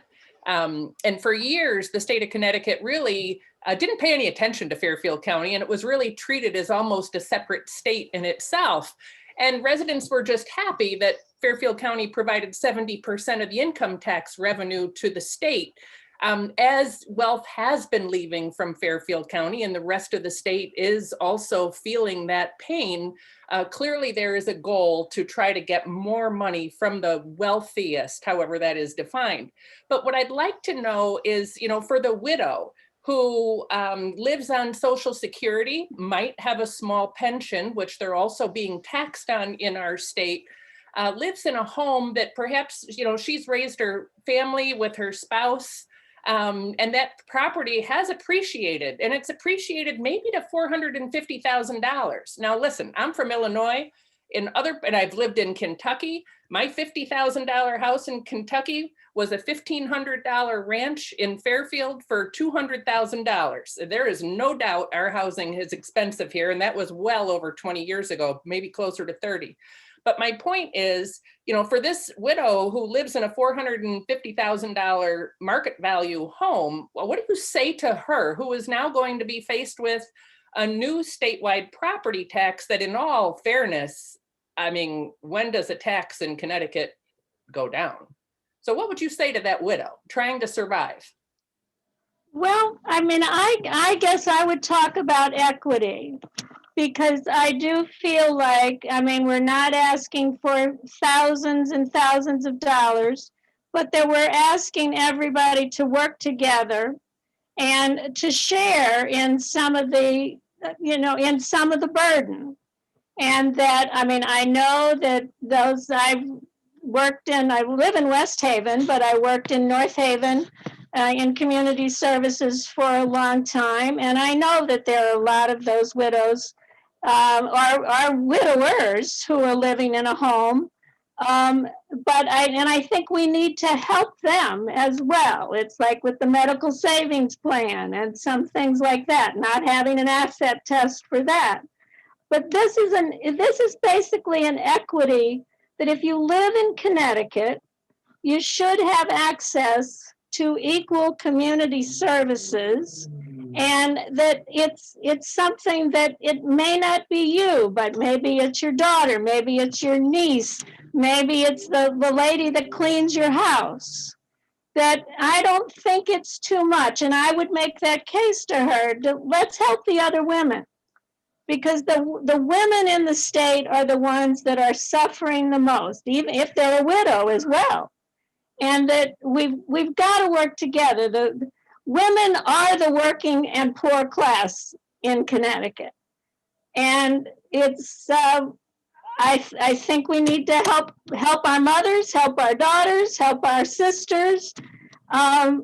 We need it to be fairer for everyone, but that's going to really help the women the most. And I'd be glad to talk to her about this tax if she has a $500,000, that $50 more is there, and talk to her about what other services that she might use and what kind of things we need to look at so that she's not in a rough situation. Actually, it would be about $300 more a year. And, we have very high energy costs. We have increasing property taxes, let alone the state imposing additional property taxes. It is costly to live here. So I think that is something to think about. I understand your, point about equity, but it can be a dangerous road also to say, let's just keep taking from Peter and spread it out to all the Pauls. I think that defining what fair share is probably really important. But you clearly delivered your testimony with a lot of passion, and I really support and appreciate your advocacy for women and girls, because we should rule the world. But and I appreciate you answering my question. So thank you. Thank you. Thank you for listening. I appreciate it.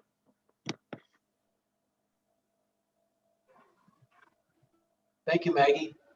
Thank Next you. up, we have Sydney Marks. Yes, good evening, committee members. My name is Sydney Marks, and like Maggie, I am a woman, but unlike Maggie, I am testifying strongly in protest of Senate Bill 171 and 172 in their current forms. I'm 27 years old, and I just purchased my first home in Stamford, Connecticut this past December.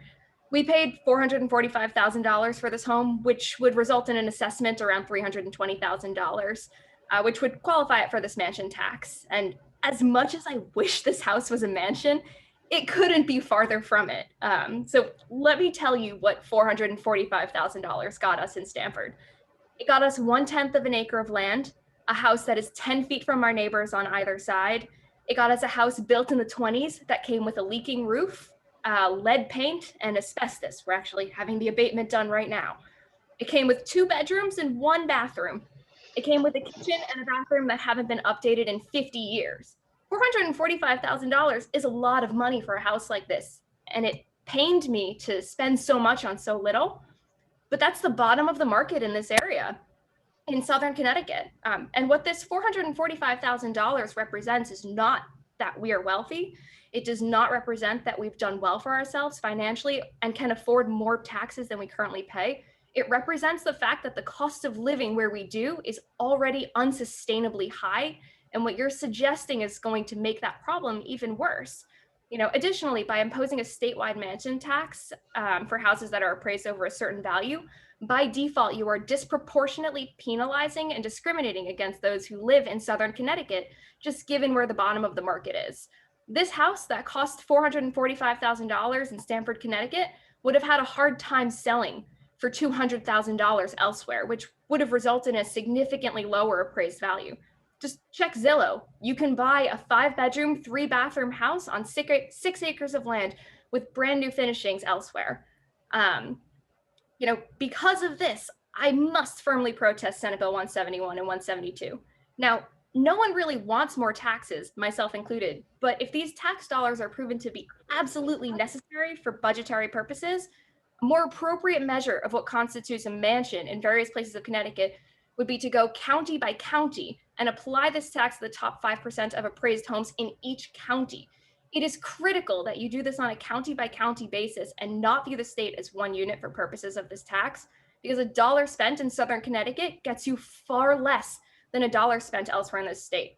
I implore you to reconsider the manner in which you implement this tax. We can only just afford to live where we do now. Please don't price us out of our— 30 seconds. Yeah. Thank you for hearing my testimony. Thank you, Ms. Marks. I don't know if you heard commentary earlier today, but I asked the question about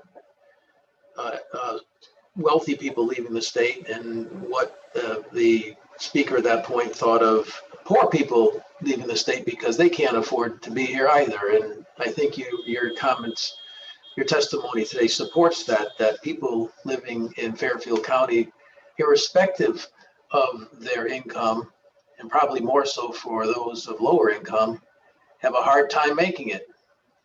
It just goes to the cost of living in Connecticut in general, which I would hope that's one area that people speaking today, pro or con, can agree on. Won't hear a lot of testimony about that, but I think that's a fact. I see no questions. Thank you, Ms. Marks. Representative Meskers has a question. Oh, I'm sorry. Your hand is blending in with the foliage there, Representative Meskers. Well, So- it's that and my complexion, so I apologize. I wanted to thank you for your testimony. Sydney, it's the same as I deal. People think of my district as being the Gold Coast, and I cover the shoreline of Greenwich. And I have 4 housing, affordable housing complexes in my district. I also have a huge Hispanic population bordering with New York and Portchester, in the area called Byram. In my neighborhood, because of the grand list and the property valuations generically, all of my houses in all of my districts are north of that price point. And my rental stock with my moderate income housing is in a large proportion in that neck of the woods. So when we put the assessment through all of my commercial properties with all the rental districts, those taxes will impact my residents.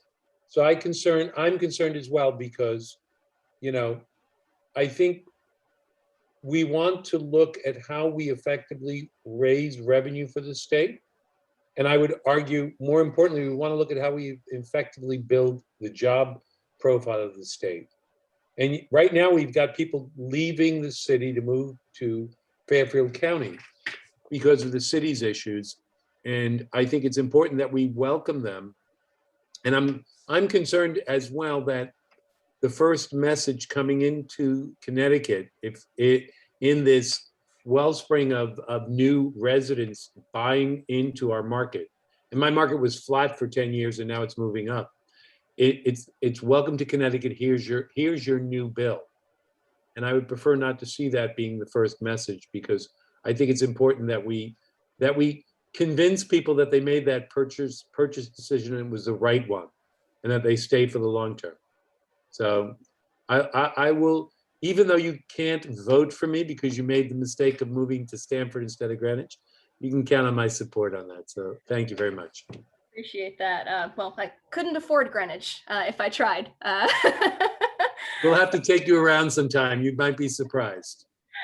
I would look forward to it. No, I completely agree with what you're saying. And, you know, one of the reasons you did point out there that I'll just comment on briefly is, you know, I was a New Yorker. I actually moved to Connecticut about a year ago, so a bit before the pandemic hit.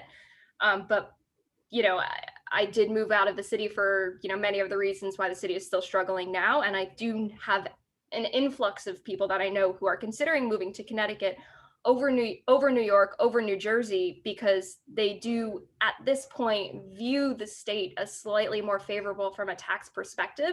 But having seen these bills, are concerned that that's no longer going to be the case going forward.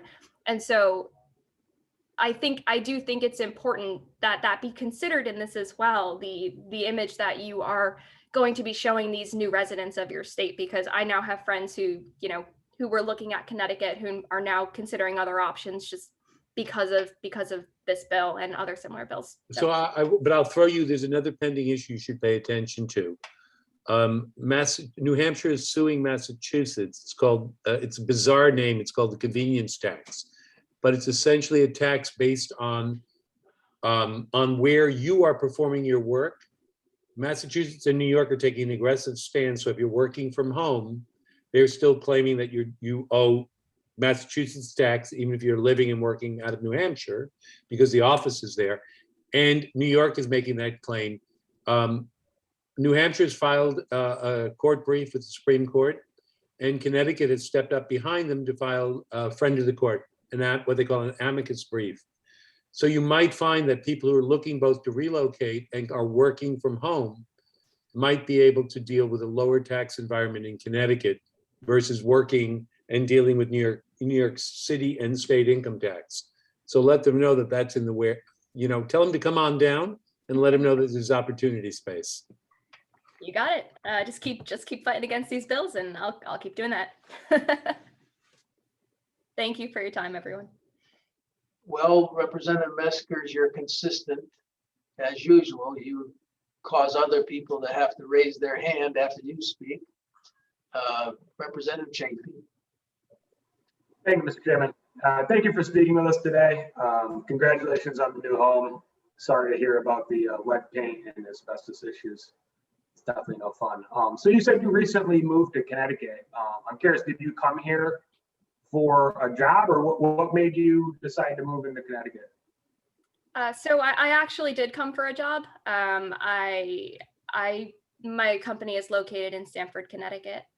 So I wanted to not have a 2-hour-long commute. Great. And you also said that you would be in favor if this bill was structured differently. There's a separate bill we're hearing today that is actually a mansion tax, I would call it, for homes valued over 1.5 million. It's assessed just on the value of the house over 1.5 million. I was curious if you'd be in favor of that. I am not opposed to that. I have taken a look at the corresponding House bill to that as well, and the proposed changes in that bill. I think it's 6170, something like that. I have taken a look at that bill. I am more in favor of that. I do still think that does disproportionately impact, Fairfield County. And I do still think that a more appropriate mansion tax really would be based on, the top X% county by county, just given how far a dollar of income really goes in each place. I do still think that is the most fair way to go about a tax like this. I do think that, you know, for someone who has a house worth $1.5 million that's appraised at that value, they, in more cases, they probably do, you know, have more dollars than say someone who has a house worth 300,000. So I'm not opposed to it. I still think there are better ways to go about it that are more equitable to all the counties throughout Connecticut. And you can thank you. You could still disproportionately allocate those funds, you know, if those funds, you know, if you tax the top 5% of homes in, you know, in each county, you can still disproportionately take those funds and apply them to the places in the state that need it most. They don't stay within the county, you know, the state applies them as needed.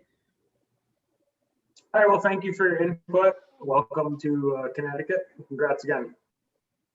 Thank you. Thank you. Yep. Next up, we have Angel Hawes.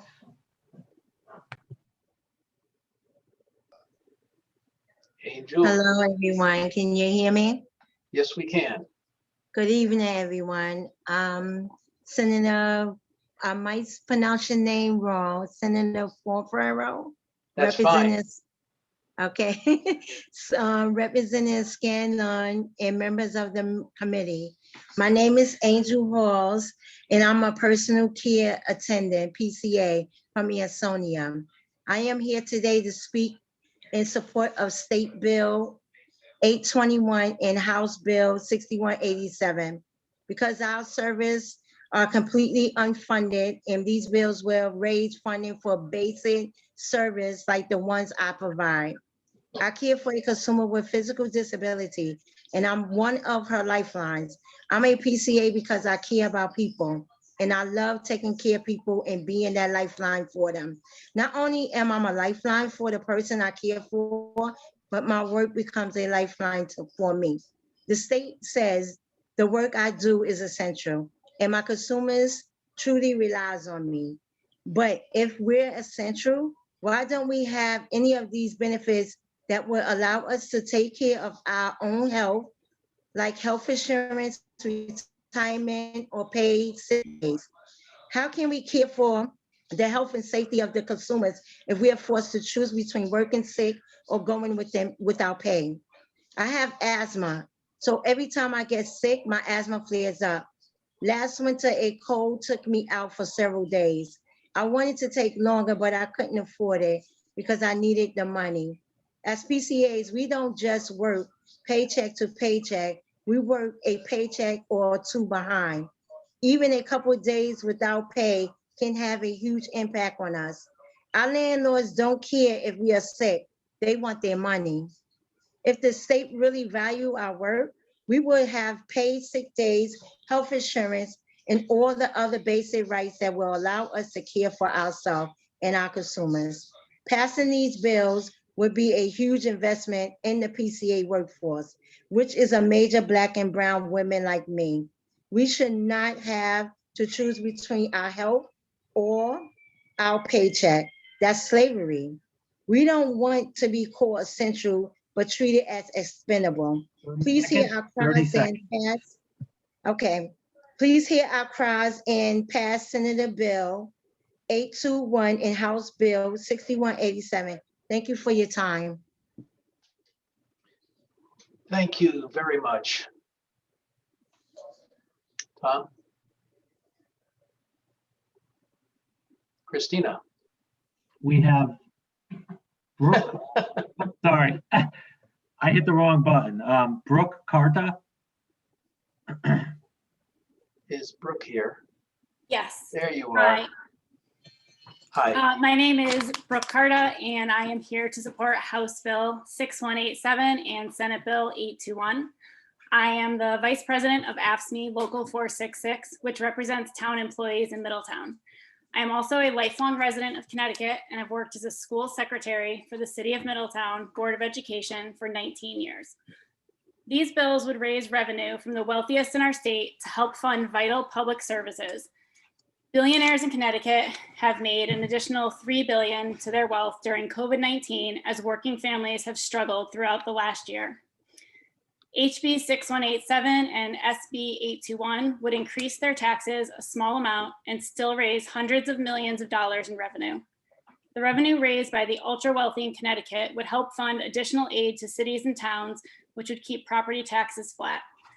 The federal funds from the federal COVID relief bills will help alleviate some of this burden, but it is also a one-time revenue that would need to be replaced. HB 6187 and SB 821 will bring long-term stability for local governments and help avoid property tax increases that would impact working families in our communities. Both bills would reverse the practice of austerity in favor of reinvesting in our communities. This would be accomplished through a reasonable surtax on our wealthiest citizens, along with increases in the tax rate for large profitable corporations and individuals making more than $1 million a year. This is a small sacrifice for the wealthiest in Connecticut to make in order to bring much needed relief to working families and investments in our communities. We can level the playing field by making the bold investments we need, especially in essential public services and education. We need to support our educators, students, and working families. We need a tax code that allows us to make significant investments in an equitable pre-K to 12 public education. These investments will create equal opportunities for everyone, regardless of race, gender, income, or zip code, and ensure Connecticut's recovery is shared by all. Our school staff, and especially our teachers, are some of the hardest working people I know. They have worked even harder during this pandemic to provide equitable education and services to our students, and they deserve to be supported. I strongly urge the committee to support working families in Connecticut by passing HB 6187 and SB 821. Thank you. Thank you, Ms. Carter. Seeing no questions. Yep, we have Angie Murphy. Ms. Murphy. Good evening, everyone. Senator Fanfara and distinguished members of the Finance, Revenue, and Bonding Committee.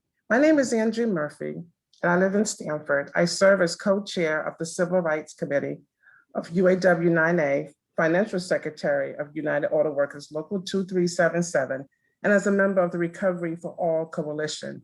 I am testifying in strong support of HB 6187 and SB 821. UAW Local 2377 represents City of Stamford employees. In what was once a typical year, our members dealt with many of our societal problems every day: lack of affordable and adequate housing, childcare, public health issues, food insecurity, domestic violence, racial and gender equality, inequities in our schools, and the list goes on. The 2008 Great Recession put a strain on our city services, and the COVID pandemic has made these issues so much worse, bringing the issue of mental health to the forefront. The scale of this crisis demands a bold response. People are suffering, and we have a responsibility to meet the needs of our communities. The phrase, "Those who cannot remember the past are doomed to repeat it," applies to these two revenue bills. The state response to the 2008 Great Recession was too small. Austerity and cuts to the public sector was a severe drag on our economic recovery. States that cut public sector jobs after the Great Recession had slower economic recoveries and slower sector job growth. It is no wonder that Connecticut was one of the states that cut their public sector workforce the most in response to the Great Recession and suffered from one of the slowest private sector job growth rates. As others have shared in their testimonies today, the crises we face today are not new. Our members take great pride in their jobs, but many of them cannot afford to live in the city that they love or work in anymore. They know that an inadequate response to our current economic crisis would disproportionately hurt women and people of color, just as it did 13 years ago. We are here today to make sure that you remember the past so you can learn a better way to respond, and that is with bold action on strengthening 30 seconds. Through progressive tax policy. We have a unique opportunity to stop the pain so many families are feeling by funding essential services, reducing economic and racial inequality, and setting our state on a path to robust economic recovery by establishing fairness in our tax code. I urge the committee to have the courage to make the right choice and pass HB 6187 and SB 821. Thank you.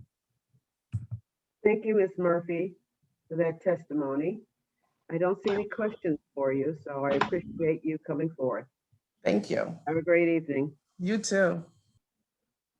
All right, next we have Indria Mito. If she's Good evening, available. Good evening, Senator Farrow, Representative Scanlon, and members of the committee. My name is Indria Mito. I'm a discharge planner at Osborne Correctional Center. I have worked at DOC for 13 years. My job duties are as a discharge planner is to activate medical and mental health insurance, provide facilities for continued mental health and medical treatment, provide 30 days of medical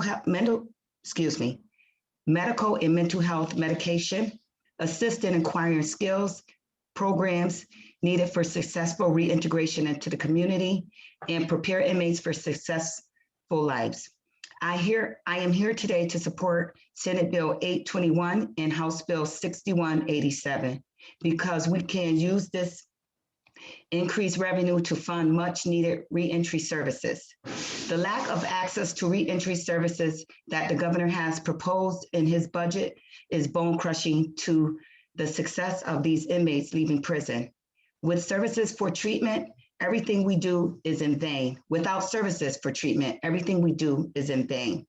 District 1199 has joined the Justice Reinvestment Coalition to demand that we fight for equity for justice, impact people in Connecticut.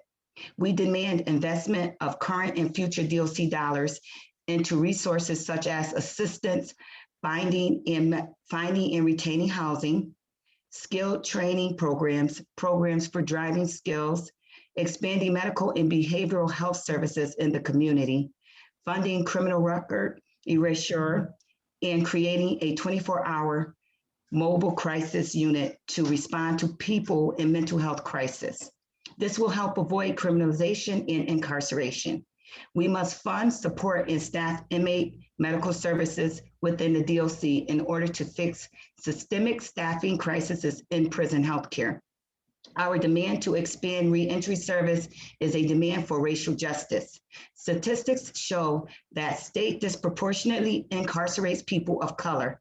The population we serve, people of every color, but especially Black and Brown, often have very acute medical and mental health needs that are barely addressed. On a daily basis, I am making sure inmates being released from prison have active medical orders for medication, appointments, insurance, etc. Over the last several years, we have been cut to the bone, along with other critical medical and mental health services for inmates. 30 seconds, ma'am, 30 seconds. Restore these services. We must expand the reentry service that people need, especially now that more individuals are getting released due to the pandemic. We need more support for people when they leave prison, housing, employment, transportation, mental health, and medical care. Only with these community supports will individuals have a chance to succeed. I see firsthand how the absence of robust reentry services for the formerly incarcerated reinforces structural racism. Because of the huge barriers these communities of color face in terms of employment, housing, healthcare, and education.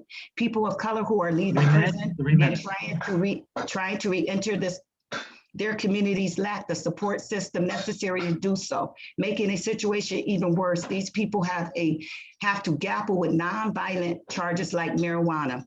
The system in our society have failed many people, especially people of color. The reward for this failure is send them to prison. Prison is what happens when people don't have their basic needs met. And it is what sends people back to prison. In order to meet their basic needs, we need funding for the programs, the people to follow them, the people to encourage them and assist them so that they can be successful. We encourage revenue and invest in these services. If you pass Senate Bill 821 and House Bill 6187, thank you for your time. Thank you, Ms. Mito. Let me just check to see if anybody has a question. Seeing none, thank you for taking the time to give your testimony. You're welcome. Thank you very much. Next up, Senator, we have Harry Aurora. Mr. Aurora. Representative Aurora, I was wondering if that was you. Good evening. Yes, that's me. Thank you, Madam Chair. Esteemed chairs of the committee, Fonfara and Scanlon, ranking members Martin and Cheeseman, members of the Finance, Revenue, and Bonding Committee. My name is Harry Aurora, and I am the state representative from the 151st District. I'm joined today by 905 other residents from Greenwich, Stamford, Norwalk, and other towns in Connecticut to testify against SB 171, an act establishing a statewide tax on real property. As you hear me testify, please visualize 905 other citizens who are unable to join in person today. We represent the diverse citizenry of Connecticut, men and women, Democrats, Republicans, and unaffiliated, young and old, and people of Connecticut who are in different phases of life with different life circumstances. We all stand together and speak to oppose this bill and urge you not to advance it out of this committee. We urge all members of this committee to vote against this bill. The state of Connecticut does not need another tax. The state imposes income tax, sales tax, gas tax, conveyance tax, mileage tax, business tax, franchise tax, and many others. There exists no reason whatsoever to enact one more tax on our hardworking citizens. Property tax has and should always be reserved as a source of funding for local governments and school districts. The state should keep its hands out of that cookie jar. At this time, the state is receiving billions of dollars from the federal government and will have a surplus, hence there is no justification whatsoever for this new tax. Secondly, property tax is a regressive tax because property values are a poor measure of ability to pay. A house owned by seniors who live on fixed income should not be taxed anymore. A new home buyer who is trying to make ends meet, a first-time home buyer trying to make ends meet, should not be taxed anymore. People who may have lost their jobs in this pandemic should not be taxed anymore. The 300,000 assessment threshold makes this proposed tax a tax on the common man or woman or man in Connecticut. In Fairfield County, $300,000 hardly gets you a modest home. Finally, the proponents have said this tax is small. It's just $1 million. Well, the $1 million may be small to the proponents, but to many Connecticut residents, it could be the straw that breaks the camel's back. Furthermore, the history of taxation tells us that it is only a matter of time that $1 million becomes $2 million and 2 becomes 5. Hence, the right idea is to not impose this tax at all. This bill has no support from the people of Connecticut. While 905 of us stand before you today in opposition of this bill, our survey shows that 90% of our citizens across party lines oppose this bill. If this committee of the General Assembly passes this bill into law, you will be passing a law which is opposed by most of our voters, most. The 905 citizens of Connecticut who have deputed me to testify for all of us regret that they cannot be in person today, but have asked me to read their names aloud. I know it will not be possible to read all names in the 3 minutes allocated, but I'll just read the first 20 names. Sir, 30 seconds. I'll just read the first 20 names. I thank you for your time, and I'm happy to answer questions. Harry Aurora, Steve Acunto, Peggy Adams, Craig Adier, Rich Adler, Susan Adler, Chris Adon, Michelle Albanese, Tamara Albrecht, Marie Aloisi, Hugo Alzati, Abigail Anders, Carol Anderson, Luke Anderson, Roberta Anderson, David Arison, Tomas Arlia, Armory Armstrong. I'll stop there. I'm still on the A's though. So I want to tell you, this is really a lot of us testifying here. And I'm thank you for your time, and I'm happy to take any questions. Thank you. Representative Holly Chessman. She has a question for you. Thank you, Madam Chair. Thank you for coming here tonight, Representative Aurora. You said you had 905 people who couldn't be here tonight. Can you can you give me some, example of what they're like? You said they were all different walks of life. So you put some flesh on the bones of these people so we can picture why this matters to them. Thank you very much for that question. So I had informed everybody in our communities here that they could either testify by in person on this Zoom, or they could send the testimony. And if they really couldn't do that, for or against, I was going to testify, and they could join me. Because as you understand, the process of testimony, of providing a testimony is new to many, and many are unable to devote this much time. So I had expected 10 or 20 people to join me, and the email just kept running. I just couldn't keep up. I couldn't even reply individually until 4 hours later or 6 hours later. And it is across the cross section of our entire community of Greenwich, Stamford, and somewhat in other towns. But primarily, and I would get them from my neighbors. I would recognize so many streets, people I see all the time, people who I might know but never have communicated with me on a political issue or a issue of government. So this is across people who live in houses which are across the economic the cross section, definitely across age groups. I have 24-year-old who wanted to join me, and an 88-year-old. So you see the whole cross section, men and women equal.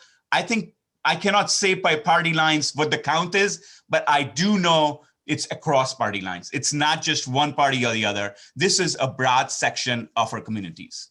Right. Thank you. Thank you, Representative Aurora. Thank you, Madam Chair. You're welcome. Thank you so much.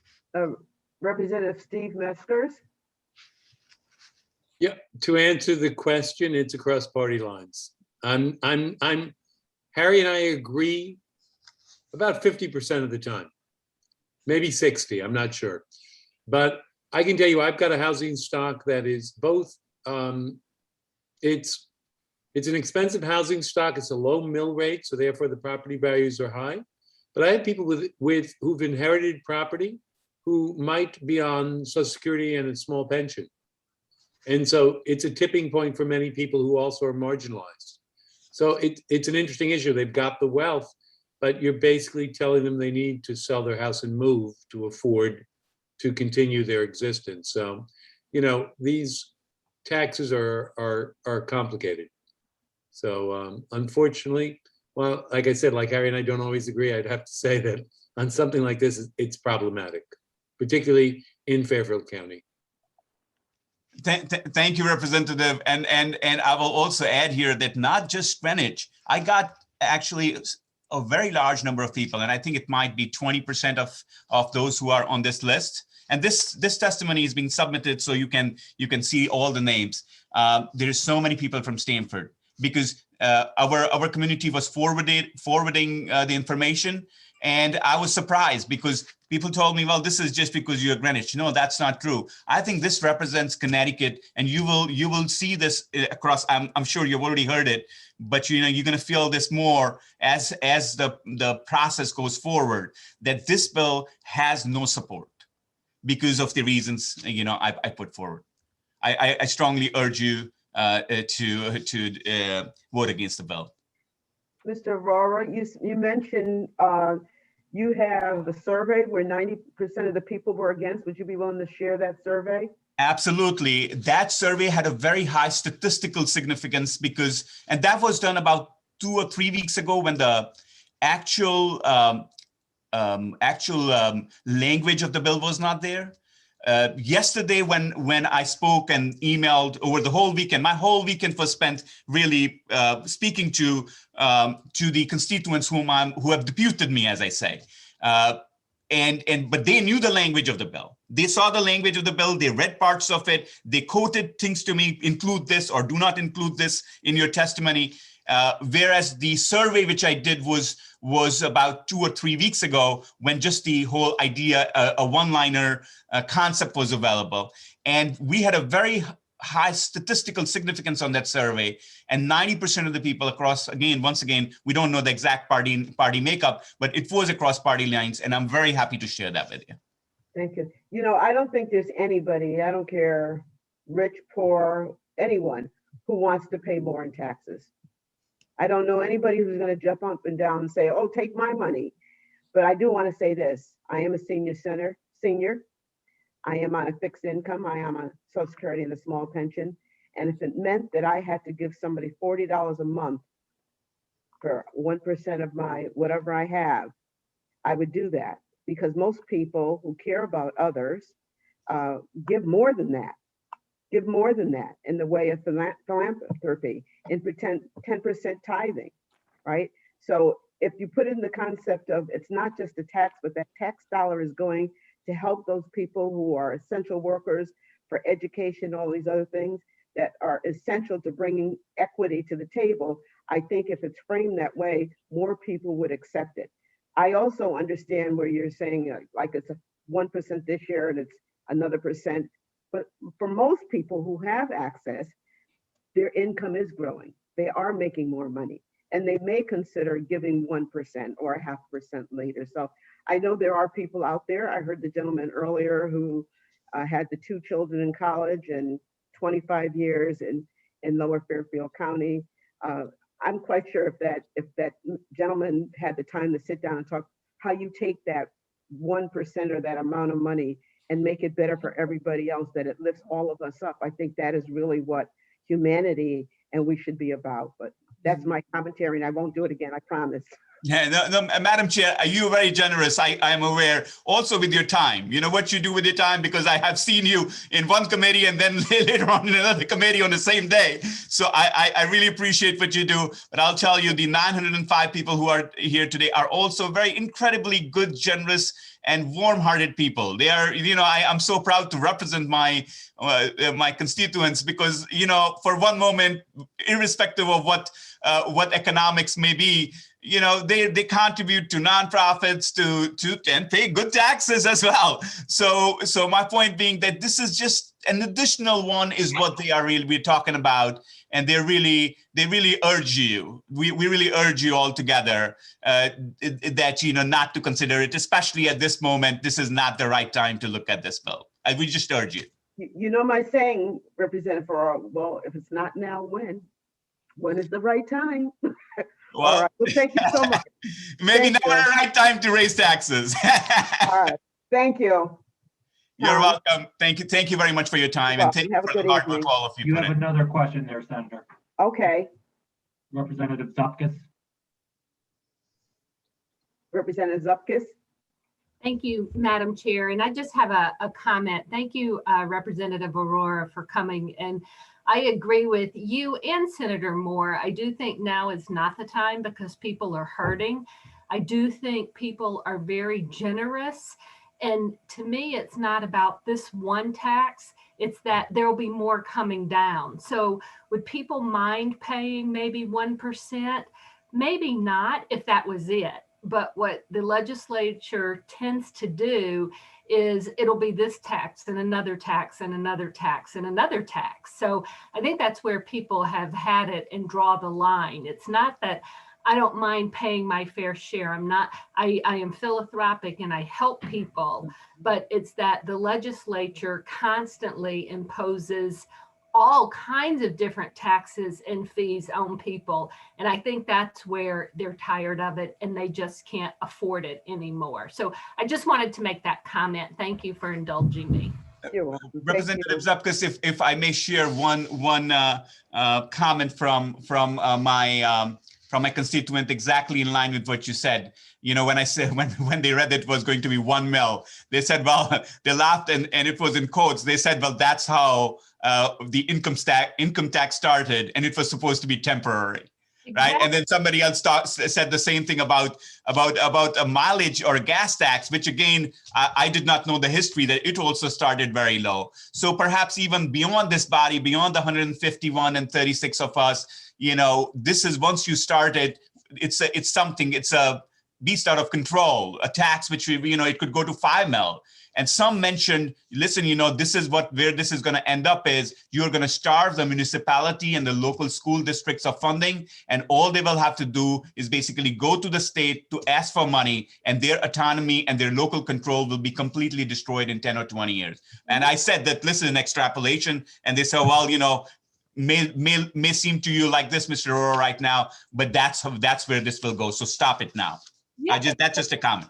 And, you know, and it's like the education money that for the lottery or for the casinos, you know, the money should be there for education, yet it's not, because legislatures take the money and they sweep these funds. So I think if we could focus on, as a legislature, keeping money that is intended for all these different funds, we would be in better shape. But that's my opinion. Thank you. Nice to see you. Thank you for coming. Thank you. Thank you. Tom? Yep. Next up, we have Tom Connolly, followed by Nayla Garcia. Tom Connolly. Hi, can you hear me okay? Can you hear me okay? I can hear you. Okay, thank you. I'm sorry, my video is not working for some reason.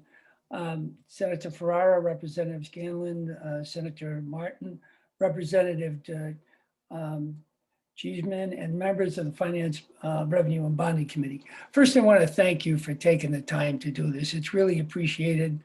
And I hope that we heard those people that gave testimony that were struggling. They're struggling every day to make food, clothing, health care. It's such a difficult thing for a lot of people to make their lives meet. And they came here today and they took the time. They didn't fill out a survey. They came here today and spread their heart out to you, saying that we need help. And so I hope we felt their pain very sincerely, because they came here very sincerely. My name is Tom Conley, and I am a resident of West Hartford, and member of the People's Center Jobs and Unemployment Committee and Recovery for All that represents thousands of people. We could have got thousands and thousands of signatures to support our actions. I offer the following testimony in full support of Senate Bill 821 and House Bill 6187. I also support all efforts to equalize the tax structure in Connecticut so that the wealthy and major corporations pay their fair share. My children were plaintiffs in the Sheff versus O'Neill school desegregation, a lawsuit that was filed back in 1989. The Sheff Coalition is still meeting and the lawsuit continues. In the tunnel between the Legislative Office Building and the Senate in the state capitol hangs a photo of our group of plaintiffs. There has been some progress, but not nearly enough given all these years. The pandemic clearly puts a spotlight not only on the educational deficiencies, but also the many inequities between Connecticut cities and the wealthy communities that continue to this day. The lack of computers and internet access in the home is only one example. This pandemic hit the poor and people of color disproportionately. But people who never even thought they would need food assistance, they wouldn't worry about a job, they wouldn't have to care about healthcare or always have a house over their roof over their head, are now experiencing that reality. All this while the rich of our nation and our state are getting wealthier. Jeff Bezos' net worth exploded by $75 billion in 2020, reaching $128 billion before 30 seconds, Mr. Connolly, 30 seconds. Gotcha. 88 billion before he stepped down on Amazon.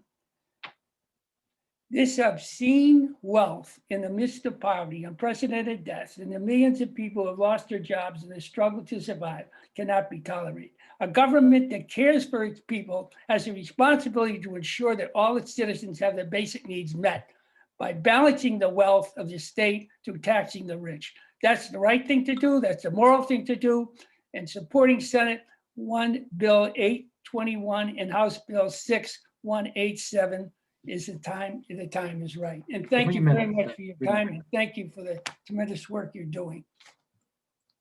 Thank you, Mr. Connolly. I don't see any questions for you. Do you, Tom? Nope, I do not. I'll take the next one. I don't know why I was frozen on another person either. Sorry about that. I have Nayla Garcia, and she is in need of an interpreter, so there'll be two people, Senator. Nayla Hi, Garcia. I'm here to interpret. Estela, ¿está ahí? ¿Podría prender el micrófono? Sí, sí, buenas noches. Good evening. Buenas noches a todos. Estoy apoyando la ley HB 6187 y SB 821. Este año ha sido bastante batalloso para mi familia porque tengo un niño con necesidades especiales y la escuela tardó 4 años para poder darle una educación especial que funcionara para él. Una Tuve pausa, okay. Estela. Okay. Good evening, esteemed members of the committee. I'm giving my testimony in support of the Recovery for All bills. This year has been very hard for me. I had to battle for my son in order to get him the special education services that he needed. Tuve que funcionara para él. Él tuve que buscar ayuda por medio de un abogado para que mi niño tuviera esa educación especial. Mi familia ha pasado muy mal en esta pandemia, ya que no hemos conseguido un trabajo y estamos muy necesitados de ayuda, ya que por ser indocumentados no recibimos ningún tipo de ayuda. Por eso, Una esos pausa, fondos... pausa, por favor. My son had to hire a lawyer to get the special education services that would work for him because the school system was not providing it. My family has been really hard hit during the pandemic. We have been jobless and we have no support from the state because we are undocumented.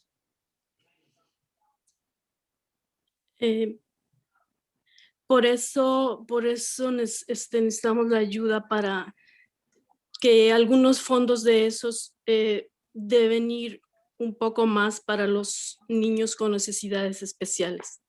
Gracias. So I ask you this evening to put a little bit more funding for the children who need special education services. Thank you. Thank you, Ms. Garcia. Let me see. I don't have any questions for you, but thank you for coming tonight. Muchísimas gracias por su presencia esta noche. Feliz noche. Gracias igualmente. Well, Megan, I think we have one more for you, possibly. Ubaldo Garcia. Yes. Ubaldo Garcia, adelante. Sí, buenas tardes. Good evening. Sí, miembros del Comité de Finanzas, mi nombre es Ubaldo García, soy miembro de Unidad Latina en Acción y de la Coalición de Recuperación para Todos. Yo quiero dar mi testimonio a favor de los proyectos de ley SB 821 y HB 6187. Good evening, members of the Finance Committee. I am a member of ULA, Latinos United in Action. I'm a member of Recovery for All, and I want to give my testimony in support of SB 821 and HB 6187. Familias como la mía están sufriendo por falta de servicios como el seguro médico. Estas propuestas ayudarán a recaudar fondos para poder financiar los servicios de la comunidad necesitada. Por ejemplo, la expansión del seguro Hosang. Families like mine are suffering from lack of essential services like healthcare, and these bills would help raise the revenue needed for the services that the community needs. Vivo en New Haven desde hace ya 20 años. Hace 1 año y medio fui víctima de un gran crimen. Un hombre que conducía ebrio me atropelló mutilándome la pierna derecha y dejándome con fallas en mis riñones. Ahora necesito atención médica de por vida, además de una prótesis que me permita volver a caminar de nuevo para llevar una vida ligeramente normal. I have lived in New Haven for 20 years, working and paying taxes. 1.5 years ago, I was the victim of a terrible crime. A drunk driver ran me over, mutilating my right leg and leaving me with kidney problems. Now I need medical care for the rest of my life, as well as a prosthesis that would allow me to start walking again and have a slightly normal life. Pero esto me resulta completamente difícil, ya que no cuento con seguro médico y no me ayuda el gobierno de ninguna manera a costear mis múltiples medicamentos y citas médicas con especialistas. But this is extremely difficult since I don't have insurance and the government does not help me pay for my medications or medical appointments with specialists. lo cual es una gran ironía porque por un lado el gobierno rechaza cualquier ayuda que solicito, pero por el otro pagamos impuestos que se destinan a pagar salarios de todos los servidores públicos y que muchas veces hacen estas leyes tan injustas, ya que no es cuestión de estas leyes, no es cuestión de discriminación, de ser inmigrante o racial, sino que el problema va más allá. Todo se resume a que es un sistema clasista y opresor, porque en este país nuestra salud es solo un negocio y no una prioridad. This is a great irony because on the one hand, the government excludes me from any assistance, but on the other hand, I pay taxes, and people like me, we pay taxes that end up paying the salaries of public officials who make these 30 laws that are seconds, sir. so 30 unjust. This is not only a matter of excluding immigrants from healthcare. This is not only a matter of excluding people based on their race. The problem goes much deeper. This is a classist and oppressive system because in this country, our health is just a business. Por lo cual exigimos que mejoren las políticas públicas para la salud, en donde esté accesible para todos sin importar su estatus o cuánto dinero lleves en el bolsillo, porque sea por humanidad.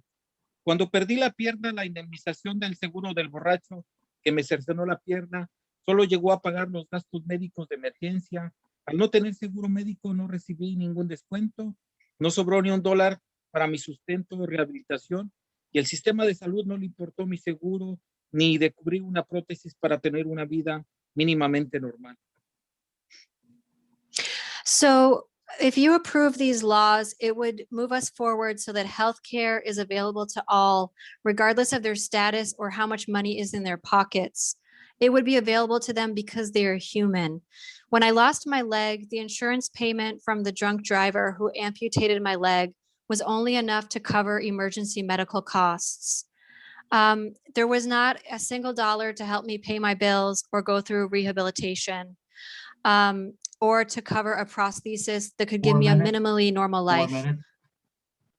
Okay, ya está. Si usted puede llegar a la conclusión, por favor, señor Garcia. Sí, hoy no trabajo ni puedo sustentar una prótesis, cuesta más de $40,000, cosa que hoy no puedo ni pagar mi cuenta de gas. Menos podré tener una prótesis adecuada para que me reinserte a la sociedad, por eso solo pido lo justo. Y en sus manos está aprobar una ley más equitativa que piense en las personas y no en las empresas. Necesitamos un seguro médico accesible y gratuito para todos. La clase trabajadora está sufriendo. Necesitamos un rescate económico para la gente trabajadora. Le pido que pase SB 821 y HB 6187. Gracias por escuchar mi testimonio. So to conclude, today I cannot work or support myself as I would like to. So I can't purchase the prosthesis, which costs more than $40,000, which would allow me to re-enter society. I can't even pay my gas bill right now. HB 6187 and SB 821 would raise the revenue needed so that healthcare can be affordable and free to those who need it. I urge the committee to have the courage to approve these laws for fairness, for equity, to put people over profit. The working people are suffering and working people need a bailout. Thank you very much. Thank you, Mr. Garcia, and thank you to the interpreter for coming forward to help us with this. Are there any questions for Mr. Garcia? No. Mr. Garcia, I'm sorry for what you've been through. I hope we will at some point we will be able to help you, but thank you. Señor García, lo siento mucho por lo que le ha pasado y espero que algún día vamos a poder ayudarle. Muchas gracias por su testimonio. Thank you. Next up, we have Elias Easterbrook. Thank you. Good evening, Senator Fonfera, Representative Scanlon, Senator Martin, and Representative Chessman, and the distinguished members of the committee. My name is Elias Estabrook. I live in New Haven, Connecticut, and I'm a member of the Recovery for All Coalition. I'm testifying along with many others in support of HB 6187 and SB 821. I live one block from a cluster of newly constructed two-family homes in the New Hallville neighborhood, a predominantly Black and working class neighborhood of our city. These 9 homes were built with funds from the State Department of Housing and the federal government. A recent article in the New Haven Independent highlighted the stories of several Black New Haveners who were selected to purchase those homes. I'm excited, I'm really excited for them to join the community on our street and bring vibrancy to lots that used to be vacant for years. These new opportunities for home ownership and affordable rentals are great, but they are not enough to address the need for affordable housing in New Haven and our entire state. 18% of all Connecticut renters are not caught up on rent, and we urgently need to expand the state rent relief program with at least $100 million. I also think our state needs to make massive investments in affordable housing construction. Governor Lamont himself proposed $300 million for new construction. But of course, where will that funding come from? I think the provisions of these 2 bills could help provide the funding. These public dollars can also leverage private investment in multifamily home construction. And according to the National Association of Home Builders, they could leverage private investment at a rate of $4.57 in private money for every $1 of state money. But our state needs to set the tone. New Haven has raised property taxes several times in the last few years to try to maintain the same level of city services. I rent. For me, it meant that my downstairs neighbor, a friend, but also my landlord passed on some of the costs of those tax increases. Fortunately, I've had a good job for the last 3 years, and I was able to stay in my apartment, but it was financially challenging. Others in my neighborhood will not be able to continue to absorb these tax hikes. 30 seconds, sir. 30 seconds. While the city gets no additional pilot revenue and barely any increased contribution from large nonprofits such as Yale University and Yale New Haven Health. Lost jobs and prolonged unemployment during the COVID-19 pandemic will make it even harder for some New Haven households to afford any more property tax increases. We really need the state to fully fund pilot. So I urge you on the committee to pass HB 6187 and SB 821. Thank you for your time. Thank you, Mr. Estabrook. Are there any questions? I see none. Thank you, sir. Thank you. Jamie Myers McPhail. Jamie McPhail. Yep. Hi, good evening, senators, representatives, distinguished members of the committee. My name is Jamie Myers McPhail. I live in New Haven. I'm here with New Haven Rising and the Recovery for All Coalition, testifying in strong support of HB 6187, SB 821, and SB 171. These bills are critical steps in tackling Connecticut's crises of COVID, segregation, and spiraling inequality, which our current policies and tax structure perpetuate. If we're serious about the health and well-being of both our economy and our residents and the health of regional economic hubs like New Haven, then we must change course now. New Haven Rising knows we simply can't go back to normal when normal was a crisis for so many. I invite you to knock on doors with me in redline neighborhoods like New Hallville or The Hill, where unemployment has been double digits for decades, where food lines stretch around the block, where gunshots are everyday sounds, where small businesses have shut down, and where everyone you meet has known someone in their family that's gotten sick or died from COVID. The pandemic and the maps of systemic racism call for a reckoning. For too long, working people and people of color have borne the brunt of Connecticut's failed trickle-down policies. Budgets have been balanced on our backs, and we have shouldered the burden of constant cuts to services while the wealthy and corporations amass unthinkable fortunes off of our labor and our tax subsidies, while the jobs and benefits promised never manifest. There must be a reckoning. That means that wealthy, powerful institutions must step up and pay their fair share. If we look at what, quote, made America great when there was a real middle class and strong economy, we should look at the middle of the last century when unions were strong and taxes on the wealthiest was 91% and corporations paid up to 50%. Leaders of Yale and wealthy institutions and leaders here at the Capitol have an obligation to partner with our communities to finally end decades of segregated development and ensure a just recovery. It takes all of us to do what our Board of Alders President Tanisha Walker-Myers called change the maps. Collectively, we must ensure that policies like redlining in 1937 no longer influence the outcomes for our residents today. Our city is reaching a breaking point. Decades of austerity have reinforced patterns of racial inequality. Every year, elected leaders are forced to make impossible decisions to either further cut underfunded essential city services like libraries, schools, or public works, or further raise taxes on stretched homeowners. Every year, the Yale tax break grows larger and larger. This year, I alone am paying an additional $2,348 to subsidize a $31 billion institution's tax break. We need our leaders here at the Capitol to lead. We need it today, we need it right now. I urge you to help us change the maps of systemic racism by supporting these bills. Don't believe the scare tactics. It's working people that are the ones that can't afford it. 30 seconds, sir. Pushed out of the place that we call home. Thank you very much for your time. Thank you, sir. I don't have any questions for you, but I want to tell you, I certainly do appreciate your testimony. Thank you. Tom? Yep. Next up, we have Peter Del Franco, followed by Ken Gerardian.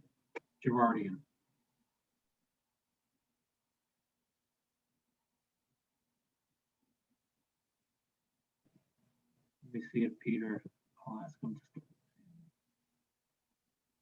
If Peter's not ready, do we have Ken ready? Is Ken ready? Ken's nodding yes, he's ready. There we go. Go ahead, Ken. Good evening, and thank you, Madam Chair. Today's discussion about creating or increasing taxes is anomalous because it comes as the state simply doesn't need the money. Governor Lamont has proposed a balanced budget without layoffs, and after giving state workers raises totaling more than 5%. We can debate how federal aid should be used, but he's managing expenses without raising general fund taxes and tapping reserves responsibly. Connecticut does not have a revenue problem, either by national or our own historic standards. Please consider, the stakes around tax policy are the highest ever. The federal deductibility cap increased the effective cost of Connecticut personal income and property taxes, and state data show high earners are moving to limit their exposure. Connecticut has fewer residents in the 2 million plus income bracket than it did in 2007. Bringing the top income tax rate to almost 13%, as 6187 would, will address income inequality because fewer wealthy people will remain. In 1992, Connecticut got half of its income tax revenues from about 12% of filers. In 2019, it was down to 6%. The state is leaning more on a smaller group and more volatile income. The state added almost no private sector jobs in 2017, 2018, or 2019, and the COVID recovery has essentially stalled, with 110,000 jobs seemingly gone for good, and only a third are in leisure and hospitality. There is a wet blanket on Connecticut's economy. Taxes are a big part of it, and entertaining tax increases as extreme as these have a chilling effect on job creation. We have the nation's second highest per capita state and local taxes, 15% higher than New Jersey, 22% higher than Massachusetts, 25% higher than California. The state doesn't have a resource problem, nor has it practiced austerity.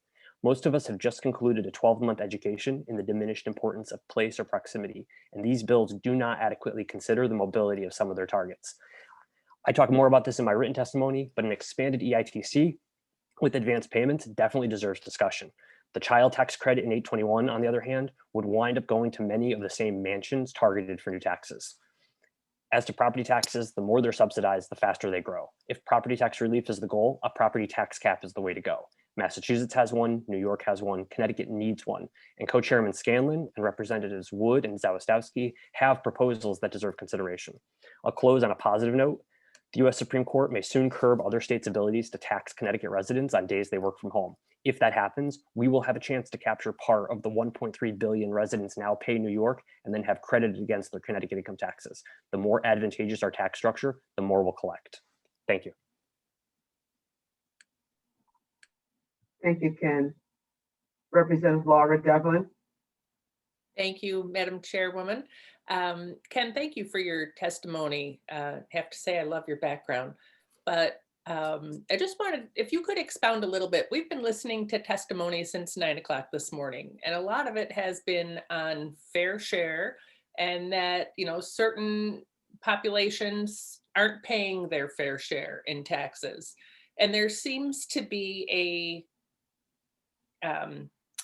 maybe a lack of understanding or a disbelief that imposing any further taxes on those that are considered wealthy in our state does result in them leaving and the cycle that that creates. Can you just speak to that a little bit? There are a few items there. Number one, I'd encourage folks to look at the state's own statistics of income data in terms of who is paying taxes. If you look at the history of the state income tax, this is the 30th anniversary. Thank you, Lowell Weicker. If you look at the breakdown of residents versus non-residents in 1992, there were about 2 resident taxpayers in the top bracket for every 1 non-resident. That's now flipped. That is to say, most people in the top brackets are limiting their exposure to Connecticut. So we can see that they are, their filing is either part-year residents or non-residents. And that has the effect, that means that they're spending less money in Connecticut. They are doing less to energize the economy. Looking at, how Connecticut became the wealthiest state in the country, we were the last ones to bring an income tax online. We went throughout our, entire history, through the almost the entire 20th century without an income tax until we adopted one. That was a big part of what made Connecticut prosperous. And I mean prosperous overall. We were the wealthiest state per capita. By the way, Massachusetts is on pace to overtake us in terms of per capita wealth next year. So I would encourage people to look at the IRS migration data and to look at the state's own definition of who is paying these taxes.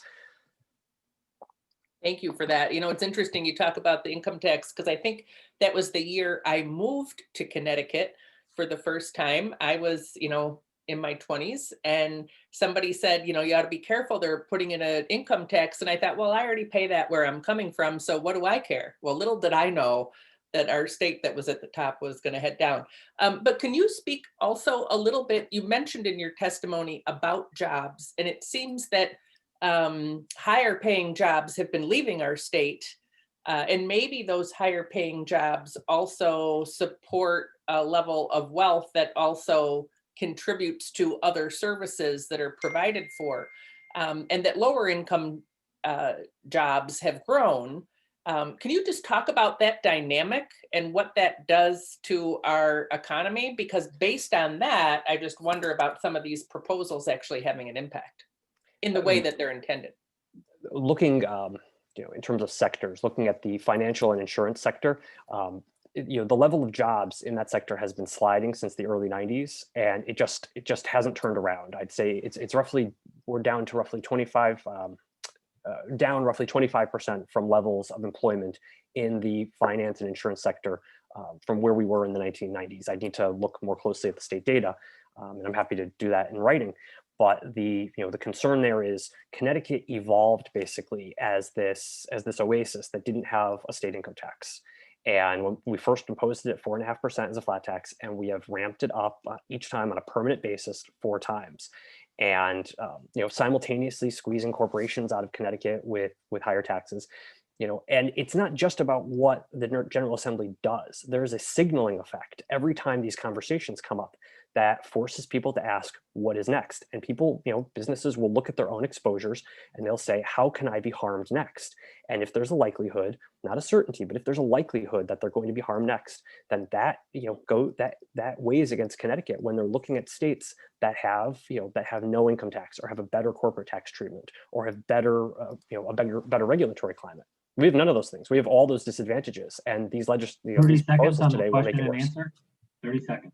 Thank you very much for that. And you make a good point how particularly businesses look for predictability and stability. And even the fact that some of these things are being talked about sends a signal that we're really not serious about making Connecticut business friendly and trying to grow our economy through good paying jobs and workforce. I really appreciate your testimony. Our 5 minutes is up. That's our challenge when we bring up controversial bills. In a pandemic, when our Capitol is closed, our discussion is limited. So I appreciate, though, you making the time to testify today and sharing your point of view and answering my questions. Thank you. Thank you. Thank you. I have a question from Brandon Caffey, Representative. Thank you, Madam Chair. Thank you for speaking with us tonight. I heard you make the argument that Connecticut was prosperous up until we implemented the income tax. I hear this argument quite often. And I did a little bit of research here, and prior to Connecticut having an income tax, The corporate tax rate was 13.8%. It got decreased to 10.5% when the income tax went into effect. The tax rate on dividends and interest income was between 7% and 14%. And when the income tax went into effect, that dropped to 4.5%. And the average worker paid nothing in income tax. And then suddenly they paid 4.5% of what they made in income taxes. So to me, that looks like a massive shift of the tax burden off of the wealthy and onto working people. So when you say that we were prosperous prior to that, that leads me to believe that taking money out of working people's pockets and funneling it to those with the most money in society is not beneficial to the economy. Representative, I would please ask to clarify that the tax levels that you're describing were at the absolute apex of the state fiscal crisis in 1989 and 1990. A better example would be to look at the earlier 80s when sales tax was lower, corporate taxes were lower. The state really backed itself into a corner because they basically went on a spending binge with their surplus instead of putting it in reserves. Well, that aside, I mean, would you agree that that was a massive shift of the tax burden on the working people? I'd want to look more closely. I'll be quite honest. I don't have the tables in front of me. I'd need to. I mean, the fact that the sales tax dropped was definitely a progressive measure. First and foremost, there were other taxes in play at the time. The General Assembly towards the end of the 80s got a little crazy with how they were putting taxes on working class people. So I'd also want to look at how the lower end exemptions on the personal income tax changed around that time too. I've also heard, the fees fair share often gets thrown around in these debates, and some people use that in a mocking sense. So I just want to give a little bit of a story, and I want you to tell me whether you think this is fair. So there's two people, right? Let's call one Willie the worker, and the other one is Donald Dividend. So Willie the worker goes to work every day, 2,000 hours a year. He makes $54,000 in a year in Connecticut. Donald Dividend sits on the couch and collects checks from his stock investments. He gets the same $54,000 in a year. He pays $0 in taxes to the state, while the person who goes to work every day pays $2,500. Would you say that that is a fair tax system? Are you describing an unearned income system in Connecticut where those are not taxed as personal income? I'm talking about someone who works every day to earn a living compared to someone who gets dividend payments. Yes, but isn't Connecticut's tax treatment of dividends to treat them as earned income? No, the dividend rate is different.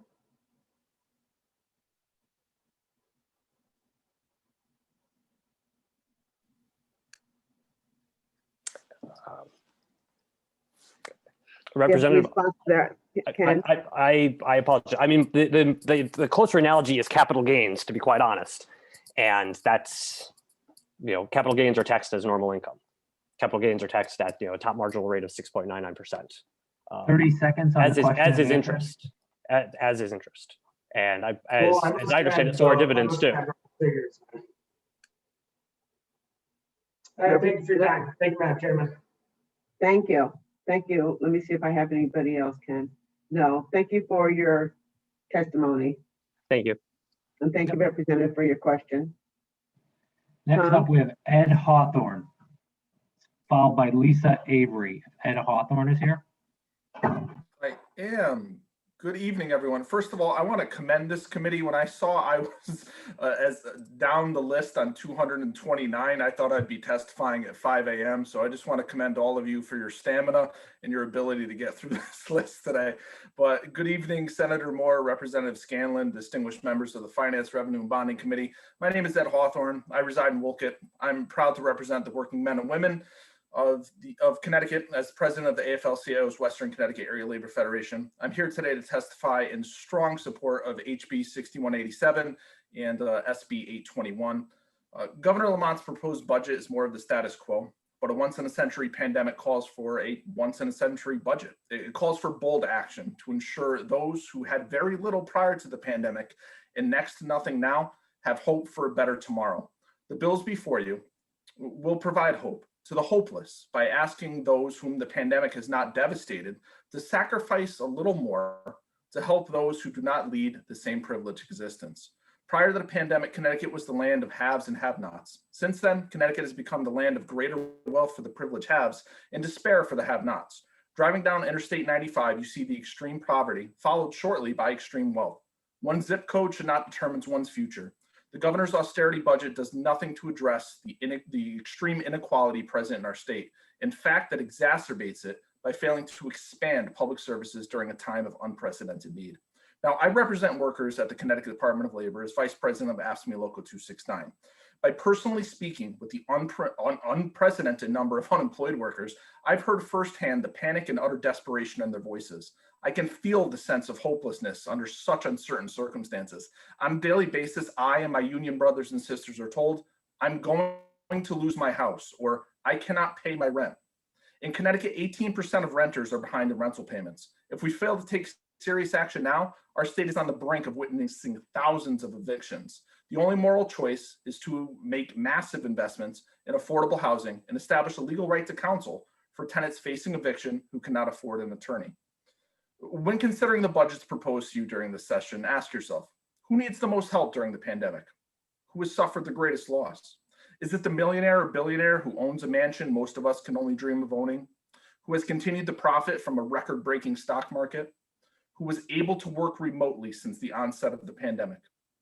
Whose greatest sacrifice has been wearing a mask? Or is it the person out of work, about to lose their home, and is consistently overlooked by our budgetary process? The bills before you are truly the people's budget. Conversely, the governor's budget is best described as the country club budget that fails to see the suffering outside of its golf course. I implore you to choose the working people's budget and say loudly and proudly, let change start with me. I urge you all to have the courage to choose the have-nots and restore hope to the forgotten working class by passing HB 6187 and Senate Bill 821. Thank you for your opportunity to testify here today, and I'd be happy to answer any questions you all might have. Thank you, Ed, and thank you to the workers who serve in Connecticut also. I appreciate them. I don't see any questions for you, Ed, but I appreciate you coming forward today. Thank you all. Stay safe, everyone. Take care. Yep. Next up, we have Lisa Avery.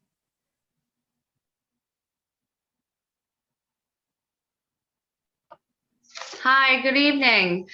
Good evening, Senator Fonfara, Representative Scanlon, and members of the Finance and Bonding and Revenue Committee. My name is Lisa Avery. I live in Griswold, Connecticut, and work for DEMIS as a registered nurse for Southeastern Mental Health Authority.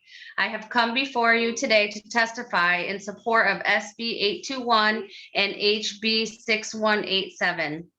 At Southeastern Mental Health Authority, we provide services to individuals 18 and older who struggle with mental health and substance use disorders in New London County and surrounding towns. Services which include case management, outpatient services, behavioral health services, mobile crisis intervention, residential care, and forensic services. The care we provide is critical to the stabilization and progression of the most vulnerable individuals within our communities. We are the foundation of mental health services in the community for many, the only support to aid in maximizing their optimum level of functioning in the community. The importance of the services we provide are not only essential for the individuals that we serve, but inherently indispensable to the community agencies that benefit from our programs. Our agencies deter multiple emergency room visits, overcapacity in homeless shelters, reduce recidivism in correctional systems, and improving safety and quality of life of our most vulnerable mentally ill clients. Our presence in the community is critical to the safety and well-being of those who suffer from mental illness and substance use disorders who are unable to access services they need. These folks that the state has an obligation to protect find themselves sleeping on the streets, panhandling for survival, finding themselves subject to violence, leading to hopelessness and relapse in sentinel events. As a registered nurse with 17 years of experience, I have not observed such a rapid increase in demand on services. I believe this in part related to COVID-19 pandemic and, yep, that's fine, and impact of economic and social fallout in the communities. Our affiliate agencies have reached their maximum capacity and have placed a moratorium on intakes for new clients' services. The inability for the private sector to meet the growing need for mental health care has Southeastern Mental Health Commissioner, how Authority are trying you? to keep pace with amplified residual demand. This has caused a delay in our ability to engage with clients and perform intake assessments and coordinate services that are desperately needed. The dedication to the clients we serve is abundant and the desire to provide quality service is thriving. The challenge we are faced with as mental health service providers is engaging the leadership at the legislative level to protect the vulnerable Connecticut residents and expand our services to those who are relying on us to help them in their time of need. The state has de-invested the vital services over the past several years. At Southeastern Mental Health, the housing and community support program were cut. These were vital in helping individuals with clinical support skills to adjust in the community. And this time in 2021, there's nothing left to cut. Our community is in crisis. As one of the richest states in the nation, we have an obligation to help those in need. We are failing our community, our brothers, our sisters, your family, and ours. As multiple crises intertwine during the unprecedented moment in history, working people in Connecticut, Black, brown, white, are struggling for their very survival. We have to meet the needs of the times, expand access to services for those who are struggling. The lives of your constituents are at stake. If the pandemic has taught us anything, it's time to invest in the public health system. It's time for you all to do the right thing. We are the faces on the front line, and we are asking you to put your people before your bottom line. Please pass SB 821 and HB 6187. Thank you for your time. Thank you, Lisa, and great job navigating that child, as we all are being accustomed to doing on Zoom. So that was expertly played. I don't see any questions from the committee, so thank you very much for your testimony. Thank you. Tom, Christina, who do we have next? Anthony Ligon. Hello, everyone, and thank you so much. The proper pronunciation is Ligon. Sorry about that. No worries, no worries. Hello, everyone, all the members of the Finance Committee. My name is Anthony Pina Ligon. I am from New Haven, Connecticut. I am a caregiver, a home care worker. I've been doing this all my life. I've been getting paid from Allied Community Resources since about 2012, 2013. I'm here to ask you guys to please pass Senate Bill 821 and House Bill 6187. Wait, 1 second. Yes, House Bill 6187. I'm asking for this because along with other PCA workers like myself, caregivers like myself under Allied Community Resources, we don't currently have things like health insurance. You know, it's really ironic. We're out here providing health care to people in their homes, but we don't have health insurance. I don't understand how this is still going on in the state of Connecticut right now. I was one of the people who, my parents, they were state workers. My father is a correctional officer, he's retired, and my mom worked for DDS, well, she still does. And I had health insurance up until I was 27. Now I currently don't. So I was, I'm 28 now, so I didn't have health insurance during this whole entire pandemic. One of my individuals that I take care of, he actually caught COVID, and I had to take him to the hospital in my own car. I had a quarantine for 14 days, but you know, I was able to get tested or anything like that. But what if I would have caught COVID myself? I wouldn't have any type of health insurance to take care of myself. I also, right now, I need a root canal, and I was able to, you know, pay for some of the things that, you know, can temporarily fix the problem, but it's not something that's gonna be a long-term solution. So I'm sitting here, you know, asking you guys to please support this bill, because I have asthma and I can't be going this long without health insurance, you know, and I know other people who don't have health insurance, they can't go this long without it either. Also, because we're getting raises and pay raises and stuff like that with Ally, it puts us in a different tax bracket. I also have 3 consumers, so it puts me in a different tax bracket where I can't qualify for certain things like Husky or other things like that. So please, you guys, we need some support out here. I'm asking you guys to please support these bills because it would definitely benefit people like me, and I know other people who are struggling right now. You know, healthcare is important, and if anything this last year has taught us, I think that every citizen in America should be, you know, receiving healthcare, especially the people like me who are on the front line that are taking care of individuals that are 30 seconds, sir. 30 seconds. Thank you so much. So I'm just going to wrap up by just asking you guys, you members of the Finance Committee, to please support this bill for people like me and other people in the state of Connecticut that really, really need it. Thank you so much for your time. Thank you, sir, for your time as well and for being here tonight. I don't see any questions, so we're going to move on to the next witness. Peter Del Franco. Peter Del Franco, followed by Brian Williams. If Peter is in here.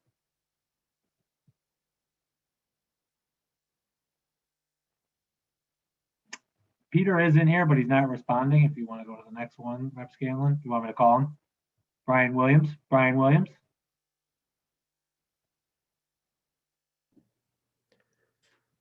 Go ahead, Brian. I think you're on mute still. Good evening. Good evening, Senator Fonfara, Representative Scanlon, and particularly the members who are currently present. My name is Brian Williams, and I'm currently a certified addictions counselor with 9 years of state service.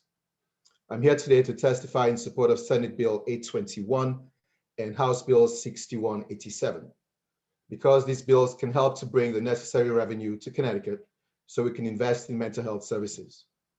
I'm here to tell you that addiction services alone need $6.3 million to expand access to the waiting list that is hundreds of people long. There are people in our state currently with a medical need for treatment. Before this pandemic that currently preoccupies us, we had an epidemic, and that epidemic has not stopped. It is getting worse, as a matter of fact. We read stories every day in the newspapers telling us how awful it is, how many people we are losing. Before the pandemic, we had a need to expand services. And while the pandemic continues, the need is even greater. We need a 22%, we have seen a 22% increase in overdose deaths in Connecticut since the start of the pandemic. Before the pandemic, at Connecticut Valley Hospital, we were operating 110 beds at Merritt Hall in Middletown. We had a waiting list then.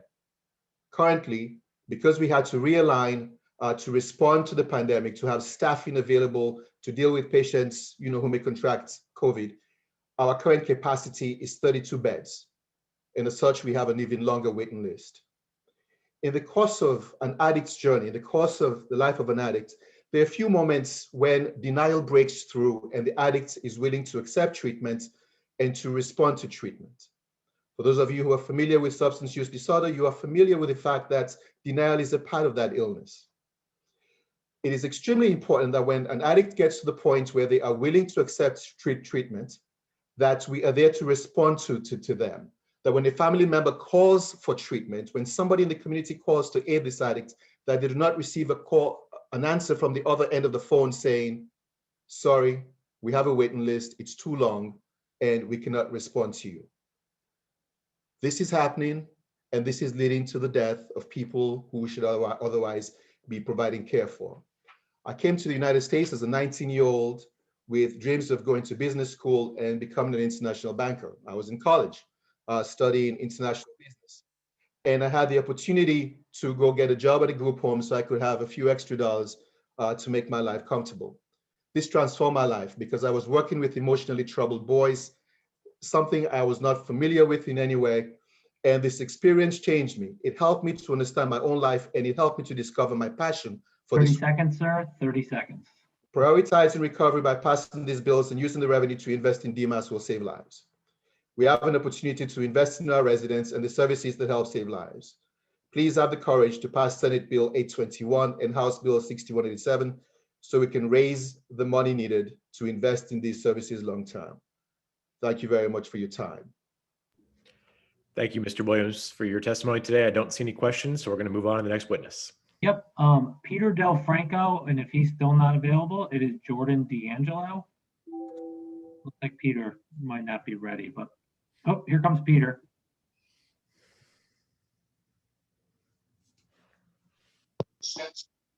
Hello, my name is Peter Del Franco. I've been a lifelong resident of Connecticut. I'm a small business owner.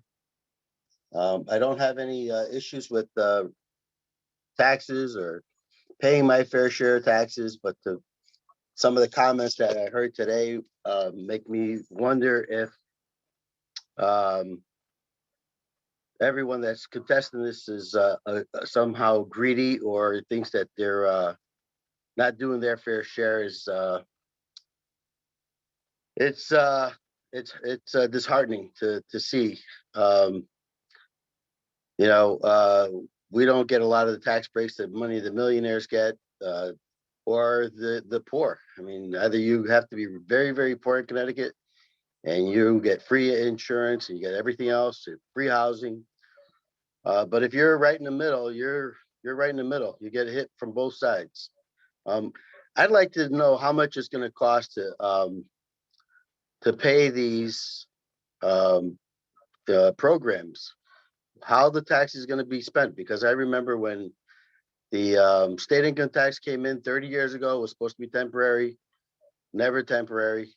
The lottery, there's so many lotteries. There's the Play For, there's the Lotto, there's the Super Bowl, there's all kinds of gaming, there's all kinds of, just want to know where the money goes. How is it spent? How much of the money that we make is going for other programs that are not part of what we vote for? I mean, where is the representation of where our money is being spent? Let's see where it's going. Let's see where the money is being spent. Nobody wants to see anybody not get health insurance. In fact, I think that part of the nonprofit should be that if the hospitals are going to get nonprofit status, they should be able to afford taking care of some of the people that can't afford healthcare. That's the way I understood it in the beginning. So take a deep breath. I'm taking a deep breath. I mean, I've been watching this for 6 hours, almost 7 hours. So, it's hard to watch. I mean, everybody says, oh, you could pay a little bit more. You could pay a little bit more, but somehow, somewhere, it's going to 30 seconds. I'm grateful for the opportunity to speak. I'm not sure if my word means anything because, we can find money for everything else, but to keep raising taxes without saying how you're going to pay for it, it's ridiculous. It's you see that Connecticut is not doing as well. I've been all my life. I can tell you right now, I've seen the changes just in the past 20 years in Connecticut, and it's a shame. It really is a shame. Because it's just land. It's the people that run it that's ruining it, nothing else. Thank you, Mr. Del Franco, for being with us today. I don't see any questions, but appreciate you watching with us for a few hours and sticking around to testify. I appreciate it. Thank you. Jordan D'Angelo, followed by Niles Heilman. Jordan D'Angelo. Hello. I just want to say thank you all for being with us for as long as everyone has been. I would say good evening, Senator Fonfara, Representative Scanlon, and members of the committee. My name is Jordan D'Angelo, and I'm a personal care attendant for PCA living and working in Winston, Connecticut, and I care for my mother. I'm here to testify in support of Senate Bill 821 and House Bill 6187. Caring for others has always been a part of my life. As a teenager, I cared for my grandmother with dementia, and so when it became obvious that my mother would benefit from a personal care attendant, I stepped into that role. I enjoy caring for my mom. It makes me happy to know that I'm able to allow her to continue living in her home and do so comfortably. That said, the fact that I'm caring for my mother doesn't make things a lot easier. In fact, it is even harder because there's the emotional tax to watching a loved one struggle and become sicker. And even though I'm only paid for 40 hours a week, I'm essentially working 24/7 to care for my mom. Home care workers in Connecticut are professional caregivers, no matter what anyone says. The work we do allows people to receive the critical care they need while remaining in their own homes. We don't just clean their homes or help them get in and out of bed. We help them socialize and continue to do the things that they love. We care about our consumers deeply. They're human beings and deserve to live normal lives like everyone else. It saddens me deeply that the work that we do so hard to provide, that we work so hard, I do apologize, that we work so hard to provide a dignified life for our consumers, yet we are treated with utter disregard by the society that we live in. I constantly feel emotionally strained and burned out. We deserve much higher wages for the work we do. We deserve sick pay and leave benefits, a pension plan, or at least a 401k. At 27, I have not had health insurance in almost a decade. I have needed glasses since at least 2013, but I simply cannot afford them. I was born with a heart arrhythmia, which means my heart will skip beats every so often. When I was 23, I suffered a heart attack and was taken to the hospital in an ambulance. The ambulance ride alone was $1,000 and I'm still paying it off today.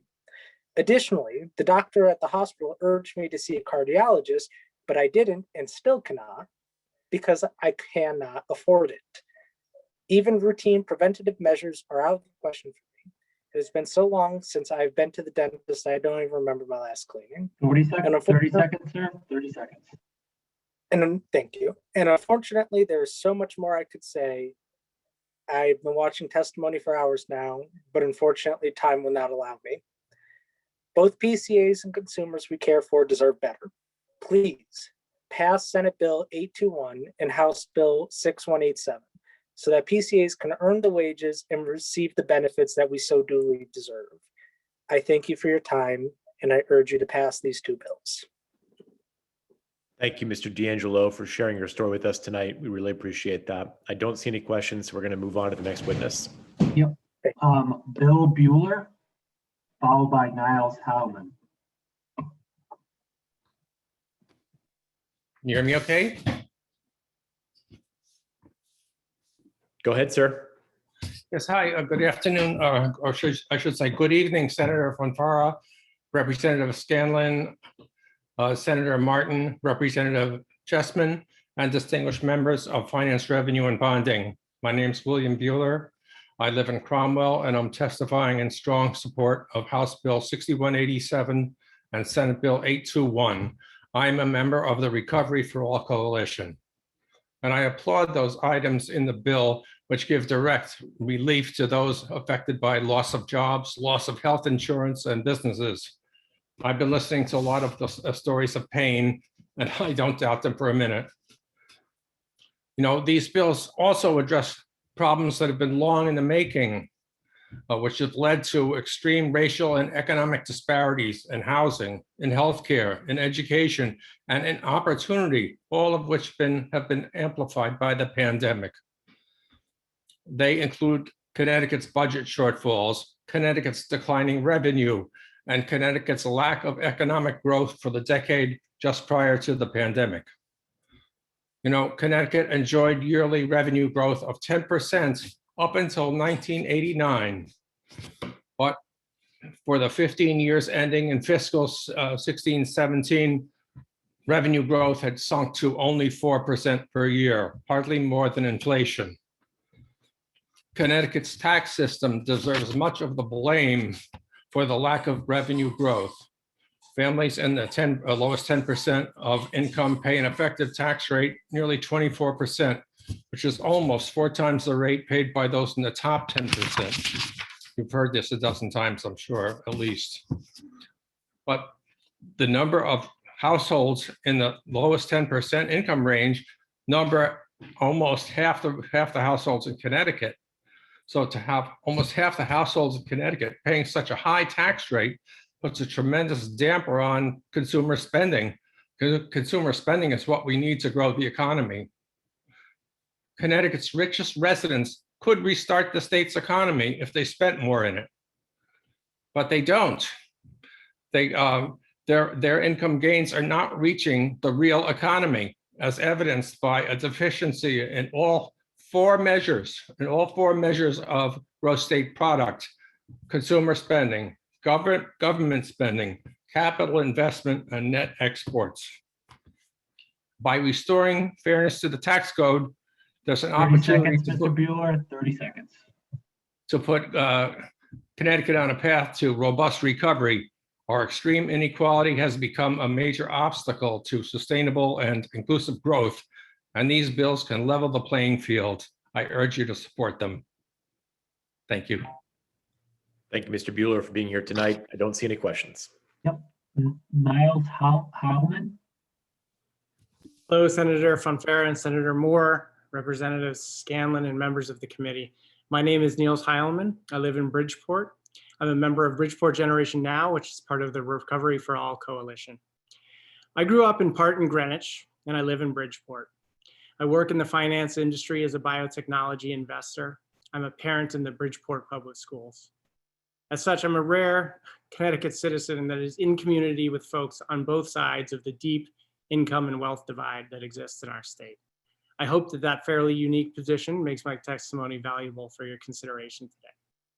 I'm also an individual that would pay higher taxes in the proposed bills, and I am testifying in strong support of HB 6187 and SB 821.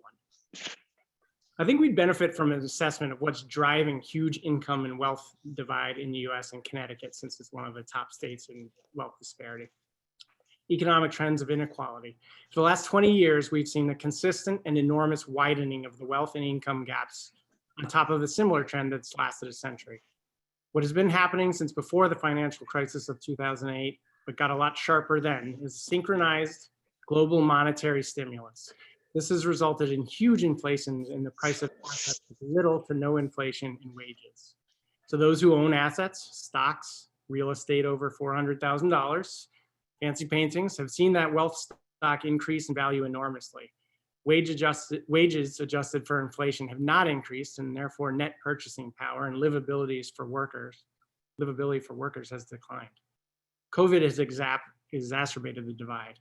In the past year, this trend that I talked about went hyperbolic as governments went all in on monetary stimulus with lower interest rates, buying bonds, and only partway in on fiscal stimulus, infrastructure, and direct payment to citizens, wage increases. Assets moved up sharply again, and obviously many workers either got laid off or were asked to take on much higher risk as our essential workers. Lastly, Connecticut has a very unprogressive tax structure. Our middle income citizens tend to pay a much higher percent of income and wealth as our wealthiest. Now I'll speak from my own recent experience this year, which is not atypical for those in the investor asset owning classes, those with houses over 400,000. Less than a couple months into this pandemic, the Federal Reserve made one thing very clear. They're going to put a safety net into financial markets, allowing investors to be assured that there would be a government bridge to the end of the pandemic.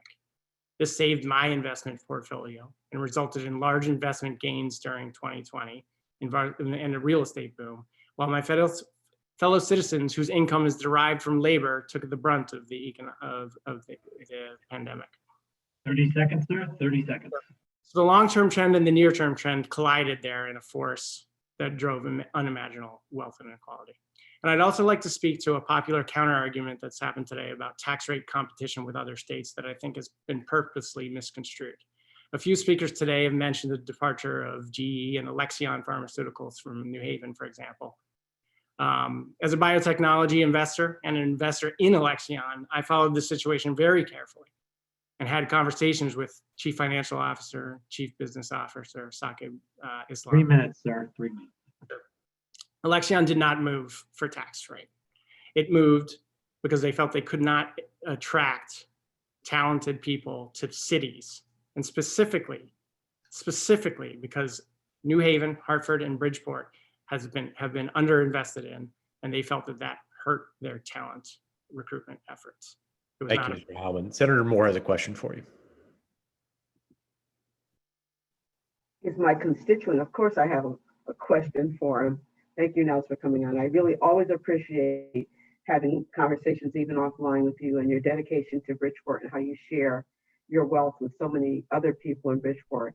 So I know as an investor, this has come up a couple of other times when people were talking whether the tax rate is a crucial determinant of the decision to invest. Can you just give me a little bit on that, on why people make that decision? Sure. And it's been a little frustrating watching the hours of testimony today. You would think that investors all over the world and those looking to move and buy a home and raise a family care about tax rate and tax rate only and 1 mil and 1 mil only. I've had a multiple decade career as an investor, and tax rate is it is the very last of the considerations, right? A healthy business environment, especially in this day and age, is a state that has attractive cities, that has cities that have well-funded education, where young professionals coming out of great educational opportunities want to settle. And that's how you recruit people if you're starting a company, if you have a company, if you're the biotechnology industry that I know so well. The tax rate is very, very secondary to it. So, I understand the arguments that we've heard all day long from the opposition to these bills, but I definitely, as an investor, want to state that they've been, I think, quite purposefully overstated. Thank you, Mr. Chair. Thank you, Senator. Thank you, Mr. Hellman, as well. Next up, Tom.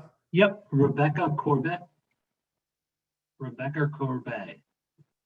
Corbett, my apologies. Thank you. Good evening, Senators Fonfara, Representative Scanlon, Senator Martin, Representative Cheeseman, and the distinguished members of the Finance, Revenue, and Bonding Committee. My name is Rebecca Corbett. I live in New Haven, and I am in solidarity with New Haven Rising and the Recovery for All Coalition. I'm testifying in strong support of HB 6187 and SB 821. The issue that brings me here today is the need for affordable housing.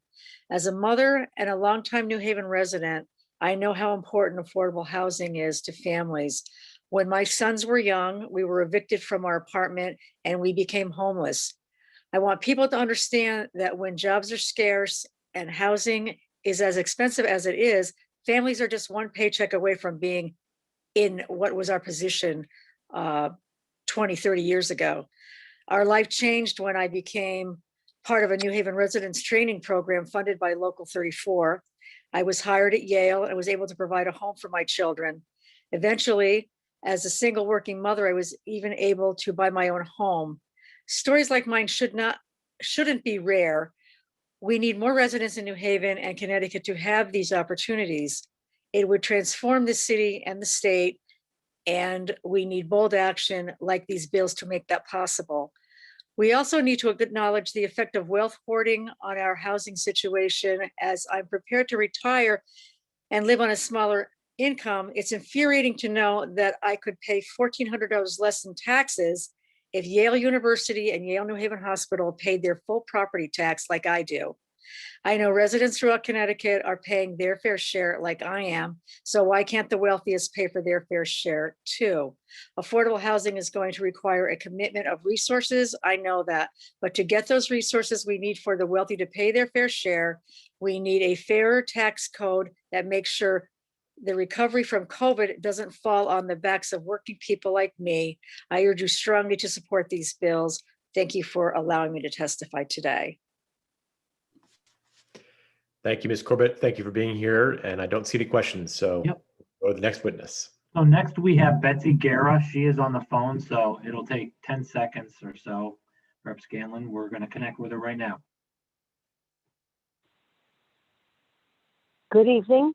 My name is Betsy Guerra. I'm the Executive Director of the Connecticut Council of Small Towns, and I did submit testimony in opposition to Senate Bill 172, an act establishing a statewide assessment to encourage affordable housing in the state, and Senate Bill 171, an act establishing a statewide tax on real property.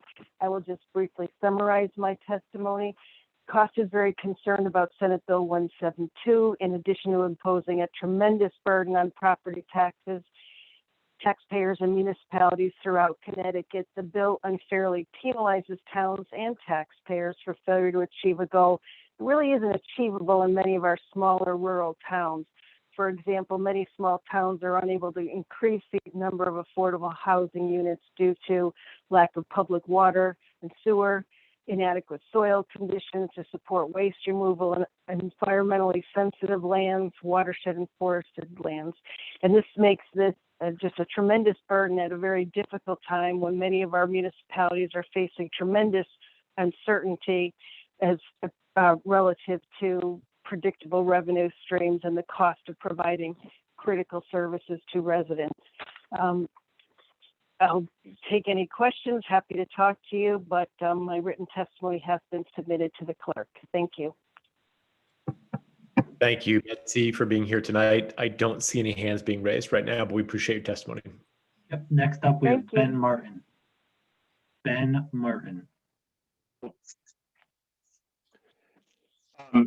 Thank you for allowing me to testify today. I am in favor of SB 821 and HB 6187, as well as any other legislation that is up for today that addresses inequality between the ultra rich and the less fortunate people within our state. I've been listening to the testimony today, and it seems like a lot of people are using anecdotal evidence, which should not be a basis for law. Just saying that you think your street in Greenwich has dark windows doesn't mean that people are fleeing the state because of tax purposes. That has been found to be a fallacy that is pushed forward by people who don't want to pay their fair share in taxes. And I think that a couple things came up, like a lot of people using examples of people who inherit large properties as reasons we should not do this. And to me, that seems kind of ridiculous. In fact, I thought it was ridiculous when it was an episode of Downton Abbey, where the whole drama was they had to sell some property because their tax burden was too high. So I don't think that's any reason not to go forward with these legislation. And the other thing that I heard today from some people's testimony is that we should be looking at lowering the estate tax. And I think that's a mistake. In fact, the estate tax should go up, as you're basically, for the people that are inheriting whatever property with the estate tax, it's kind of like winning the genetic lottery at that point. They haven't worked for any of that money or earned it. It's just benefiting from their family's status and benefit before them. So I would say, as a representation of equal taxation, that should be something we should be look at raising and not lowering. And I think it's very smart as a way to make the state more equal to tax property at the higher levels of value, because property can't leave the state. And even if the theories that taxing people more will make them leave the state, you can't take land anywhere with you. The property will still be taxed and can provide a stable tax base for Connecticut to fund programs that are sorely needed to help the people. So 30 seconds, sir, 30 seconds. I'll just say that I'm in favor of progressive taxation and these bills that would move us towards that. And we've seen from statistical studies reported in Bloomberg, which is certainly not a progressive publication, that trickle-down economics doesn't work. And what works is taxing wealthier people and funding programs that help all of the people, and not just keeping those resources in the hands of the people that already have them. So I thank you for your time. Thank you, Mr. Martin. Appreciate the testimony. Next up, we have Tom Swan.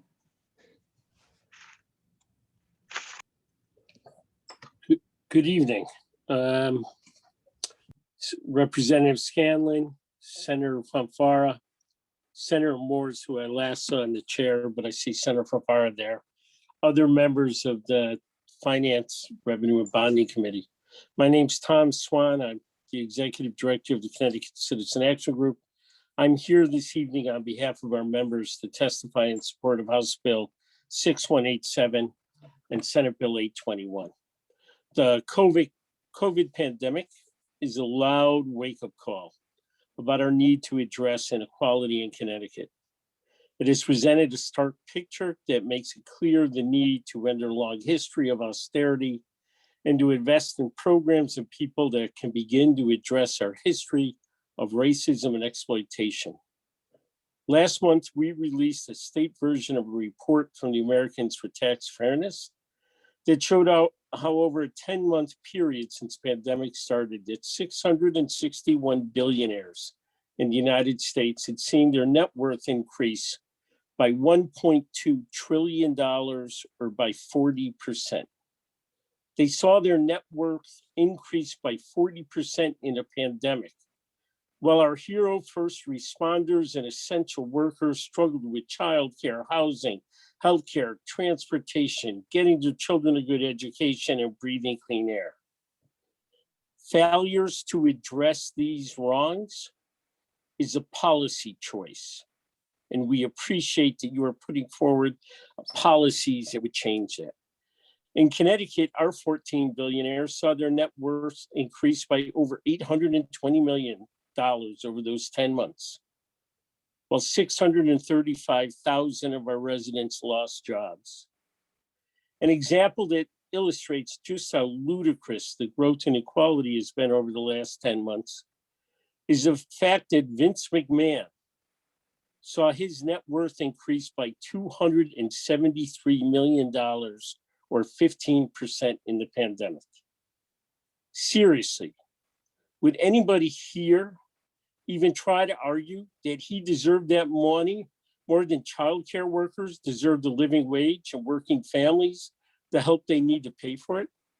Then frontline healthcare workers needed protective equipment and adequate staffing levels.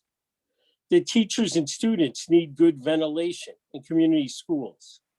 That our retail clerks need safe and affordable housing. That our children need an ability to dream and not be limited by student loans.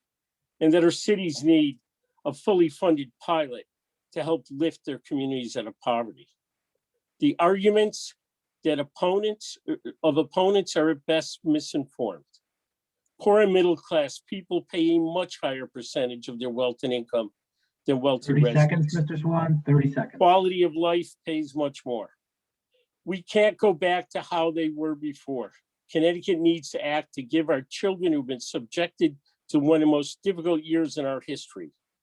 You have an obligation to guarantee all of them, regardless of immigration status or physical ability, an equitable education opportunity, access to healthcare, right to quality housing, excellent childcare, and a clean environment based on renewable energy and racial justice principles.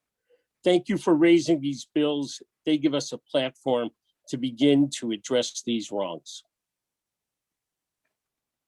Thank you, Tom. Question from Representative Paletta.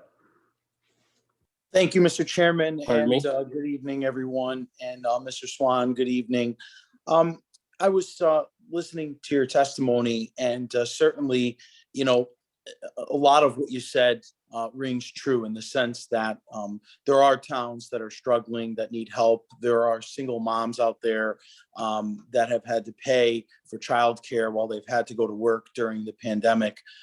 There are teachers who literally had to buy supplies even when they weren't in school all the time for projects and whatnot that were done. I know teachers in my town had to deliver supplies to kids sometimes. So there is absolutely a need for funding in all different areas, and we can have that discussion, I'm sure, you know, at a future date. But what struck me about your testimony, and perhaps you could just shed a little bit of light on it, is when you were talking about Mr. McMahon saying, you know, that he perhaps didn't deserve to make that amount of money throughout the pandemic. This notion that someone or some entity or some business should not make a certain amount of money throughout any given period, in my opinion, is ill-informed and not fair. This is America. America is about going to work each day, trying to better yourself, working hard to support your family. Maybe you start a business. Maybe you do really well. Maybe you do really, really well. And you're like the McMahons, where you've built quite an entertainment industry. And yes, they reside here in Connecticut, and they pay taxes, and they employ people. So, just out of curiosity, what's the sin about making money, whether it's during a pandemic or not? Should we not all want to make money? Isn't that the goal for going to work and being in business? I think there is, but I think we're kidding ourselves to think that Vince McMahon doesn't benefit by paying less of his wealth and income and taxes than the rest of us do. That means he's not paying his fair share for the police. That means he's not paying his fair share for the roads. That means he's not paying his fair share for quality schools and guaranteeing everybody health care. And yeah, I'll make a comment. I think that there's, I do think people should be able to make money. And I think they should be able to make a lot of money. But if they do, I think they should be expected to give back to the society that they've benefited from in order to do that. And I will say that I question what is the real value added that Vince McMahon brings to this society in terms of being able to make that much money. So, that's my question. You and I may disagree about, whether misogyny and violence and all of that is really something that we should be spreading out there as a real value, and having it be one of the, 14 billionaires in the state of Connecticut, that it's really worthwhile. But, during a pandemic, it's a time when those of us who've been fortunate enough to do a little bit better than others should really be giving back to society. And the best way to give back is through paying a fair share of taxes. And it is clear that over time, with the games that are played, and I'm in Florida, my business is in Florida, my business is here, it's not true. It's all about Vince. And what it really needs to be is about what's the role of our state government. 30 seconds on the question and answer. Every kid in this state has an opportunity to be everything they can be. Thank you. We'll have to agree to disagree on that. And in terms of, the business, I mean, everyone's in a business to make money. If you watched the Grammys last night and you saw the performance by Cardi B, I'm sure no one would want their kid watching that. So there's always something on TV that we don't agree with. Have a great night. How that became about a woman of color, I have no idea. But go ahead. All right. I don't see any further questions, so we'll move on to the next witness. Thank you, Tom. Yep. We have Rajiv. Rajiv.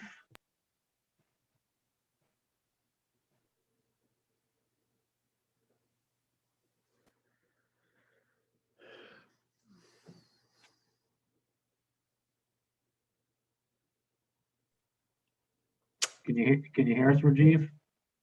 Whoop, I don't know where he went. Oh. Hi. Go ahead, sir. Good evening, Senator Fanfara, Representative Scanlon, Senator Martin, Representative Cheeseman, and the distinguished members of the Finance, Revenue, and Bonding Committee. My name is Rajiv Aramilli. I'm a graduate worker, a member of United Here Local 33, and a member of the Recovery for All Coalition. I am testifying in strong support of HB 6187 and SB 821. This year has been a total struggle for so many Connecticut families. It's further exposed Connecticut's disparities. The scale of our crisis demands a bold response. People are suffering, and our state has a responsibility to meet our needs. Connecticut is, by one metric or another, one of the richest states in the Union. But living in New Haven is how thin that gilding is.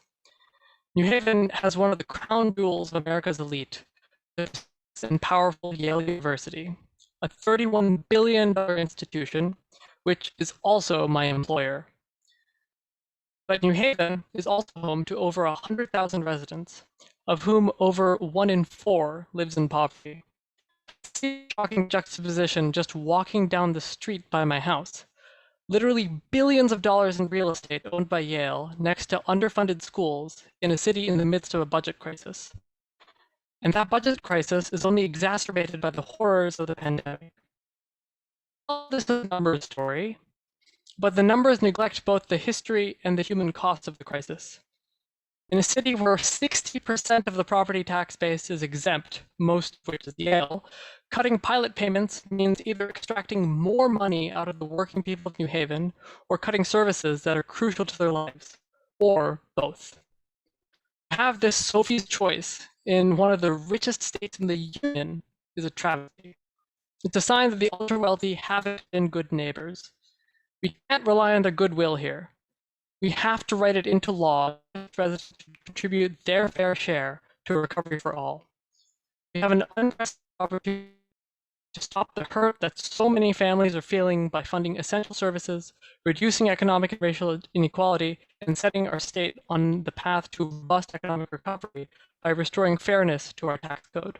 30 seconds, sir. I 30 urge the seconds. committee to have the courage to make the right choice and pass HB 6187 and SB 821. Thank you for the opportunity to testify. Thank you very much. Appreciate your testimony. Yep, if we go back, we have Bob Brown. Bob Thank you. Brown. Thank you. Can you hear me? We can. Okay, my name is Bob Brown. I live in Southington, where I taught high school social studies for 41 years. After retiring, I ran for a local board of education and I'm now serving my third term. I testified today in support of SB 821 and HB 6187. 7 years ago, we formed a task force, which I now chair, with the Connecticut Education Association, the largest state teachers union, to reduce the impact of poverty on students. The impetus behind the task force was the mania then to require standardized tests for all students. I used to call them the "how big is your house" test, because those who lived in bigger houses tended on average to score higher. Why? It wasn't poor teachers, it was poverty. We continue to have large achievement gaps because we continue to have large income gaps and inequalities in resources and opportunities. And the numbers of homeless and poor are rising.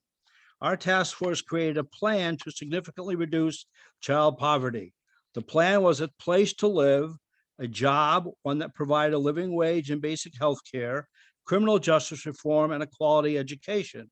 Since we are a teachers union, we focused on the details of the quality education. Much of our plan is in fact included in the Recovery for All agenda. Our education proposals include early childhood education, more pre-K programs, adequate funding for all schools, community schools that include daycare, job training, extended educational programs after traditional hours, and recruiting and retaining quality educators, and especially those with Black and brown skin. A child who grows up in poverty faces roadblocks others do not face. Their brain develops differently because of exposure to trauma and stresses fueled by poverty and injustice. They often do not get exposed to reading and cultural opportunities as much in their early years. And once school starts, if they are behind in reading, it becomes increasingly difficult to catch them up. Robert Putnam, renowned author of books on child poverty, says that we lose literally millions of dollars annually to lost productivity. Instead of investing in young adults to obtain jobs and contribute to our economy, we spend vast amounts of money instead incarcerating men of color for situations that are often rooted in historical inequity, bias, and injustice. How many deaths to gun violence could be avoided if the root causes, such as poverty, were eradicated? We also are losing the creativity and positive contributions these people could make. How do we pay for this? If we spend the money now to reduce poverty, we will gain back literally millions of dollars in tax revenue and productivity. Morally, we'll not have to ignore that our fellow human beings are struggling daily just to survive in this, the 30 richest seconds, country on Mr. earth. Brown, 30 seconds. Our suggestion is to tax the wealthiest, more fortunate citizens in our state, those who can afford to pay, those who enjoy comfortable lifestyles, and those who would benefit from reducing poverty with lower taxes and a more productive workforce. Lifting people out of poverty does not take away from anyone. It adds to the quality of life for everyone. How many students now are struggling, not showing up in the Zoom classrooms the school systems provide for them because of living in a car, a hotel, or even worse? I could tell you a lot of stories about that. 3 Let us minutes, act- sir, 3 minutes. Let us act now to reduce the impact of poverty on our students and make this the truly great state and country we all hope to see. Thank you.